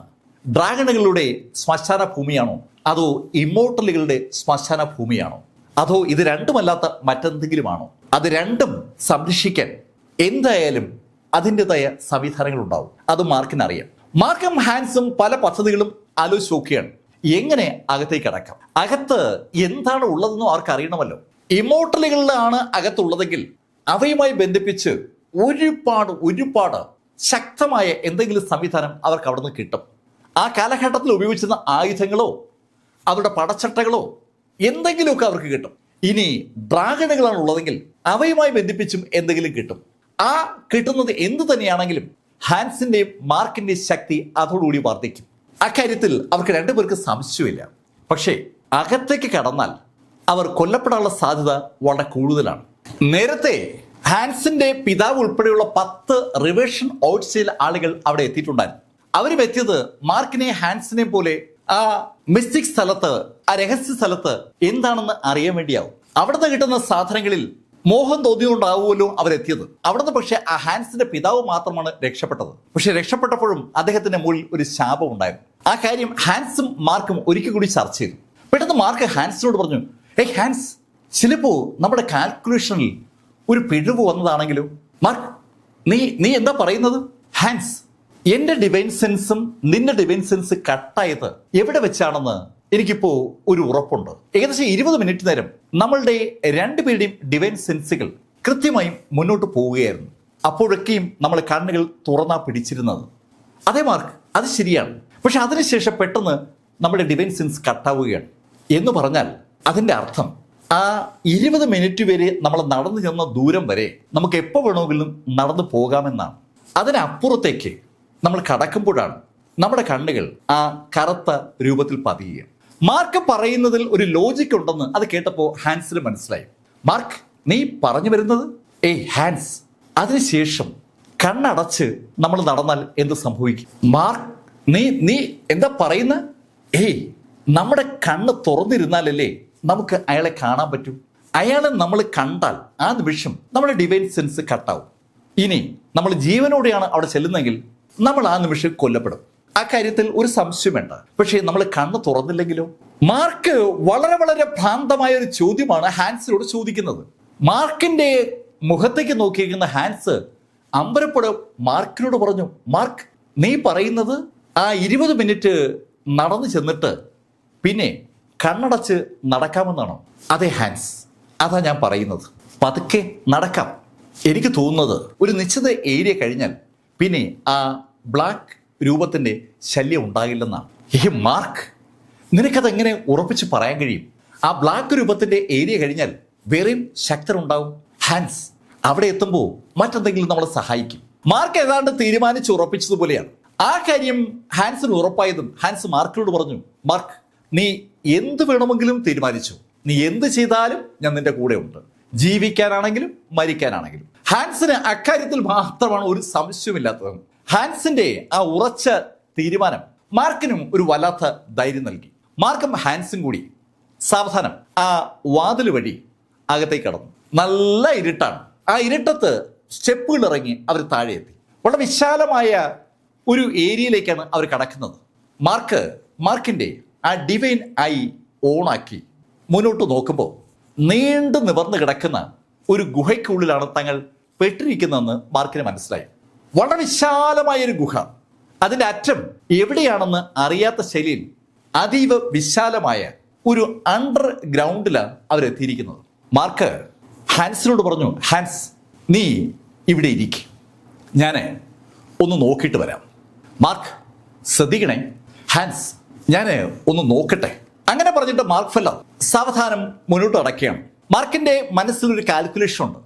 ഏകദേശം ഒരു 20 മിനിറ്റ് ആകാറായപ്പോൾ മാർക്ക് പതുക്കെ കണ്ണടച്ച മാർക്ക് ആ ഡിവൈൻ ഐയും അതുപോലെ ഇങ്ങ് ഓഫാക്കി. ഒരു തരത്തിലും മാർക്ക് ചുറ്റുമുള്ള ഒന്നും കാണാൻ പാടില്ല. അത് മാർക്ക് തന്നെ തീരുമാനിച്ചിരിക്കുന്ന കാര്യമാണ്. മാർക്ക് അതിനുശേഷം ഓരോ സ്റ്റെപ്പായി മുന്നോട്ട് വെച്ചു തുടങ്ങി. മാർക്ക് പതുക്കെ നീങ്ങുന്നത്. ഒരു സ്റ്റെപ്പ് വയ്ക്കുന്ന മാർക്ക് അവിടെ അല്പനേരം നിൽക്കും. ഒന്നും അനങ്ങുന്നില്ല എന്ന് ഉറപ്പാക്കിയ മാർക്ക് വീണ്ടും അടുത്ത സ്റ്റെപ്പ് വയ്ക്കും. അങ്ങനെ മാർക്ക് മുന്നോട്ട് നീങ്ങുകയാണ്. മാർക്ക് ആ ഇരുട്ടുമായി പരിചയിച്ചെങ്കിലും കണ്ണ് തുറക്കാൻ പറ്റില്ല. കണ്ണ് തുറന്നാൽ ആ കറുത്ത രൂപത്തെ താൻ കണ്ടേക്കുമെന്നൊരു തോന്നൽ മാർക്കിനുണ്ട്. മാർക്ക് ആ ഇരുട്ടത്തൂടെ അങ്ങനെ നടക്കുകയാണ്. ഈ സമയത്ത് ആ ഗുഹയ്ക്കുള്ളിൽ വാതിലിന്റെ താഴെയായി ഹാൻസ് ചമ്രമണിയിരിക്കുകയാണ്. അയാളുടെ പൂർണ്ണ ശ്രദ്ധയും മാർക്ക് പോയ സ്ഥലത്തേക്കാണ്. എന്തെങ്കിലും സഹായം മാർക്കിന് കൊടുക്കണമെങ്കിൽ അത് കൊടുക്കാൻ തയ്യാറായി ഹാൻസ് മില്ലർ അങ്ങനെ ഇരിക്കുമ്പോൾ മാർക്ക് സാവധാനം മുന്നോട്ട് നീങ്ങുകയാണ്. മാർക്ക് എത്ര സമയം എടുത്തു എന്ന് മാർക്കിന് അറിയത്തില്ല. ഏകദേശം ഒരു 100 സ്റ്റെപ്പ് വയ്ക്കാൻ മാർക്ക് ദിവസങ്ങൾ എടുത്തു എന്നൊരു സംശയം പോലും മാർക്കിനുണ്ട്. പക്ഷേ ഈ 100 സ്റ്റെപ്പ് വെക്കുന്നിടയിൽ ആ രൂപവുമായി മാർക്ക് കൂട്ടിമുട്ടിയിട്ടേ ഇല്ല. മാർക്ക് ഓരോ സ്റ്റെപ്പ് വയ്ക്കുമ്പോഴും അവിടെ അല്പനേരം നിൽക്കും. അടുത്തെങ്ങും ഒരു അനക്കവുമില്ലെന്ന് ബോധ്യമാകുന്നതും അടുത്ത സ്റ്റെപ്പ് വയ്ക്കും, പിന്നെയും അവിടെ നിൽക്കും. അങ്ങനെ മുന്നോട്ട് പോയിക്കൊണ്ടിരിക്കുകയാണ്. മാർക്ക് ഏകദേശം ഒരു 100 സ്റ്റെപ്പ് ആകാറായപ്പോൾ മാർക്കിന്റെ പുറത്ത് കുറേശ്ശെ പ്രഷർ അനുഭവപ്പെട്ടു തുടങ്ങി. അതിശക്തമായ ഒരു ഓറ മാർക്കിനെ പ്രസ് ചെയ്യുന്ന പോലെ ഒരു ഫീല് മാർക്കിന് അനുഭവപ്പെട്ടു തുടങ്ങിയാണ്. മാർക്ക് കണ്ണ് തുറക്കാതെ പതുക്കെ പിന്നെയും മുന്നോട്ട് നടക്കുകയാണ്. പുറത്ത് ഇരുട്ടാണോ അതോ പ്രകാശമുണ്ടോ അതൊന്നും മാർക്കിന് അറിയില്ല. മാർക്ക് കണ്ണടച്ചു പിടിച്ചിരിക്കുന്നു. പതുക്കെ സ്റ്റെപ്പ് വയ്ക്കുന്നു. താൻ എങ്ങോട്ടാണ് പോകുന്നത് പോലും മാർക്കിന് ഒരു പിടിയില്ല. അകത്ത് ഇമോർട്ടൽസിന്റെ ശവകുടീരങ്ങളോ അല്ലെങ്കിൽ ഡ്രാഗണുകളുടെ ശവകുടീരങ്ങളോ ഉണ്ടാകും. ആ ഒരു പ്രതീക്ഷ മാർക്കിനുണ്ട്. മാർക്ക് സാവധാനം മുന്നോട്ട് നീങ്ങുമ്പോൾ മാർക്കിന്റെ മുകളിൽ അനുഭവപ്പെടുന്ന പ്രഷർ കൂടി വന്നു. തനിക്ക് മുകളിൽ അനുഭവപ്പെടുന്ന പ്രഷർ പെട്ടെന്ന് ഒരുപാട് കൂടിയതും മാർക്ക് അറിയാതെ കണ്ണു തുറന്നു പോവുകയാണ്. കണ്ണു തുറന്ന മാർക്കിന്റെ ബോഡി കൂടി ഒരു വിറയലുണ്ടായി. അതിശക്തരായ 10 ആളുകളെയാണ് മാർക്ക് ആ നിമിഷത്തിൽ മാർക്കിന്റെ തൊട്ടുമുന്നിൽ കാണുന്നത്. ഒറ്റ നോട്ടത്തിൽ മാർക്ക് കണക്കെടുക്കുകയായിരുന്നു. ആ ആളുകളെ കണ്ടതും മാർക്കിന് ആ നിമിഷം തന്നെ ഒരു കാര്യം കൂടി മനസ്സിലായി. അവരൊക്കെ ട്രൂ സെയിന്റ് സ്റ്റേജിലെ ആളുകളാണ്. റിവേർഷൻ ഓയിഡ് സ്റ്റേജിന്റെ അടുത്ത സ്റ്റേജാണ് ട്രൂ സെയിന്റ്. ട്രൂ സെയിന്റ് സ്റ്റേജിലെ 10 ആളുകൾ ഇതാ മാർക്കിന്റെ തൊട്ടുമുന്നിൽ. ആ 10 പേരും ഒരു വല്ലാത്ത മുഖഭാവത്തോടുകൂടി മാർക്ക് ഫെല്ലറെ തന്നെ അങ്ങനെ നോക്കി നിൽക്കുകയാണ്. മാർക്ക് ഇത്രയും സമയം കണ്ണടച്ച് പിടിച്ചിരുന്നത് കൊണ്ട് അവരും കൗതുകത്തോടെ മാർക്കിനെ നോക്കി നിൽക്കുമ്പോഴാണ് മാർക്ക് കണ്ണു തുറക്കുന്നത്.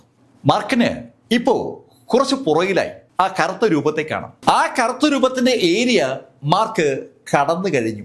മാർക്ക് ഇപ്പോൾ എത്തിയിരിക്കുന്നത് ട്രൂ സെയിന്റുകളുടെ ഏരിയയിലാണ്. മാർക്ക് തൊഴുകയോടെ അവരോട് പറഞ്ഞു, പ്ലീസ് എന്നെ ഒന്ന് ചെയ്യരുത്. മാർക്കിന്റെ ആ അഭ്യർത്ഥന കേട്ടിട്ടും അവരുടെ മുഖത്ത് ഭാവമൊന്നുമില്ല. അവര് മാർക്കിനെ തന്നെ അങ്ങനെ സൂക്ഷിച്ചു നോക്കിയാണ്. അവരുടെ കണ്ണുകൾ വല്ലാതെ തണുത്തുറഞ്ഞു നിൽക്കുകയാണ്. മാർക്ക് പെട്ടെന്ന് അവർക്കിടയിലൂടെ മറ്റൊരു കാഴ്ച കണ്ടു. ഒരു കൂറ്റൻ ഡ്രാഗൺ അവിടെ നീണ്ട് നിവർന്നു കിടക്കുന്ന കാഴ്ചയാണ് മാർക്ക് കണ്ടത്. മാർക്ക് ആ ട്രൂ സെയിന്റുകളെ കണ്ട നിമിഷത്തിൽ ശരിക്കും അവരിൽ കണ്ണുടക്കി പോയതുകൊണ്ട് ആ ഡ്രാഗൺ മാർക്കിനെ ദൃഷ്ടിപ്പെടാത്തതാണ്. ആ കൂറ്റൻ രൂപം ഇപ്പോഴാണ് മാർക്കിന് ഡ്രാഗൺ ആണെന്ന് മനസ്സിലായത്. ഒരു വലിയ ഡ്രാഗൺ, അതിന് എത്ര നീളമുണ്ടെന്ന് പോലും അറിയാൻ പറ്റുന്നില്ല. അതങ്ങനെ നീണ്ടു നിവർന്നു കിടക്കുകയാണ്. ആ ഡ്രാഗണും ആ ട്രൂ സെയിന്റുകളും ഒന്നിച്ച് കൊല്ലപ്പെട്ടവരാണ്. ഇപ്പോ ആ ട്രൂ സെയിന്റുകൾ ജീവൻ തിരിച്ചു പിടിച്ചിരിക്കുകയാണ്. മാർക്കിന്റെ മനസ്സിൽ അങ്ങനെ ഒരു കാൽക്കുലേഷനൊക്കെ വരികയാണ്. ആ ട്രൂ സെയിന്റുകൾ മാർക്കിനെ കൊല്ലും എന്ന കാര്യത്തിൽ മാർക്കിന് സംശയമില്ല. മാർക്കിന് എങ്ങോട്ടും പോകാൻ കഴിയാത്ത ശൈലിയിൽ അതിനകത്ത് മാർക്ക് വളയപ്പെട്ടിരിക്കുകയാണ്. പെട്ടെന്ന് ഒരു ട്രൂ സെയിന്റ് മുന്നോട്ട് നടന്നതും മാർക്ക് അതിവേഗം ആ വെനറബിൾ ഫിഫ്ത്ത് മോഡൽ പുറത്തെടുത്തു. ആ വെനറബിൾ ഫിഫ്ത്ത് മോഡൽ മാർക്കിന്റെ തലയ്ക്ക് മുകളിലേക്ക് പ്രതിഷ്ഠിക്കുകയാണ്. മാർക്കിന്റെ തലയ്ക്ക് മുകളിലേക്ക് ആ വെനറബിൾ ഫിഫ്ത്ത് മോഡൽ വന്നതും അതിൽ നിന്ന് അതീവ ശ്രദ്ധേയമായ രശ്മികൾ പുറത്തേക്ക് വന്നു തുടങ്ങി.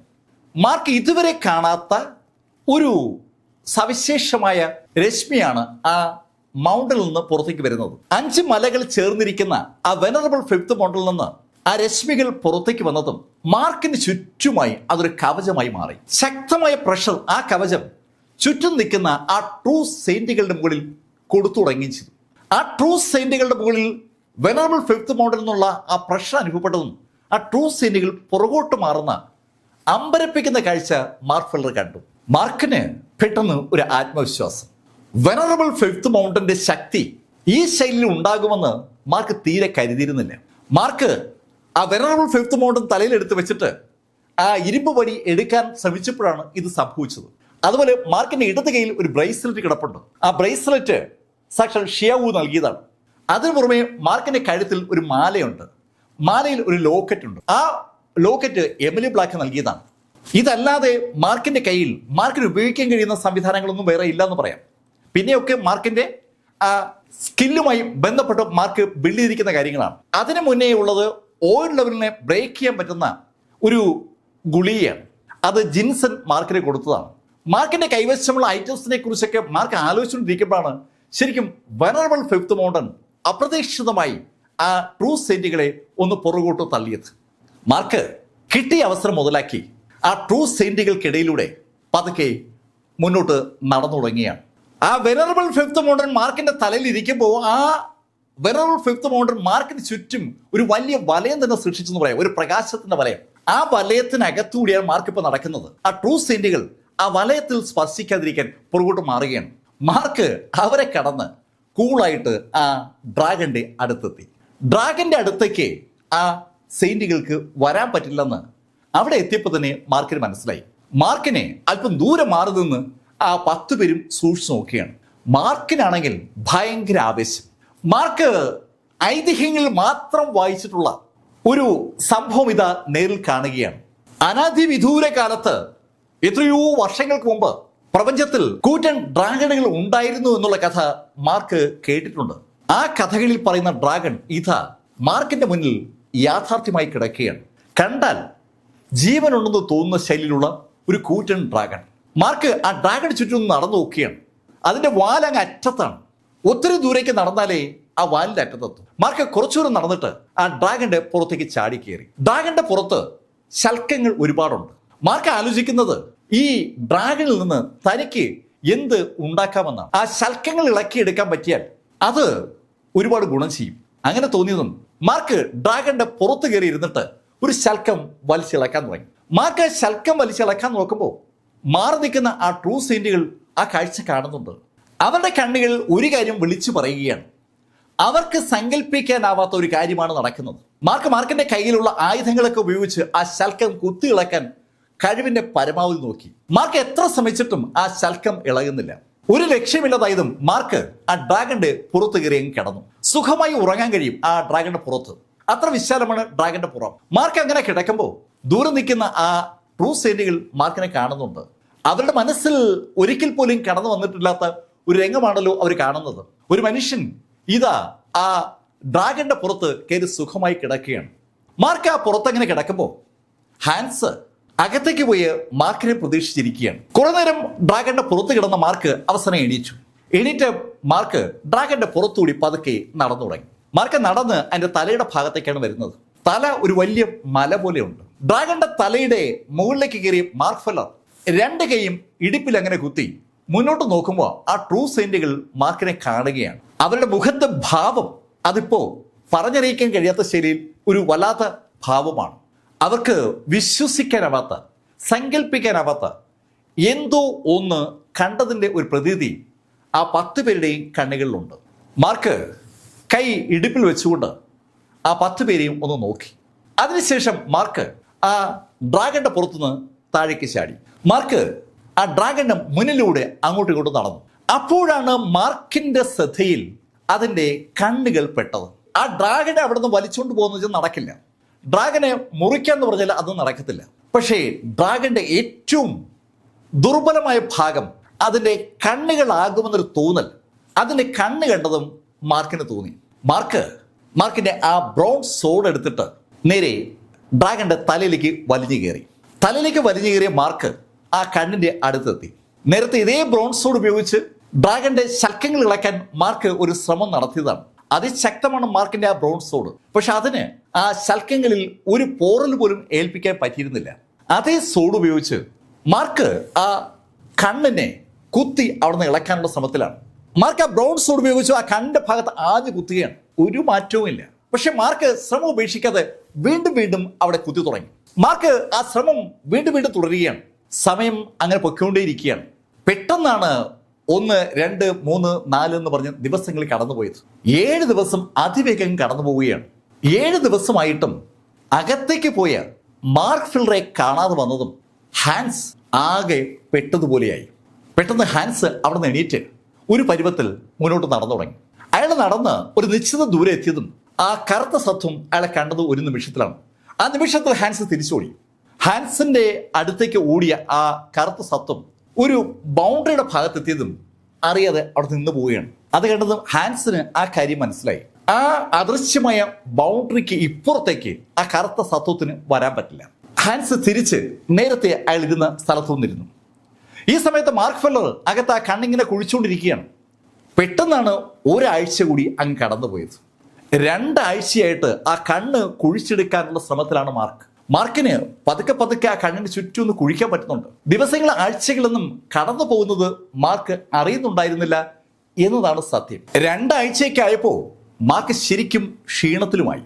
ഈ സമയത്ത് മാർക്ക് ഫെല്ലർ അവസാനിച്ച് കാണുമെന്ന് ഏതാണ്ട് ഉറപ്പാക്കിയ ഹാൻസ് ആ ഗുഹയ്ക്കകത്തുനിന്ന് പുറത്തേക്ക് ഇറങ്ങി.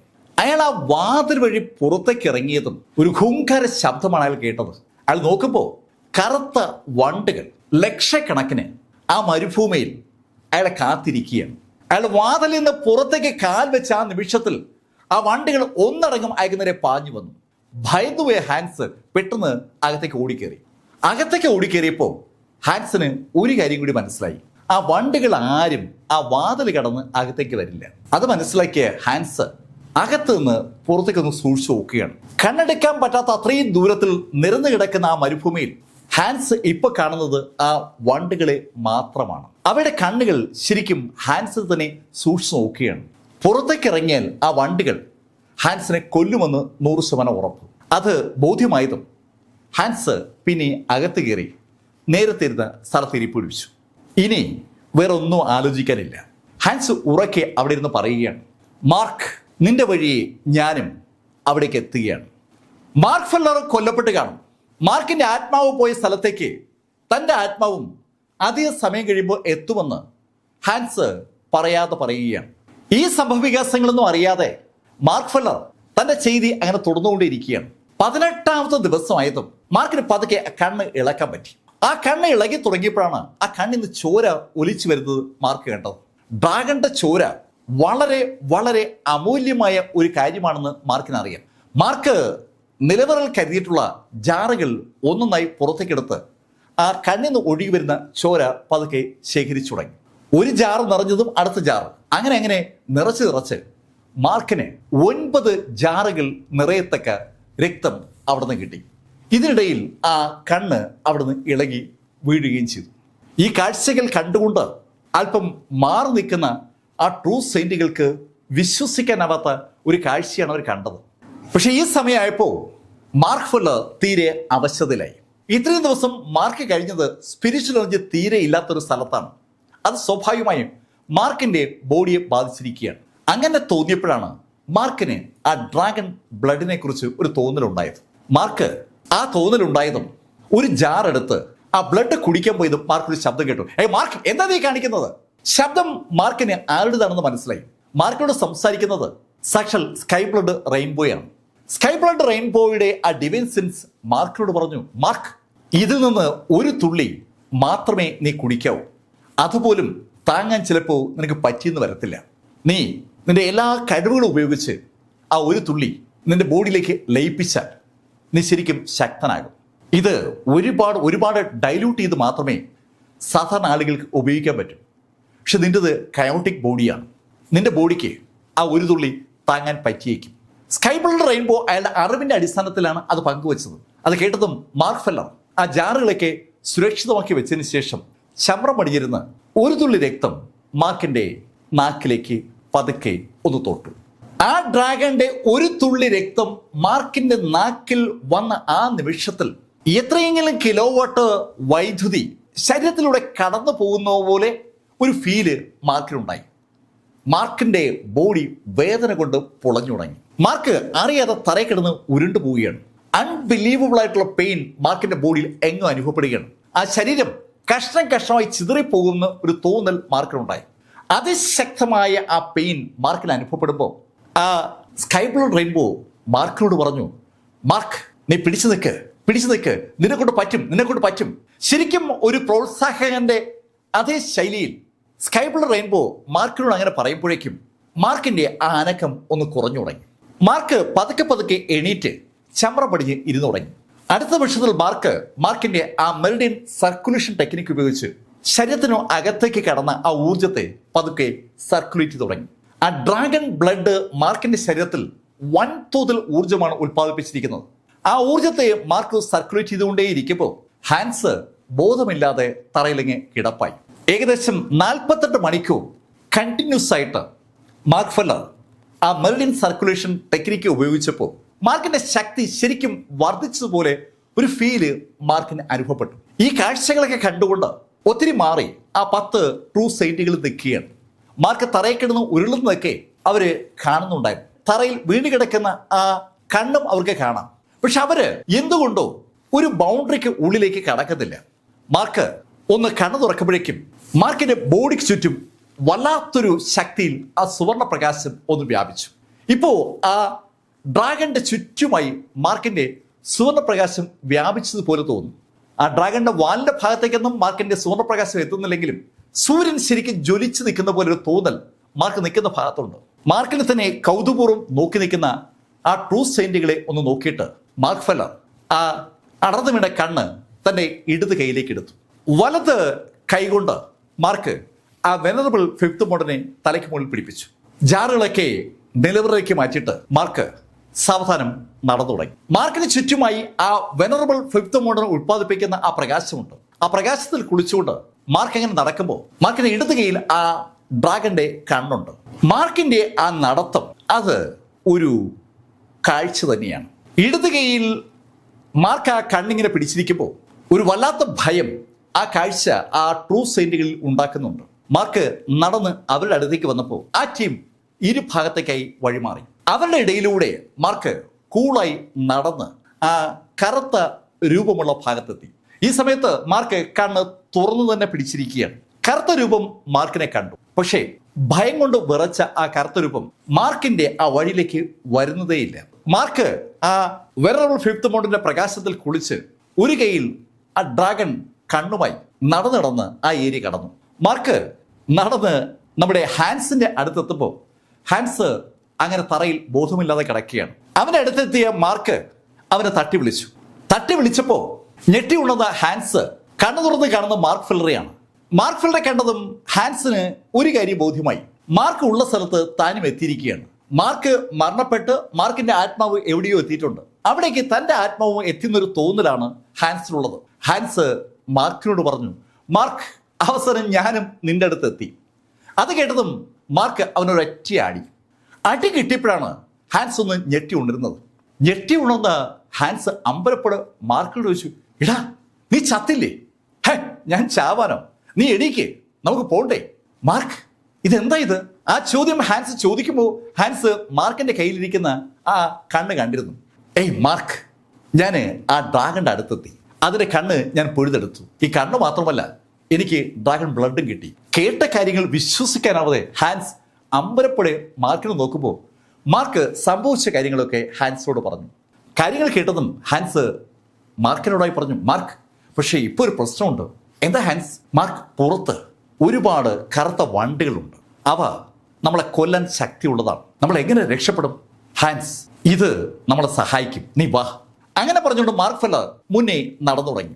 ഹാൻസ് മാർക്കിന്റെ തൊട്ടു പുറകിലുണ്ട്. തൂക്കിപ്പിടിച്ച ആ ഡ്രാഗൺ കണ്ണുമായി മാർക്ക് ഫെല്ലറും ഹാൻസും ആ വാതിൽ വഴി പുറത്തിറങ്ങുന്ന ആ നിമിഷത്തിൽ വണ്ടുകൾ മാർക്കിനെയും ഹാൻസിനെയും കണ്ടു.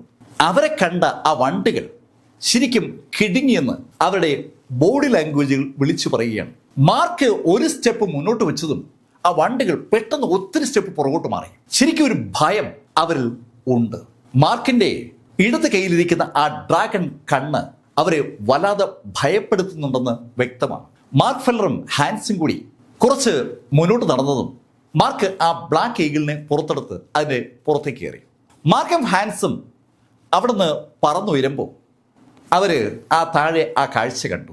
നേരത്തെ അവരെ കൊല്ലാനായി അവിടെ എത്തിയ ആ വണ്ടുകളൊക്കെ അതിവേഗം അപ്രത്യക്ഷമാകുന്ന അമ്പരപ്പിക്കുന്ന ഒരു കാഴ്ചയാണ് അവർ കണ്ടത്. അവർ ആ ഈഗിളിന്റെ പുറത്ത് അങ്ങനെ പറക്കുമ്പോൾ തന്നെ മറ്റൊരു കാഴ്ച കൂടി അവർ കണ്ടു. നേരത്തെ അവരവിടെ സൃഷ്ടിച്ച ആ വാതിൽ ഇതാ പൂർണ്ണമായും അപ്രത്യക്ഷമായിരിക്കുന്നു. മുകളിൽ നിന്ന് നോക്കുന്ന അവർക്ക് താഴെ മരുഭൂമി അല്ലാതെ മറ്റൊന്നും കാണാനില്ല. പക്ഷെ അപ്പോഴും മാർക്കിന് ഒരു തോന്നലുണ്ട്, തന്നെ ആരോ വീക്ഷിക്കുന്നു എന്ന് തോന്നൽ. മാർക്ക് ആ കാര്യം ഹാൻസിനോട് പറയുകയും ചെയ്തു. അത് കേട്ടതും ഹാൻസ് മാർക്കിനോട് പറഞ്ഞു, മാർക്ക്, അതെന്തോ ആവട്ടെ, തൽക്കാലം ആ നിരീക്ഷിക്കുന്ന ആള് നമ്മളെ ഒന്നും ചെയ്തില്ലല്ലോ, നമുക്ക് ഈ മരുഭൂമിയിൽ നിന്ന് എങ്ങനെയും പുറത്തു കിടക്കണം. മാർക്ക് ഫെല്ലറും ഹാൻസും അവിടെ നിന്ന് നേരെ എത്തിയത് സാക്ഷാൽ ഷൂമേക്കറുടെ വസതിയിലാണ്. ഷൂമേക്കറിന്റെ അടുത്തെത്തിയ മാർക്ക് ഫെല്ലർ ഷൂമേക്കറോട് പറഞ്ഞു, സീനിയർ, ഞാൻ അങ്ങേക്ക് ഒരു സമ്മാനമായിട്ടാണ് വന്നിരിക്കുന്നത്. അങ്ങനെ പറഞ്ഞുകൊണ്ട് മാർക്ക് ഒരു ജാറ് ഷൂമേക്കർക്ക് ഹാൻഡ് ഓവർ ചെയ്തു. മാർക്ക്, എന്താ ഇത്? സീനിയർ, ഇത് ഡ്രാഗൺ ബ്ലഡാണ്. ഡ്രാഗൺ ബ്ലഡോ? മാർക്ക്, നീ എന്താ ഈ പറയുന്നത്? ഡ്രാഗൺ ബ്ലഡൊക്കെ? സീനിയർ, ഞാൻ പല സ്ഥലത്തും എക്സ്പ്ലോർ ചെയ്യുന്ന ആളാണല്ലോ, അങ്ങനെ എനിക്ക് കിട്ടിയതാണ്.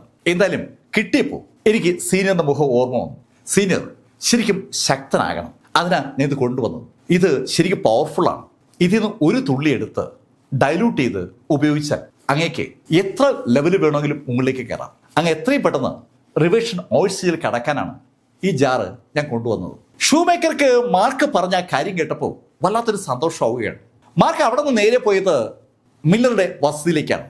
അവിടെ എത്തിയ മാർക്ക് ഹാൻസിന് ഒരു ജാറ് ഹാൻഡ് ഓവർ ചെയ്തു. ഏയ് മാർക്ക്, എനിക്കത് എന്തിനാടാ? ഏയ് ഹാൻസ്, നീ ഇല്ലെങ്കിൽ ഞാനില്ല. അക്കാര്യം എനിക്കറിയില്ലെങ്കിൽ പിന്നെ ആർക്കാ അറിയാവുന്നത്? നീ എത്രയും പെട്ടെന്ന് റിവേഷൻ ഔട്ട്സിലേക്ക് കടക്കണം. അതിന് ഇത് നിന്നെ സഹായിക്കും. പിന്നെ ഹാൻസ്, അറിയാമല്ലോ, ഇത് ഡൈലൂട്ട് ചെയ്ത് മാത്രമേ ഉപയോഗിക്കാവൂ. അവിടെ നിന്ന് മാർക്ക് എത്തിയത് വെല്ലിയുടെ അടുത്താണ്. മാർക്ക് വെല്ലിക്കും ഒരു ബോട്ടിൽ ഹാൻഡ് ഓവർ ചെയ്തു. വെല്ലിക്കും അത് കണ്ടപ്പോൾ ഭയങ്കര സന്തോഷം. മാർക്ക്, ഡ്രാഗൺ ബ്ലഡ് തനിക്ക് കൊണ്ടുവരുമെന്ന് സ്വപ്നത്തിൽ പോലും വലിയ കരുതിയിരുന്നില്ല. അയാളുടെ കണ്ണുകൾ ആ ജാർ ഏറ്റുവാങ്ങുമ്പോൾ ഏതാണ്ട് നിറഞ്ഞു എന്ന് പറയാം. വെള്ളിയുടെ അടുത്തുനിന്ന് മാർക്ക് നേരെ പോയത് സാക്ഷാൽ ഹെവൻലി ക്ലൗഡ് സെക്ഷനിലാണ്.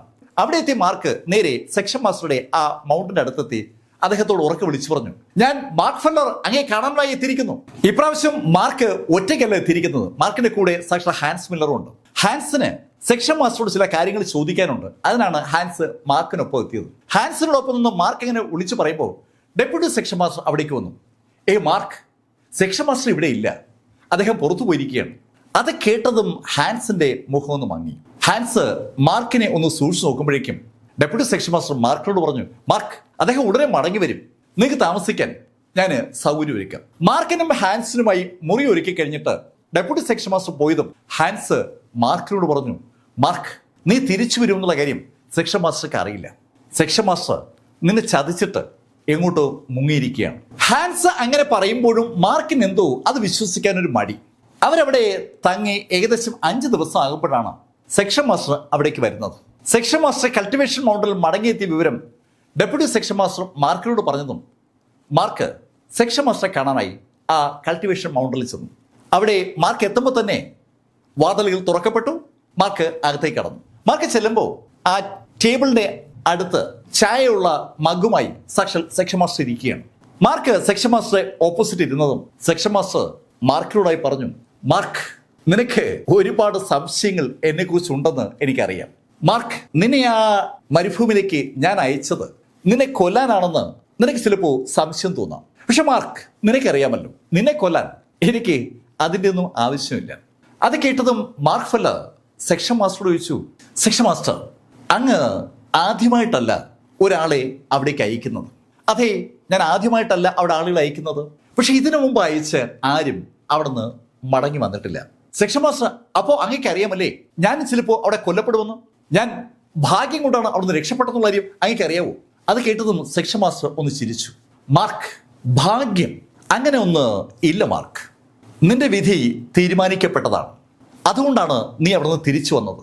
നീ അവിടെ വെച്ച് കൊല്ലപ്പെട്ടാൽ അവിടെ നീ അവസാനിച്ചു. അങ്ങനെയുള്ള ഒരാളും ഞാനും തമ്മിൽ ഒരു ബന്ധവും ഉണ്ടാക്കേണ്ട കാര്യമില്ല. പക്ഷെ അവിടെ നിന്ന് നീ തിരിച്ചു വന്നു. നീ അങ്ങനെ തിരിച്ചു വരുമെന്നുള്ള കാര്യം നേരത്തെ തീരുമാനിക്കപ്പെട്ടതാണ്. സെക്ഷൻ മാസ്റ്റർ പറയുന്ന കാര്യം മാർക്കിന് അങ്ങോട്ട് മനസ്സിലാകുന്നില്ല. മാർക്ക് ആ ഡ്രാഗന്റെ അടുത്തുനിന്ന് കഷ്ടിച്ച് രക്ഷപ്പെട്ടതാണ്. ആ കാര്യം മാർക്കിനല്ലേ അറിയാവൂ. മാർക്ക് അമ്പരപ്പോടെ സെക്ഷൻ മാസ്റ്റർ നോക്കുമ്പോൾ സെക്ഷൻ മാസ്റ്റർ മാർക്കിനോട് പറഞ്ഞു, മാർക്ക്, ഇവിടെ ഈ സതേൺ മേഖലയിൽ ഞാൻ 2 ആളുകളെ യോദ്ധാക്കളായി കരുതിയിട്ടുള്ളൂ. അതിലൊരാൾ എൻ്റെ സഹോദരൻ ശ്രീഹരിയാണ്. രണ്ടാമത്തത് അത് നീയാണ്. സെക്ഷൻ മാസ്റ്റർ അങ്ങ് പറയുന്നത്, മാർക്ക്, എനിക്ക് നിന്നിൽ ഒരുപാട് പ്രതീക്ഷയുണ്ട്. എനിക്ക് നിന്നെ കൊല്ലാൻ ഒരു ബുദ്ധിമുട്ടും ഒരു കാലഘട്ടത്തിലും ഉണ്ടായിരുന്നില്ല. പക്ഷെ അപ്പോഴൊന്നും ഞാൻ നിന്നെ കൊന്നില്ല, കൊല്ലുകയുമില്ല. കാരണം നിനക്ക് ഒരുപാട് കാര്യങ്ങൾ ഇവിടെ ചെയ്യാൻ പറ്റും. മാർക്ക്, നീ എന്നെ ഒന്ന് സഹായിക്കണം. സെക്ഷൻ മാസ്റ്റർ, ഞാൻ അങ്ങേ സഹായിക്കാനോ? എങ്ങനെ? മാർക്ക്, നിന്റെ അറിവിലേക്ക് വേണ്ടി ഞാൻ ഒരു കാര്യം കൂടി പറയാം. ഇനി അധിക ദിവസങ്ങൾ കഴിയുമ്പോൾ നോർത്തേൺ ലാൻഡും സതേൺ ലാൻഡും ഒന്നാകും. അങ്ങനെ സംഭവിക്കുമ്പോൾ നിനക്ക് നോർത്തേൺ ലാൻഡിലേക്ക് പോകാൻ കഴിയും. നോർത്തേൺ ലാൻഡിലേക്ക് പോകുന്ന നീ എനിക്ക് വേണ്ടി ഒരു കാര്യം ചെയ്യണം. സെക്ഷൻ മാസ്റ്റർ, ഞാൻ എന്താ ചെയ്യേണ്ടത്? മാർക്ക്, അവർക്ക് മാത്രം അറിയാവുന്ന ഒരു സ്പെല്ലുണ്ട്. അതെന്താ സ്പെല്ല? മാർക്ക്, അവർക്ക് മരിച്ചുപോയ ആളുകളുടെ ആത്മാക്കളെ വിളിച്ചു വരുത്താനുള്ള ഒരു ശേഷിയുണ്ട്. സെക്ഷൻ മാസ്റ്റർ പറഞ്ഞ ആ കാര്യം മാർക്ക് നേരിൽ കണ്ടതാണ്. ഇമോർട്ടൽ സ്ലേവ് സെക്ഷനിൽ പണ്ടെങ്ങോ മരിച്ചുപോയ ഒരു സെക്ഷൻ മാസ്റ്ററെ ഇപ്പോഴത്തെ ആ നോർത്തേൺ ലാൻഡിന്റെ ലീഡർ വിളിച്ചു വരുത്തുന്നത് മാർക്ക് കണ്ടതാണ്. മാർക്കുമായി ആ സെക്ഷൻ മാസ്റ്ററാണ് ഏറ്റുമുട്ടിയത്. മാർക്ക്, ആ നോർത്തേൺ ലാൻഡുകാരുടെ ആ സ്പെല്ല് പഠിച്ചാൽ നമുക്ക് ശ്രീഹരിയെ വിളിച്ചു വരുത്താൻ പറ്റും. ശ്രീഹരിക്ക് ഒരു ബോഡി സംഘടിപ്പിക്കാൻ പറ്റിയാൽ ശ്രീഹരി നമുക്കൊപ്പം പിന്നെയും ഉണ്ടാവും. ശരിക്കും വല്ലാത്തൊരു ഭ്രാന്തമായ സ്വപ്നമാണ് ശ്രീറാം അയാളുടെ സഹോദരനെ കുറിച്ച് കാണുന്നത്. ശ്രീഹരി അങ്ങനെ അവസാനിക്കേണ്ട ആളല്ല എന്നൊരു തോന്നൽ ശ്രീറാമിനുണ്ട്. ശ്രീറാമിന്റെ ആ വാക്കുകൾ കേട്ടതും മാർക്ക് സെക്ഷൻ മാസ്റ്ററോട് പറഞ്ഞു, സെക്ഷൻ മാസ്റ്റർ, ഉറപ്പായും ഞാൻ അങ്ങേക്കൊപ്പം നിൽക്കും. അങ്ങനെ മാർക്ക് പറഞ്ഞതും സെക്ഷൻ മാസ്റ്റർ മാർക്കിനോട് ചോദിച്ചു, അല്ല മാർക്ക്, നീ ആ ഡെസർട്ടിലേക്ക് പോയ സ്ഥിതിക്ക് വെറുതെ വരില്ല എന്ന് എനിക്കറിയാം. നിനക്ക് എന്താ കിട്ടിയത്? അത് കേട്ടതും മാർക്ക് ഫെല്ലർ ഒരു ജാറ് ഡ്രാഗൺ ബ്ലഡ് എടുത്ത് മുന്നിൽ വെച്ചു.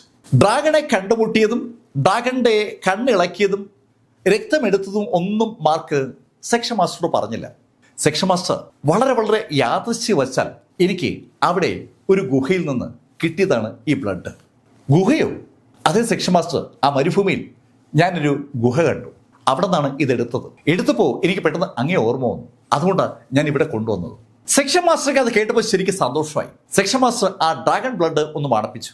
ഹേയ് മാർക്ക്, ഇത് ഒറിജിനൽ ആണല്ലോ. മാർക്ക്, എനിക്ക് വാക്കുകളില്ല ഇതിന്റെ നന്ദി പറയാൻ. സെക്ഷൻ മാസ്റ്റർ, അങ്ങ് ഇതിനെന്തിനാ നന്ദി പറയുന്നത്?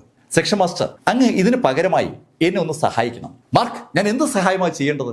സെക്ഷൻ മാസ്റ്റർ, അങ്ങേക്ക് അറിയാമല്ലോ, എനിക്ക് കൾട്ടിവേറ്റ് ചെയ്യണമെങ്കിൽ ഡാർക്ക് എനർജി വേണമെന്നും. അതിന് അങ്ങ് എന്നെ സഹായിക്കണം. മാർക്ക്, നീ അക്കാര്യത്തെക്കുറിച്ച് ആലോചിച്ച് ടെൻഷൻ അടിക്കണ്ട. ഡാർക്ക് എനർജി ഉള്ള സ്ഥലം ഞാൻ നിന്നെ അറിയിക്കാം. മാർക്ക് ഫെല്ലർക്ക് ഡാർക്ക് എനർജി ഉള്ള സ്ഥലം അറിയാം. അവിടെയാണ് മാർക്ക് കഴിഞ്ഞ 2 തവണയും പോയി ഡാർക്ക് എനർജി റിസീവ് ചെയ്തത്. പക്ഷെ അവിടേക്ക് പോകാൻ മാർക്കിന് ഒരു ഭയമുണ്ട്. മാർക്ക് നേസന്റ് സോൾ സ്റ്റേജിൽ നിന്ന് മൈറ്റി ലെവലിലേക്ക് കടക്കാൻ ആവശ്യമായ ഡാർക്ക് എനർജി അബ്സോർവ് ചെയ്തത് അലീനയും അതുപോലെ ഹാൻസ് മില്ലറും ചൂണ്ടിക്കാണിച്ചു കൊടുത്ത ആ ഗുഹയ്ക്ക് ഉള്ളിൽ നിന്നാണ്. പക്ഷെ ആ ഗുഹയ്ക്കുള്ളിൽ അങ്ങനെ ഇറങ്ങാൻ മാർക്കിന് ഒരു ഭയമുണ്ട്. അവിടെ അതിശക്തമായ എന്തോ ഒന്നിന്റെ സാന്നിധ്യം മാർക്കിന് ഫീൽ ചെയ്യുന്നുണ്ട്. കഴിഞ്ഞ തവണ ആ സാന്നിധ്യം മാർക്കിനെ ഇരുട്ടത്തൂടെ നോക്കുന്ന പോലെ മാർക്കിന് തോന്നിയിരുന്നു. അതുകൊണ്ടാണ് മാർക്ക് സുരക്ഷിതമായ ഒരു സ്ഥലം വേണമെന്ന് സെക്ഷൻ മാസ്റ്ററോട് പറഞ്ഞത്.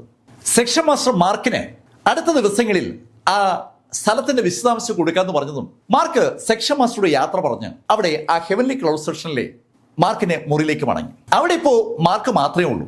സെക്ഷൻ മാസ്റ്റർ വരാൻ ഒരുപാട് ദിവസം ആകുമെന്ന് മനസ്സിലായപ്പോൾ ഹാൻസ് മാർക്കിനോട് യാത്ര പറഞ്ഞ് തിരിച്ച് വീട്ടിലേക്ക് പോയിരുന്നു. മാർക്ക് ഇപ്പോൾ ഒറ്റയ്ക്കാണ്. മാർക്ക് അവിടെ നിന്ന് പുറത്തിറങ്ങി നേരെ ആ ലൈബ്രറിയിലെ അടുത്തേക്ക് നടന്നു.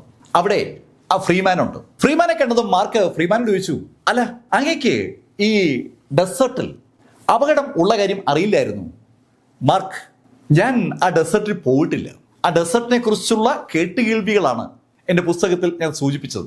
എനിക്ക് പോകാൻ കഴിയുന്ന സ്ഥലങ്ങളൊക്കെ ഞാൻ പോവുകയും രേഖപ്പെടുത്തുകയും ചെയ്തിട്ടുണ്ട്. ചില സ്ഥലത്തൊക്കെ പോകാനുള്ള കപ്പാസിറ്റി എനിക്കില്ല. അത്തരം സ്ഥലങ്ങളെക്കുറിച്ചുള്ള വിവരങ്ങൾ ഞാൻ എഴുതിയത് ഈ പറഞ്ഞതുപോലെ വിവരങ്ങൾ ശേഖരിച്ചാണ്. ഡെസേർട്ടിനെ കുറിച്ച് മാത്രമല്ല, നമ്മുടെ മറുഭാഗത്തുള്ള ആ ഗ്രീൻ റോക്ക് ഫോറസ്റ്റിനുള്ളിലെ കാര്യങ്ങൾ ഞാൻ എഴുതിയതും അവിടെ പോയ ആളുകളുടെ അനുഭവത്തിന്റെ അടിസ്ഥാനത്തിലാണ്. സതേൺ മേഖലയുടെ ഒരു ഭാഗത്ത് ശക്തമായ വനം, മറുഭാഗത്ത് അതുപോലെ ഒരു മരുഭൂമി. ആ 2 ഭാഗത്തും സന്ദർശനം നടത്തിയിട്ടില്ലാത്ത ഫ്രീമാൻ ആ 2 സ്ഥലങ്ങളെക്കുറിച്ചും അവിടെ പോയിട്ടുള്ള ആളുകളുടെ അനുഭവങ്ങളുടെ അടിസ്ഥാനത്തിലുള്ള വിവരശേഖരണം നടത്തിയാണ് എഴുതിയിരിക്കുന്നത്. ഫ്രീമാൻ കാര്യങ്ങൾ പറഞ്ഞതും മാർക്ക് അദ്ദേഹത്തോട് യാത്ര പറഞ്ഞിട്ട് പതുക്കെ പുറത്തിറങ്ങിയ മാർക്ക് വെറുതെ റോഡിലൂടെ അങ്ങനെ നടക്കുകയാണ്. റോഡിലൂടെ മാർക്ക് അങ്ങനെ നടക്കുമ്പോൾ മാർക്ക് പെട്ടെന്ന് ഒരു കാഴ്ച കണ്ടു. അങ്ങ് വിദൂരതയിൽ ആകാശത്ത് അതിശക്തമായ മേഘങ്ങൾ രൂപം കൊള്ളുന്നതും ആ മേഘങ്ങളിൽ നിന്നും മിന്നൽ താഴേക്ക് പതിക്കുന്നതാണ് മാർക്ക് കണ്ടത്. ആരോ ബ്രേക്ക് ത്രൂ നടത്തിയതാണ്. ആ കാഴ്ച തുടർന്നുള്ള ദിവസങ്ങളിൽ ആവർത്തിച്ചുകൊണ്ടേയിരുന്നു. ഇതിനിടയിൽ ആ ഹെവൻലി ക്ലൗഡ് സെക്ഷനകത്തും ഒരു ബ്രേക്ക് ത്രൂ ഉണ്ടായി. അത് ഡീസനാണ്. ഡീസൻ നേസന്റ് സോൾ സ്റ്റേജിൽ നിന്ന് മൈറ്റി ലെവലിലേക്ക് ബ്രേക്ക് ചെയ്തു. ആ ബ്രേക്ക് ചെയ്ത സമയത്ത് ആകാശത്ത് രൂപം കൊണ്ട മേഘങ്ങളും അവയുണ്ടാക്കിയ ട്രിബുലേഷനൊക്കെ അടുത്തുനിന്ന് വീക്ഷിച്ച മാർക്ക് ഫെല്ലർക്ക് ശരിക്കും അതൊരു വല്ലാത്ത അമ്പരപ്പായി ഫീൽ ചെയ്യാണ്. കാരണം മാർക്ക് അനുഭവിക്കുന്ന അതേ ശൈലിയിലുള്ള ട്രിബുലേഷനാണ് ഡീസനും അനുഭവിക്കുന്നത്. തൻ്റെ ശിഷ്യൻ തന്നെപ്പോലെ തന്നെ ശക്തനാകും. ആ കാഴ്ച കണ്ടപ്പോൾ മാർക്കിന് അങ്ങനെയാണ് തോന്നിയത്. അങ്ങനെ തോന്നുമ്പോൾ മാർക്കിന്റെ ഉള്ളിൽ വല്ലാത്തൊരു സന്തോഷം വരികയാണ്. ആ സമയത്താണ് ആ ബിൽഡിങ്ങിന്റെ പുറത്ത് ഒരു ശബ്ദം ആളുകൾ കേട്ടത്. ഹെവൻലി ക്ലൗഡ് സെക്ഷന്റെ ഗേറ്റിന് പുറത്തായി ഒരു ഉറക്കെയുള്ള ശബ്ദം. ശ്രീറാം, നിനക്കാണ് ഞാൻ വന്നത്. ശബ്ദം കേട്ടപ്പോൾ ആ ശബ്ദം ആ ഹെവൻലി ക്ലൗഡ് സെക്ഷൻ മുഴുവൻ അങ്ങ് മുഴങ്ങിയാണ്. മാർക്ക് ഫെല്ലറും കൂടെയുള്ള ആളുകളൊക്കെ അതിവേഗം ഓടി പുറത്തേക്ക് വരുമ്പോൾ സാക്ഷാൽ സെക്ഷൻ മാസ്റ്റർ ശ്രീറാമും അങ്ങോട്ടേക്ക് എത്തി. പുറത്ത് ഒരു മനുഷ്യൻ നിൽക്കുകയാണ്. ലേശം മെലിഞ്ഞ വ്യക്തിയാണ്. ആ ആളെ കണ്ടതും സെക്ഷൻ മാസ്റ്റർ ആ ആളോട് പറഞ്ഞു, ഹലോ അങ്കിൾ ജിക്ക്, എത്ര നാളായി കണ്ടിട്ട്? ഏയ് ശ്രീറാം, നിനക്ക് അപ്പോ മാന്യമായി സംസാരിക്കാനും അറിയാമല്ലേ? ഞാൻ റിവേർഷൻ ഔട്ട് സ്റ്റേജിലേക്ക് കടന്നതുകൊണ്ട് നിനക്കൊരു ഭയം ഉണ്ടായി കാണും. അതുകൊണ്ടാകും ഈ മാന്യത. കൈ പുറകെ കെട്ടി ആ മനുഷ്യൻ അങ്ങനെ പറഞ്ഞപ്പോൾ സെക്ഷൻ മാസ്റ്റർ അയാളോട് പറഞ്ഞു, നിങ്ങളെ ഞാൻ അങ്കിളെന്ന് സംബോധന ചെയ്തത് നിങ്ങളുടെ പ്രായം പരിഗണിച്ചിട്ടാണ്, അതല്ലാതെ നിങ്ങൾ റിവേർഷൻ ഓൾഡ് സ്റ്റേജിലേക്ക് കടന്നതുകൊണ്ടൊന്നുമല്ല. എത്രയോ കാലങ്ങൾക്ക് ശേഷമാണ് സതേൺ മേഖലയിൽ ഒരു വ്യക്തി റിവേർഷൻ ഓൾഡ് സ്റ്റേജിലേക്ക് കടന്നത്. ആ വ്യക്തിയാണ് ഇപ്പോൾ ഇതാ ഹെവൻലി ക്ലൗഡ് സെക്ഷന്റെ മുന്നിലെത്തിയിരിക്കുന്നത്. ഹെവൻലി ക്ലൗഡ് സെക്ഷൻ ആ സതേൺ മേഖല മുഴുവൻ കീഴടക്കുന്ന സമയത്ത് ശ്രീഹരിയുടെയും അതുപോലെ ശ്രീറാമിന്റെയും ശക്തമായ ആക്രമണത്തിൽ നിന്ന് ഹെവൻലി ക്ലൗഡ് സെക്ഷൻ ആ സതേൺ മേഖല കീഴടക്കുന്ന സമയത്ത് 9 ഹോൾസ് ശരിക്കും രക്ഷപ്പെട്ട് ഓടി ഒളിക്കുകയായിരുന്നു. അവര് ഈ അടുത്ത കാലത്ത് തിരികെ മടങ്ങിയെത്തി ആ എലമെന്റൽസിനുമായി ഏറ്റുമുട്ടി മരണം വരിച്ചു. അവരെപ്പോലെ തന്നെ അനവധി ആളുകൾ ഹാഫ് സ്റ്റെപ്പ് ടു ഓയിൽ ലെവലിലുണ്ടായിരുന്നു. അവരൊക്കെ ശ്രീറാമിന്റെയും സഹോദരന്റെയും ആക്രമണത്തെ ഭയന്ന് വിദൂര ദിക്കുകളിൽ ഒളിവിൽ കഴിയുകയായിരുന്നു. ആ ആളുകളിൽപ്പെട്ട ഒരാൾ ഇതാ റിവേർഷൻ ഓൾഡ് സ്റ്റേജിലേക്ക് കടന്നിരിക്കുകയാണ്. അയാളാണ് ഇപ്പോ ഹെവൻലി ക്ലൗഡ് സെക്ഷന്റെ മുന്നിലെത്തി ശ്രീറാമുമായി സംസാരിക്കുന്നത്. ഏയ് ശ്രീറാം, നിന്റെ അഹങ്കാരം ഒരിക്കലും മാറില്ല എന്നെനിക്കറിയാം. അന്ന് നിനക്ക് എന്തോ ഒരു അഹങ്കാരമായിരുന്നു. അങ്ങനെ പറഞ്ഞ അയാൾ പെട്ടെന്ന് കൈയൊന്നുയർത്തി. അയാൾ റിവേർഷൻ ഓൾഡ് സ്റ്റേജിലേക്ക് കടന്ന കാര്യം ആളുകൾ അറിയണമെന്ന് അയാൾക്ക് നിർബന്ധമുണ്ട്. അയാൾ കൈയൊന്ന് ഉയർത്തിയതും ശക്തമായ ഒരു അദൃശ്യമായ പ്രകാശം എന്ന് വിളിക്കാൻ കഴിയുന്ന ശൈലിയിൽ ഒരു കണ്ണഞ്ചിക്കുന്ന പ്രകാശം സെക്ഷൻ മാസ്റ്റർക്കെതിരെ പാഞ്ഞു വന്നു. സെക്ഷൻ മാസ്റ്റർ ഉടൻ കൈയൊന്നുയർത്തി. ആ നിമിഷത്തിൽ സെക്ഷൻ മാസ്റ്റർ കയ്യിൽ നിന്ന് ചെറിയ ഒരു പ്രകാശം ഉണ്ടായി. ആ പ്രകാശം സെക്ഷൻ മാസ്റ്റർക്ക് നേരെ പാഞ്ഞു വന്ന ആ പ്രകാശത്തെ പൂർണ്ണമായും അങ്ങ് തടുത്തു. ആ പ്രകാശം അങ്ങ് ന്യൂട്രലായി. അത് കണ്ടതും അങ്കിൾ ജഗ് എന്ന സാവു ജങ് ശ്രീറാമിനോട് പറഞ്ഞു, ശ്രീറാം, നിനക്ക് ഇപ്പോഴും ആ പഴയ ശക്തി ഉണ്ടല്ലേ? കൊള്ളാം, നന്നായി. ഞാൻ ഇത്രയും കാലം കാത്തിരുന്നത് ഈ ഒരു ദിവസത്തിന് വേണ്ടിയാണ്. ഞാൻ ശക്തനാകുമ്പോൾ നിന്റെ ശക്തി നഷ്ടപ്പെടരുതെന്നും ഞാൻ പ്രാർത്ഥിച്ചിരുന്നു. എങ്കിലല്ലേ നിന്നെ കീഴടക്കുമ്പോൾ അതിൻ്റെ ഒരു സുഖമുണ്ടാകത്തുള്ളൂ. സെക്ഷൻ മാസ്റ്റർ ശ്രീറാം യുദ്ധം ചെയ്യുന്നത് ശരിക്കും കണ്ടിട്ടില്ലാത്ത ആളുകളാണ് ആ ഹെവൻലി ക്ലൗഡ് സെക്ഷന്റെ മുന്നിൽ നിൽക്കുന്ന ഒട്ടുമുക്കാൽ ആളുകളും. പെട്ടെന്ന് ഒരു സുപ്രഭാതത്തിൽ ഇതാ സെക്ഷൻ മാസ്റ്റർ ഒരാളോട് ഏറ്റുമുട്ടുകയാണ്. സെക്ഷൻ മാസ്റ്റർ യഥാർത്ഥത്തിൽ മൈറ്റി ലെവലിലെ ഒരു യോദ്ധാവാണ്. സെക്ഷൻ മാസ്റ്ററെ എതിരിടുന്ന ആ അങ്കിൾ ജിങ് എന്ന് വിളിക്കപ്പെടുന്ന സാഹു ജിങ് ഒരു റിവേർഷൻ ഓൾഡ് സ്റ്റേജിലെ ഫൈറ്ററുമാണ്. അവരുടെ ലെവലുകൾ തമ്മിലുള്ള വ്യത്യാസം അതീവ ശക്തമാണ്. റിവേർഷൻ ഓൾഡ് സ്റ്റേജിലെ ഒരാളെ മൈറ്റി ലെവലിൽ ഒരാൾ പരാജയപ്പെടുത്തിയ കഥ ആരും കേട്ടിട്ടില്ലാത്തത് കൊണ്ട് തന്നെ പെട്ടെന്ന് ആ റിവേർഷൻ ഓൾഡ് സ്റ്റേജുകാരൻ സെക്ഷൻ മാസ്റ്ററെ ആക്രമിച്ചപ്പോൾ ഒരു ഭയപ്പാട് ആ ഹെവൻലി ക്ലൗഡ് സെക്ഷനിൽ എല്ലാവർക്കും ഉണ്ട്. ഈ സമയത്ത് ആ അങ്കിൾ ജിങ് ഒന്ന് ചിരിച്ചു. ശ്രീറാം, നിന്റെ ഫൈറ്റിംഗ് സ്കില്ലുകൾ എനിക്കിപ്പോഴും ഒരു പ്രചോദനമാണ്. എന്തായാലും നീ ഇത്രയും നാൾ ഇവിടെ ഈ സതേൺ മേഖലയിൽ നിറഞ്ഞു നിന്നത് ഞങ്ങളെപ്പോലുള്ള ആളുകളുടെ അഭാവം കൊണ്ടാണെന്ന് ആളുകൾ ഇനി പറഞ്ഞു തുടങ്ങിക്കൊള്ളും. അങ്ങനെ പറഞ്ഞിട്ട് അയാൾ കൈയൊന്ന് അനക്കുമ്പോൾ അയാളുടെ കയ്യിൽ നിന്ന് ഒരുപാട് റേസ് ആ ഹെവൻലി ക്ലൗഡ് സെക്ഷൻ നേരെ പാഞ്ഞു വരികയാണ്. ഹെവൻലി ക്ലൗഡ് സെക്ഷൻ ശരിക്കും ഒരു ഫോർമേഷൻ അകത്ത് സംരക്ഷിക്കപ്പെട്ടിരിക്കുന്ന ഒരു മേഖലയാണ്. ആ ഫോർമേഷന്റെ ഏറ്റവും മുന്നിൽ ഇപ്പോൾ നിൽക്കുന്നത് സാക്ഷാൽ സെക്ഷൻ മാസ്റ്ററാണ്. സെക്ഷൻ മാസ്റ്ററുടെ നേരെ ആ രശ്മികൾ കേന്ദ്രീകരിക്കുമ്പോൾ സ്വാഭാവികമായിട്ടും അതിൻ്റെ അനുരണനങ്ങൾ ചുറ്റും അനുഭവപ്പെടുന്നുണ്ട്. ശക്തമായ ഒരു പ്രഷറാണ് ചുറ്റും അനുഭവപ്പെടുന്നത്. ആ പ്രഷർ അതിശക്തമായി മുന്നോട്ട് വന്നതും ഈ ഹെവൻലി ക്ലൗഡ് സെക്ഷൻ കെട്ടിയിരുന്ന ആ മതിലുകൾ ഒന്ന് അനങ്ങിയതും ഒരേ നിമിഷത്തിലാണ്. ഒരു റിവേർഷൻ ഓൾഡ് സ്റ്റേജിലെ യോദ്ധാവിൻ്റെ പവർ ശരിക്കും ആ ഹെവൻലി ക്ലൗഡ് സെക്ഷനിലെ ആളുകളും ഈ രംഗങ്ങൾ കണ്ടുകൊണ്ട് ഓടിയെത്തിയ ആ ടൗണിലെ ആളുകളും ഇത് ആദ്യമായി കാണുകയാണ്. ഹെവൻലി ക്ലൗഡ് സെക്ഷനെ കെട്ടിയിരുന്ന ആ മതില് പെട്ടെന്നാണ് ഒരു ശബ്ദത്തോടെ അങ്ങ് തകർന്നത്. ശബ്ദത്തോടെ തകർന്നു എന്ന് മാത്രമല്ല, ശക്തമായി അതിലെ കല്ലുകൾ പുറകോട്ട് തെറിക്കുകയും ചെയ്തു. ശരിക്കും ഒരു ഫോഴ്സ് ആ മതിലിടിച്ചപ്പോൾ ആ മതിലിൽ നിന്ന് തെറിച്ച കല്ലുകളും ആ ഫോഴ്സിനൊപ്പമുള്ള കാറ്റും ചേർന്ന് ശക്തമായി പുറകോട്ട് പ്രസ് ചെയ്യാണ്. അകത്ത് ഈ കാഴ്ച കണ്ടുകൊണ്ട് നിൽക്കുന്ന ആളുകളൊക്കെ നാലുപാടും ചിതറി ഓടിത്തുടങ്ങി. അതിഭീകരമായ ഒരു യുദ്ധത്തിന് ഹെവൻലി ക്ലൗഡ് സെക്ഷൻ സാക്ഷ്യം വഹിക്കാൻ പോവുകയാണെന്ന് വിളിച്ചു പറഞ്ഞ ആ രംഗം അരങ്ങേറിയതും സെക്ഷൻ മാസ്റ്റർ കൈ ഒന്ന് കറക്കി. ശരിക്കും അദ്ദേഹത്തിന്റെ മുന്നിലെ കൈ ഒന്ന് കറക്കുമ്പോൾ ആ കൈയുടെ കറക്കത്തിനനുസരിച്ച് ഒരു കാറ്റ് രൂപം കൊള്ളുകയാണ്. ശക്തമായ ഒരു കാറ്റ് ആ കൈയുടെ കറക്കത്തിനനുസരിച്ച് രൂപം കൊണ്ടതും സെക്ഷൻ മാസ്റ്റർ ആ കൈ പിൻവലിച്ച് മുന്നോട്ടൊന്നാക്കി. ഉടൻ ആ കാറ്റ് അതിവേഗത്തിൽ മുന്നോട്ട് നീങ്ങുകയാണ്. ശരിക്കും ആ കാറ്റ് മുന്നോട്ട് നീങ്ങുമ്പോൾ ആ കാറ്റിന്റെ വ്യാപ്തി എല്ലാ വശത്തേക്കും വ്യാപിച്ചു തുടങ്ങി. മറുഭാഗത്ത് നിന്ന് അനിശ്ചിതം പാഞ്ഞു വരുന്ന ആ രശ്മികളും ഈ കാറ്റും തമ്മിൽ ഒന്ന് കൂട്ടിയിടിച്ചു. അടുത്ത നിമിഷത്തിൽ ആ രശ്മികളെ ആ കാറ്റ് നിർവീര്യമാക്കി. അത് കണ്ടതും വീണ്ടും ആ അങ്കിൾ ജിങ് ഒന്ന് ചിരിച്ചു. ഹേയ് ശ്രീറാം, കൊള്ളാം. ഇനി അടുത്തത്. ശരിക്കും ശ്രീറാമിനിട്ട് കളിപ്പിക്കും പോലെ ഒരു ശൈലിയിലാണ് അങ്കിൾ ജിങ് ഓരോ സ്പെല്ലുകളായി ആക്ടിവേറ്റ് ചെയ്യുന്നത്. അയാൾ ഇനി അടുത്തെന്ന് പറഞ്ഞതും ആകാശത്തുനിന്ന് തീമഴ പെയ്യും പോലെ രശ്മികൾ താഴേക്ക് പാഞ്ഞു വന്നു തുടങ്ങി. അതും തുടർച്ചയായ രശ്മികളില്ല, ഇടവിട്ടാണ്. അമ്പുകൾ താഴേക്ക് വീഴും പോലെ തീ പന്തങ്ങൾ താഴേക്ക് ഇങ്ങനെ പാഞ്ഞു വരുമ്പോൾ പെട്ടെന്ന് സെക്ഷൻ മാസ്റ്റർ ഒരു അദൃശ്യ മറ സൃഷ്ടിക്കും പോലെ കൈ ഒന്ന് അനക്കി. ആ കൈയുടെ അനക്കത്തിനനുസരിച്ച് നേരത്തെ സൃഷ്ടിച്ച ആ കാറ്റ് നേരെ മുകളിലേക്ക് കടക്കുകയും ആ രശ്മികളെ പ്രതിരോധിക്കുകയും ചെയ്തു. ഒരു കൂറ്റൻ കൂട സെക്ഷൻ മാസ്റ്റർ ആ ഹെവൻലി ക്ലൗഡ് സെക്ഷന് മുകളിൽ സൃഷ്ടിച്ചതായിരുന്നുവെങ്കിൽ ആ ഹെവൻലി ക്ലൗഡ് സെക്ഷൻ ആ തീമഴയിൽ വെന്ത് വെണ്ണീറായനെയെന്ന് അത് കണ്ട മാർക്ക് ഫെല്ലർക്ക് തോന്നി. മാർക്കും ഡീസനും ഉൾപ്പെടെയുള്ള ആളുകൾ ഒത്തിരി പുറകോട്ട് മാറി നിൽക്കുകയാണ്. ഹെവൻലി ക്ലൗഡ് സെക്ഷന്റെ ആ സെക്ഷൻ മാസ്റ്റർ ആ തീമഴയും ഒന്ന് തടുത്തതും ചിരിച്ചുകൊണ്ട് അങ്കിൾ ജിങ് ഒന്ന് അനങ്ങി. അങ്കിൾ ജിങ് പെട്ടെന്ന് നിന്ന സ്ഥലത്ത് നിന്ന് അപ്രത്യക്ഷമാവുകയായിരുന്നു. പക്ഷെ അടുത്ത നിമിഷത്തിൽ അയാൾ സെക്ഷൻ മാസ്റ്റർ തൊട്ടു മുന്നിൽ പ്രത്യക്ഷപ്പെട്ടു. ഒരു വല്ലാത്ത വേഗത അയാളുടെ ആ പൊസിഷൻ ചേഞ്ചിന്റെ പിന്നിലുണ്ട്. കണ്ണഞ്ചിക്കുന്ന വേഗതയിലാണ് അയാൾ സെക്ഷൻ മാസ്റ്ററെ മുന്നിൽ വരുന്നത്. സെക്ഷൻ മാസ്റ്റർ മുന്നിലേക്ക് വന്ന ആ അങ്കിൾ ജിങ് കൈ നിവർത്തി ഒരു അറ്റയിടി.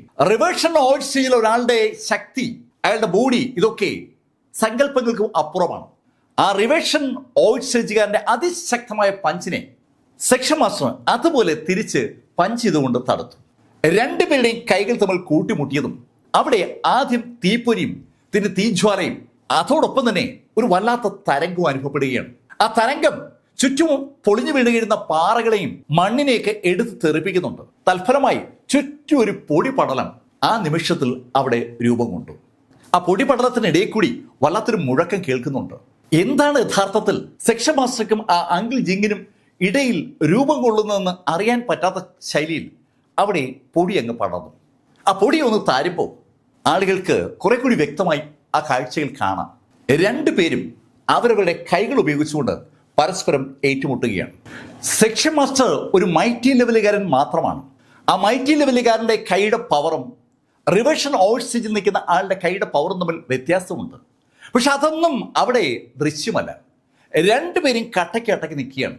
അവര് പൊസിഷൻസ് മാറുന്നതുകൊണ്ട് ശരിക്കും ആ ഹെവൻലി ക്ലൗഡ് സെക്ഷന് മുൻവശത്തുള്ള ആ മൈതാനത്തൂടി അവരങ്ങനെ പറന്നു നടക്കുകയാണെന്ന് പറയാം. ഇതിനിടയിൽ സകല സാധനങ്ങളും അവർ പരസ്പരം ഉപയോഗിക്കുകയാണ്. തറയിൽ നിന്ന് എടുക്കപ്പെടുന്ന മണ്ണും കല്ലും വായുവും പ്രകാശവും എന്ന് വേണ്ട എല്ലാം പരസ്പരം ഉപയോഗിക്കുകയാണ്. ഇവിടെ സെക്ഷൻ മാസ്റ്റർ ഒരു തരത്തിലുള്ള സ്പെല്ലും ഇതുവരെ ഉപയോഗിച്ചിട്ടില്ല. തനിക്ക് നേരെ തൊടുക്കപ്പെട്ട ആ സ്പെല്ലുകൾ തടുക്കാൻ ഒരു ശ്രമം സെക്ഷൻ മാസ്റ്റർ നടത്തി എന്നതല്ലാതെ സെക്ഷൻ മാസ്റ്ററായിട്ട് സ്പെല്ലുകളൊന്നും ജനറേറ്റ് ചെയ്തിട്ടില്ല. എന്നാൽ ശക്തമായ പഞ്ച് തുടങ്ങിയതിനു ശേഷം സ്പെല്ലുകൾ അവസാനിച്ചു എന്ന് പറയാം. രണ്ടുപേരും ആ മുഷ്ടിക്കരുത്തുകൊണ്ട് പരസ്പരം തോൽപ്പിക്കാനും വിജയിക്കാനുമുള്ള ശ്രമത്തിലാണ്. ആ ഇടി അനിശ്ചിതം തുടരുകയാണ്. സമയം അതിവേഗം ഒഴുകി പോകുമ്പോൾ വിവരമറിഞ്ഞിട്ട് സതേൺ മേഖലയിലെ പല സ്ഥലത്തു നിന്നും ആളുകൾ അങ്ങോട്ട് ഒഴുകി തുടങ്ങി. എത്രയോ കാലങ്ങൾക്ക് ശേഷമാണ് സെക്ഷൻ മാസ്റ്റർ ശ്രീറാം ഒരു യുദ്ധത്തിൽ ഏർപ്പെടുന്നത്. ശ്രീഹരിയുടെ പവർ അവരിൽ പലരും കണ്ടിട്ടുണ്ട്. ശ്രീഹരിയുടെ യുദ്ധതന്ത്രങ്ങളും അവർ കണ്ടിട്ടുണ്ട്. അതിനെ അനുസ്മരിപ്പിക്കുന്ന ശൈലിയിൽ ഇതാ ശ്രീറാം നിറഞ്ഞാടുകയാണ്. പക്ഷേ മറുഭാഗത്തുള്ള ആള് ഒരു റിവേർഷൻ ഔട്ട് സ്റ്റേജുകാരനാണ്. അയാളുടേതായ ഒരു പവറുണ്ട്. ആ പകലും രാത്രിയും ഒരു ബ്രേക്കുമില്ലാതെ ആ ഫൈറ്റ് എങ്ങനെ കണ്ടിന്യൂ ചെയ്തു. നേരം പരപരാ വെളുത്തപ്പോൾ അങ്കിൾ ജിങ് അടവ് ഒന്ന് മാറ്റി പിടിച്ചു. കാരണം അയാള് ഇപ്പോൾ ഡിഫൻസിലാണ്. നിരന്തരമായ പഞ്ചിൽ അയാൾക്ക് ആ സെക്ഷൻ മാസ്റ്റർക്കൊപ്പം പിടിച്ചു നിൽക്കാൻ പറ്റാതെ വന്നതും അയാള് ഒന്ന് പുറകോട്ട് മാറി ഒന്ന് അലറുമ്പോൾ അയാളുടെ വായിൽ നിന്ന് ഒരു സീല് പുറത്തേക്ക് വന്നു. ശരിക്കും അയാളുടെ വായിൽ നിന്ന് പുറത്തേക്ക് വന്ന ആ സീലിന് നല്ല കടൻ ചുവപ്പാണ് നിറം. ആ ചുവപ്പ് നിറത്തിൽ ഒരു ഗോളം പോലെ ആ സീലങ്ങ് വളർന്നു. ആ സീല് ഒരു ഒന്നൊന്നര സൃഷ്ടിയാണ്. അതിന് തൊട്ടു മുന്നിലുള്ള എന്തിനേയും ഇല്ലാതാക്കാനുള്ള അസാധാരണമായ ശേഷിയുണ്ട്. ആ സീൽ അതിശക്തമായി മുന്നോട്ട് വരുമ്പോൾ ഒരു വൻ തീഗോളം പാഞ്ഞു വരുന്ന ഒരു പ്രതീതിയാണ് അത് കാണുന്ന ആളുകൾക്ക് ഉണ്ടാവുക. ആ സമയത്ത് സെക്ഷൻ മാസ്റ്ററും ഒന്ന് ആക്ട് ചെയ്തു. സെക്ഷൻ മാസ്റ്റർ കൈ ഒന്ന് മുന്നോട്ട് ചലിക്കുമ്പോൾ അത് ഒരു കാറ്റ് സൃഷ്ടിച്ചു. ശരിക്കും കൈ കൊണ്ട് അദ്ദേഹം പഞ്ച് ചെയ്യായിരുന്നു. ആ പഞ്ചിൽ ഉണ്ടായ അതിശക്തമായ കാറ്റും മുന്നോട്ട് പാഞ്ഞു വരുന്ന ആ ചുവപ്പ് നിറത്തുള്ള തീജ്വാലം തമ്മിൽ ഒരു ഏറ്റുമുട്ടലുണ്ടായി. രണ്ട് ഭാഗത്തുമുള്ള ആ ഇന്റേണൽ എനർജികൾ രണ്ടുപേരും രണ്ട് വസ്തുക്കളെ കൺവേർട്ട് ചെയ്ത് ശരിക്കും അവരുടെ ബലം പരീക്ഷിക്കുകയാണ്. ഒരു തീജ്വാലയും മറ്റത് കാറ്റും. കുറച്ചു നേരത്തെ മൽപ്പിടുത്തതിന് ശേഷം രണ്ടും പരസ്പരം വിട്ടുവീഴ്ച ചെയ്തതുപോലെ അവിടെ അങ്ങ് അപ്രത്യക്ഷമായി. ഇപ്പോ ആ അങ്കിൾ ജിങ് ഒന്ന് കിതയ്ക്കുന്നുണ്ട്. മാർക്ക് ഫെല്ലറും ബാക്കിയുള്ള ആളുകളൊക്കെ ഒരു നിമിഷം പോലും ആ യുദ്ധം മിസ്സാകാതിരിക്കാൻ വേണ്ടി കണ്ണ് തുറന്നു പിടിച്ച് ആ യുദ്ധഭൂമിയിലേക്ക് അങ്ങനെ നോക്കി നിൽക്കുകയാണ്. പെട്ടെന്നാണ് അവർ ആ കാഴ്ച കണ്ടത്. അങ്കിൾ ജിങ് അയാളുടെ വിരല് ഒന്ന് മുറിക്കുന്ന കാഴ്ച. ആ വിരല് മുറിഞ്ഞ് രക്തം വന്നതും അയാൾ ആ രക്തത്തിലേക്ക് ഒന്ന് ഊതിയതും ഒരേ നിമിഷത്തിലാണ്. അയാളുടെ ബ്ലഡ് എസൻസ് ഉപയോഗിച്ചുകൊണ്ട് അയാൾ ഇതാ ഒരു മാന്ത്രിക സ്പെല്ല് ആക്ടിവേറ്റ് ചെയ്യാണ്. അയാൾ ആ രക്തത്തുള്ളിലേക്ക് ഒന്ന് ഊതിയതും ആ രക്തത്തുള്ളിൽ നിന്ന് അനവധി രൂപങ്ങൾ ജനിക്കുന്ന ഒരു അടിപൊളി കാഴ്ചയാണ് ആളുകൾ കണ്ടത്. ഒരുപാട് ബ്ലാക്ക് നിറത്തിലുള്ള രൂപങ്ങളുടെ ഒരു വൻ ശൃംഖല തന്നെ അങ്കിൾ ജിങ് അയാളുടെ മുന്നിൽ സൃഷ്ടിച്ചു. സകലതിനും അങ്കിൾ ജിങ്ങിന്റെ അതേ ഛായയാണ്. ഒരുപാട് കറുത്ത ആ വസ്ത്രധാരികൾ അങ്ങനെ നിരന്നു നിന്നപ്പോൾ അങ്കിൾ ജിങ് കൈയൊന്ന് അനക്കി. അയാൾ കൈയൊന്ന് അനക്കിയതും ആ രൂപങ്ങളെല്ലാം കൂടെ ചേർന്ന് ഒരൊറ്റ രൂപമായി മാറി. ഒരു കൂറ്റൻ അങ്കിൾ ജിങ് അവിടെ രൂപം കൊള്ളുകയാണ്. ശരിക്കും ആ രൂപം കൊണ്ടപ്പോൾ ശക്തമായ ഒരു പ്രഷർ ചുറ്റും ഒന്ന് അനുഭവപ്പെടുകയാണ്.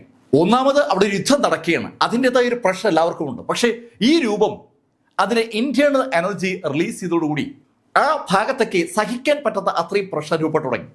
വീക്ക് ആയിട്ടുള്ള ആളുകൾ പലരും രക്തം ഛർദ്ദിച്ചു പോകുന്ന ഒരു സ്റ്റേജ് വരെ തൽഫലമായി ഉണ്ടായി. സകലരും ഒത്തിരി വേഗം പുറകോട്ട് ഓടി മാറുമ്പോൾ ആ രൂപത്തെ ഒന്ന് സൂക്ഷിച്ചു നോക്കിയ ശ്രീറാം അദ്ദേഹത്തിന്റെ കൈകൾ രണ്ടും ഒന്ന് ഉയർത്തിയതും ആ കൈകളുടെ ചലനത്തിനനുസരിച്ച് ഒരു പ്രകാശം അദ്ദേഹത്തിന്റെ തലയ്ക്ക് മുകളിൽ സൃഷ്ടിക്കപ്പെട്ടു. പെട്ടെന്ന് ആ തലയ്ക്ക് മുകളിൽ സൃഷ്ടിക്കപ്പെട്ട പ്രകാശം തലയുടെ പുറകെ കൂടി താഴേക്ക് വീഴുന്നതാണ് ആളുകൾ കണ്ടത്. ശ്രീറാമിന്റെ പുറകിലേക്കാണ് ആ പ്രകാശം വീഴുന്നത്. ആ കയ്യിൽ നിന്ന് പ്രകാശം ഇങ്ങനെ താഴേക്ക് വീണുകൊണ്ടിരിക്കുകയാണ്. പ്രകാശം ഇങ്ങനെ തലയുടെ മുകളിൽ കൂടി താഴേക്ക് വീഴുന്നുകൊണ്ടിരിക്കുന്ന ആ കാഴ്ച ആളുകൾ കാണുമ്പോൾ മറ്റൊരു കാഴ്ച കൂടി സമാന്തരമായി സംഭവിക്കുകയാണ്. താഴെ വീഴുന്ന ആ പ്രകാശം ഒരു രൂപമായി മാറുന്ന അൺബിലീവബിൾ ആയിട്ടുള്ള ഒരു കാഴ്ച. തൻ്റെ മുന്നിൽ നിൽക്കുന്ന ആ കൂറ്റൻ കറുത്ത മനുഷ്യനെ നോക്കി നിൽക്കുന്ന ശ്രീറാമിന്റെ കൈ അനിശ്ചിതം ചലിക്കുമ്പോൾ ശ്രീറാമിന്റെ തൊട്ടുപുറകിൽ പ്രകാശത്തിൽ കുളിച്ച് ഒരു രൂപം പതുക്കെ പതുക്കെ മുകളിലേക്ക് പൊങ്ങി വരികയാണ്. ശ്രീറാമിനേക്കാൾ ഒത്തിരി പൊക്കത്തിൽ ആ രൂപം പൂർത്തീകരിക്കപ്പെട്ടപ്പോൾ ഇപ്പൊ ഞെട്ടിയത് സാക്ഷാൽ മാർക്ക് ഫെല്ലറാണ്. മാർക്ക് കാണുന്നത് ശ്രീറാമിന്റെ തന്നെ രൂപമാണ്. തനിക്ക് മാത്രമേ അറിയാവൂന്ന് മാർക്ക് കരുതിയ അതേ ടെക്നിക്ക് ഇതാ ശ്രീറാം അവിടെ സൃഷ്ടിക്കുകയാണ്. മാർക്കിന്റെ പിതാവിന്റെ ശേഖരത്തിൽ നിന്ന് പഠിച്ചെടുത്തതാണ് യഥാർത്ഥത്തിൽ ആ ഫാൻറ്റം സൃഷ്ടിക്കുന്ന പരിപാടി. മാർക്കിന്റെ തന്നെ രൂപം സൃഷ്ടിക്കാൻ പറ്റും. ഇത് ആ ടെക്നിക്ക് അതേ ശൈലിയിൽ സാക്ഷാൽ ശ്രീറാം അവിടെ അവതരിപ്പിക്കുകയാണ്. ശ്രീറാമിന്റെ രൂപവും അങ്കിൾ ജിങ്ങിന്റെ രൂപവും മുഖത്തോട് മുഖം ഇപ്പോൾ നോക്കി നിൽക്കുകയാണ്. അങ്കിൾ ജിങ്ങിനെ മറികടന്ന് ആ രൂപം മുന്നോട്ട് വരുമ്പോൾ ശ്രീറാമിനെ മറികടന്ന് ശ്രീറാമിന്റെ രൂപം മുന്നോട്ട് വന്നു. രണ്ട് പൊൽക്കാനികൾ കെട്ടി നിർത്തിയ കൂറ്റൻ രൂപങ്ങൾ പോലെ രണ്ട് രൂപങ്ങളും മുഖാമുഖം നിൽക്കുകയാണ്. അവരുടെ പുറകിലായി ആ രൂപങ്ങളെ നിയന്ത്രിച്ചുകൊണ്ട് ശ്രീറാമും അതുപോലെ അങ്കിൾ ജിങ്ങും ഉണ്ട്. രണ്ട് രൂപങ്ങളും അടുത്ത വർഷം മുന്നോട്ട് കുതിക്കുമ്പോൾ തന്നെ രണ്ടുപേരും കൈകൾ കൊണ്ട് ആഞ്ഞിടിക്കുകയാണ്. ശക്തമായ ആ ഇടി ഇരുഭാഗത്തും ഒരുപാട് ഊർജമാണ് വാരി വിതറിയത്. ഒരുപാട് കാറ്റും തൽഫലമായി ഉണ്ടായി. കൊടുങ്കാറ്റ് തന്നെ ഇരുഭാഗത്തേക്ക് അടിക്കുകയാണ്. പൊളിഞ്ഞു തുടങ്ങിയിരുന്ന ഹെവൻലി ക്ലൗഡ് സെക്ഷനിലെ പല ബിൽഡിങ്ങുകളും ആ ഒറ്റ ഫോഴ്സിൽ അങ്ങ് തെറിച്ചു. അതേ അനുഭവം തന്നെ മറുഭാഗത്ത് ആ ടൗണിന്റെ മുൻഭാഗത്തുള്ള കടകളൊക്കെ തെറിക്കുകയാണ്. കടകൾ മാത്രമല്ല, റോഡിലുണ്ടായിരുന്ന ആളുകൾ ഉൾപ്പെടെ സകലരും തെറിച്ചു എന്ന് പറയാം. അതിശക്തമായ ആ ഫോഴ്സുകൾ പരസ്പരം ഒന്ന് ഏറ്റുമുട്ടുമ്പോൾ സ്വാഭാവികമായും അത്തരത്തിലുള്ള ചില രംഗങ്ങൾ അവിടെ ഉണ്ടാകും. അങ്കിൾ ജിങ് അയാളുടെ ബ്ലഡ് എസൻസ് കൊടുത്ത് ഉണ്ടാക്കിയെടുത്ത ആ രൂപവും സെക്ഷൻ മാസ്റ്റർ ആ രൂപം തമ്മിൽ ഒരു അടിപൊളി ഫൈറ്റാണ് തുടർന്ന് അവിടെ ആ മുറ്റത്ത് അരങ്ങേറിയത്. സകല സ്ഥലവും ഇടിച്ചു നിരപ്പാക്കിക്കൊണ്ടുള്ള അവരുടെ ഒരു ജൈത്രയാത്ര അവിടെ ഉണ്ടായതും യുദ്ധത്തിന്റെ എല്ലാ തലങ്ങളിലും കടക്കുകയാണ്. രണ്ടുപേരും അവരുടെ എല്ലാ ടെക്നിക്കുകളും ആ രൂപങ്ങൾ വഴി പരസ്പരം ഒന്ന് ഉപയോഗിച്ച് നോക്കുകയാണ്. സെക്ഷൻ മാസ്റ്റർ അറ്റാക്ക് ചെയ്യുന്നത് സാക്ഷാൽ അങ്കിൾ ജിങ്ങിനെയാണ്. അങ്കിൾ ജിങ് അറ്റാക്ക് ചെയ്യുന്നത് സെക്ഷൻ മാസ്റ്ററെയാണ്. പക്ഷെ അവരുടെ ആ ഏറ്റുമുട്ടൽ ആ രൂപങ്ങൾ വഴിയാണെന്ന് മാത്രം. അന്ന് ഏകദേശം സന്ധ്യ ആകാറായപ്പോഴാണ് ആ രൂപങ്ങൾ രണ്ടും ഒരു സ്റ്റാൻഡ് സ്റ്റിൽ എന്ന സ്റ്റൈലിലേക്ക് എത്തിയത്. ഇപ്പോ മേൽക്കോയ്മ രണ്ടുപേർക്കുമില്ല. അങ്കിൾ ജിങ് പെട്ടെന്ന് രൂപം പിൻവലിച്ചു. ആ നിമിഷത്തിൽ തന്നെ സെക്ഷൻ മാസ്റ്ററും ആ രൂപത്തെ പിൻവലിച്ചു. അങ്കിൾ ജിങ് സെക്ഷൻ മാസ്റ്ററോട് പറഞ്ഞു, ഏയ് ശ്രീറാം, നിന്നെ ഞാൻ അണ്ടർ എസ്റ്റിമേറ്റ് ചെയ്തു എന്നൊരു സംശയം. സാരമില്ല, നമുക്ക് ഒരു പണി കൂടിയുണ്ട്. അങ്ങനെ പറഞ്ഞ അയാളുടെ നെറ്റിയിലേക്ക് വിരൽ ചൂണ്ടിയതും നെറ്റിയിൽ നിന്ന് ഒരു തുള്ളി രക്തം പുറത്തേക്ക് വന്നു. അയാളുടെ ഗ്ലാബലിൽ നിന്ന് ബ്ലഡ് എടുക്കുകയാണ്. അങ്ങനെ എടുത്താൽ അയാൾക്ക് അധികം നേരം പിടിച്ചിരിക്കാൻ പറ്റില്ല. അയാൾ അവസാന ശ്രമത്തിലേക്ക് കടക്കുകയാണെന്ന് ആ കാഴ്ച വീക്ഷിക്കുന്ന പലർക്കും ഒരു തോന്നലുണ്ട്. ഈ സമയത്ത് ഇരുട്ടിന്റെ മറവ് പറ്റി അനവധി ആളുകൾ എത്തിയിട്ടുണ്ട്. നേരത്തെ ബ്രേക്ക് ത്രൂ നടത്തിയ പലരും സെക്ഷൻ മാസ്റ്റർ അറ്റാക്ക് ചെയ്യാൻ പറ്റിയ അവസ്ഥയാണെന്ന് കണ്ടിട്ട് ഓടിയെത്തിയതാണ്. അവരങ്ങനെ നോക്കുമ്പോഴേക്കും അങ്കിൾ ജിങ് അയാളുടെ നെറ്റിയിൽ നിന്നുള്ള ബ്ലഡ് എസൻസ് ശരിക്കും ഒന്ന് എടുത്തു കഴിഞ്ഞു. അയാൾ ആ വിരലിലേക്ക് കൊണ്ടുവന്ന ആ ബ്ലഡ് എസൻസ് പെട്ടെന്ന് അയാളൊന്ന് ആകാശത്തേക്ക് ഒന്ന് തെറിപ്പിച്ചു വിട്ടതും അവിടെ ഒരു പ്രകാശം ഉണ്ടായി. ശരിക്കും ഒരു വലിയ പ്രകാശ ഗോളം തന്നെ ആ രക്തം സൃഷ്ടിച്ചു എന്ന് പറയാം. പക്ഷെ ആ പ്രകാശ ഗോളത്തിന് രക്തത്തിന്റെ നിറമാണ്. ചുവപ്പ് നിറത്തുള്ള ആ ഗോളം അങ്കിൾ ജിങ്ങിന്റെ എല്ലാ പവറും പൂർണ്ണമായും ഉൾക്കൊണ്ടിരിക്കുന്ന ഗോളമാണ്. ആ ഗോളം മുന്നോട്ട് നീങ്ങുമ്പോൾ ആ കാഴ്ച കാണുന്ന ഏവർക്കും ഒരു കാര്യം അറിയാം, അതിന് തകർക്കാൻ കഴിയാത്തതായി ഒന്നുമില്ല. അതിശക്തമായ പ്രഷറോടുകൂടി മുന്നോട്ടത് നീങ്ങുമ്പോൾ ചുറ്റുമുള്ള മുഴുവൻ ആവിയായി മാറുകയാണ്.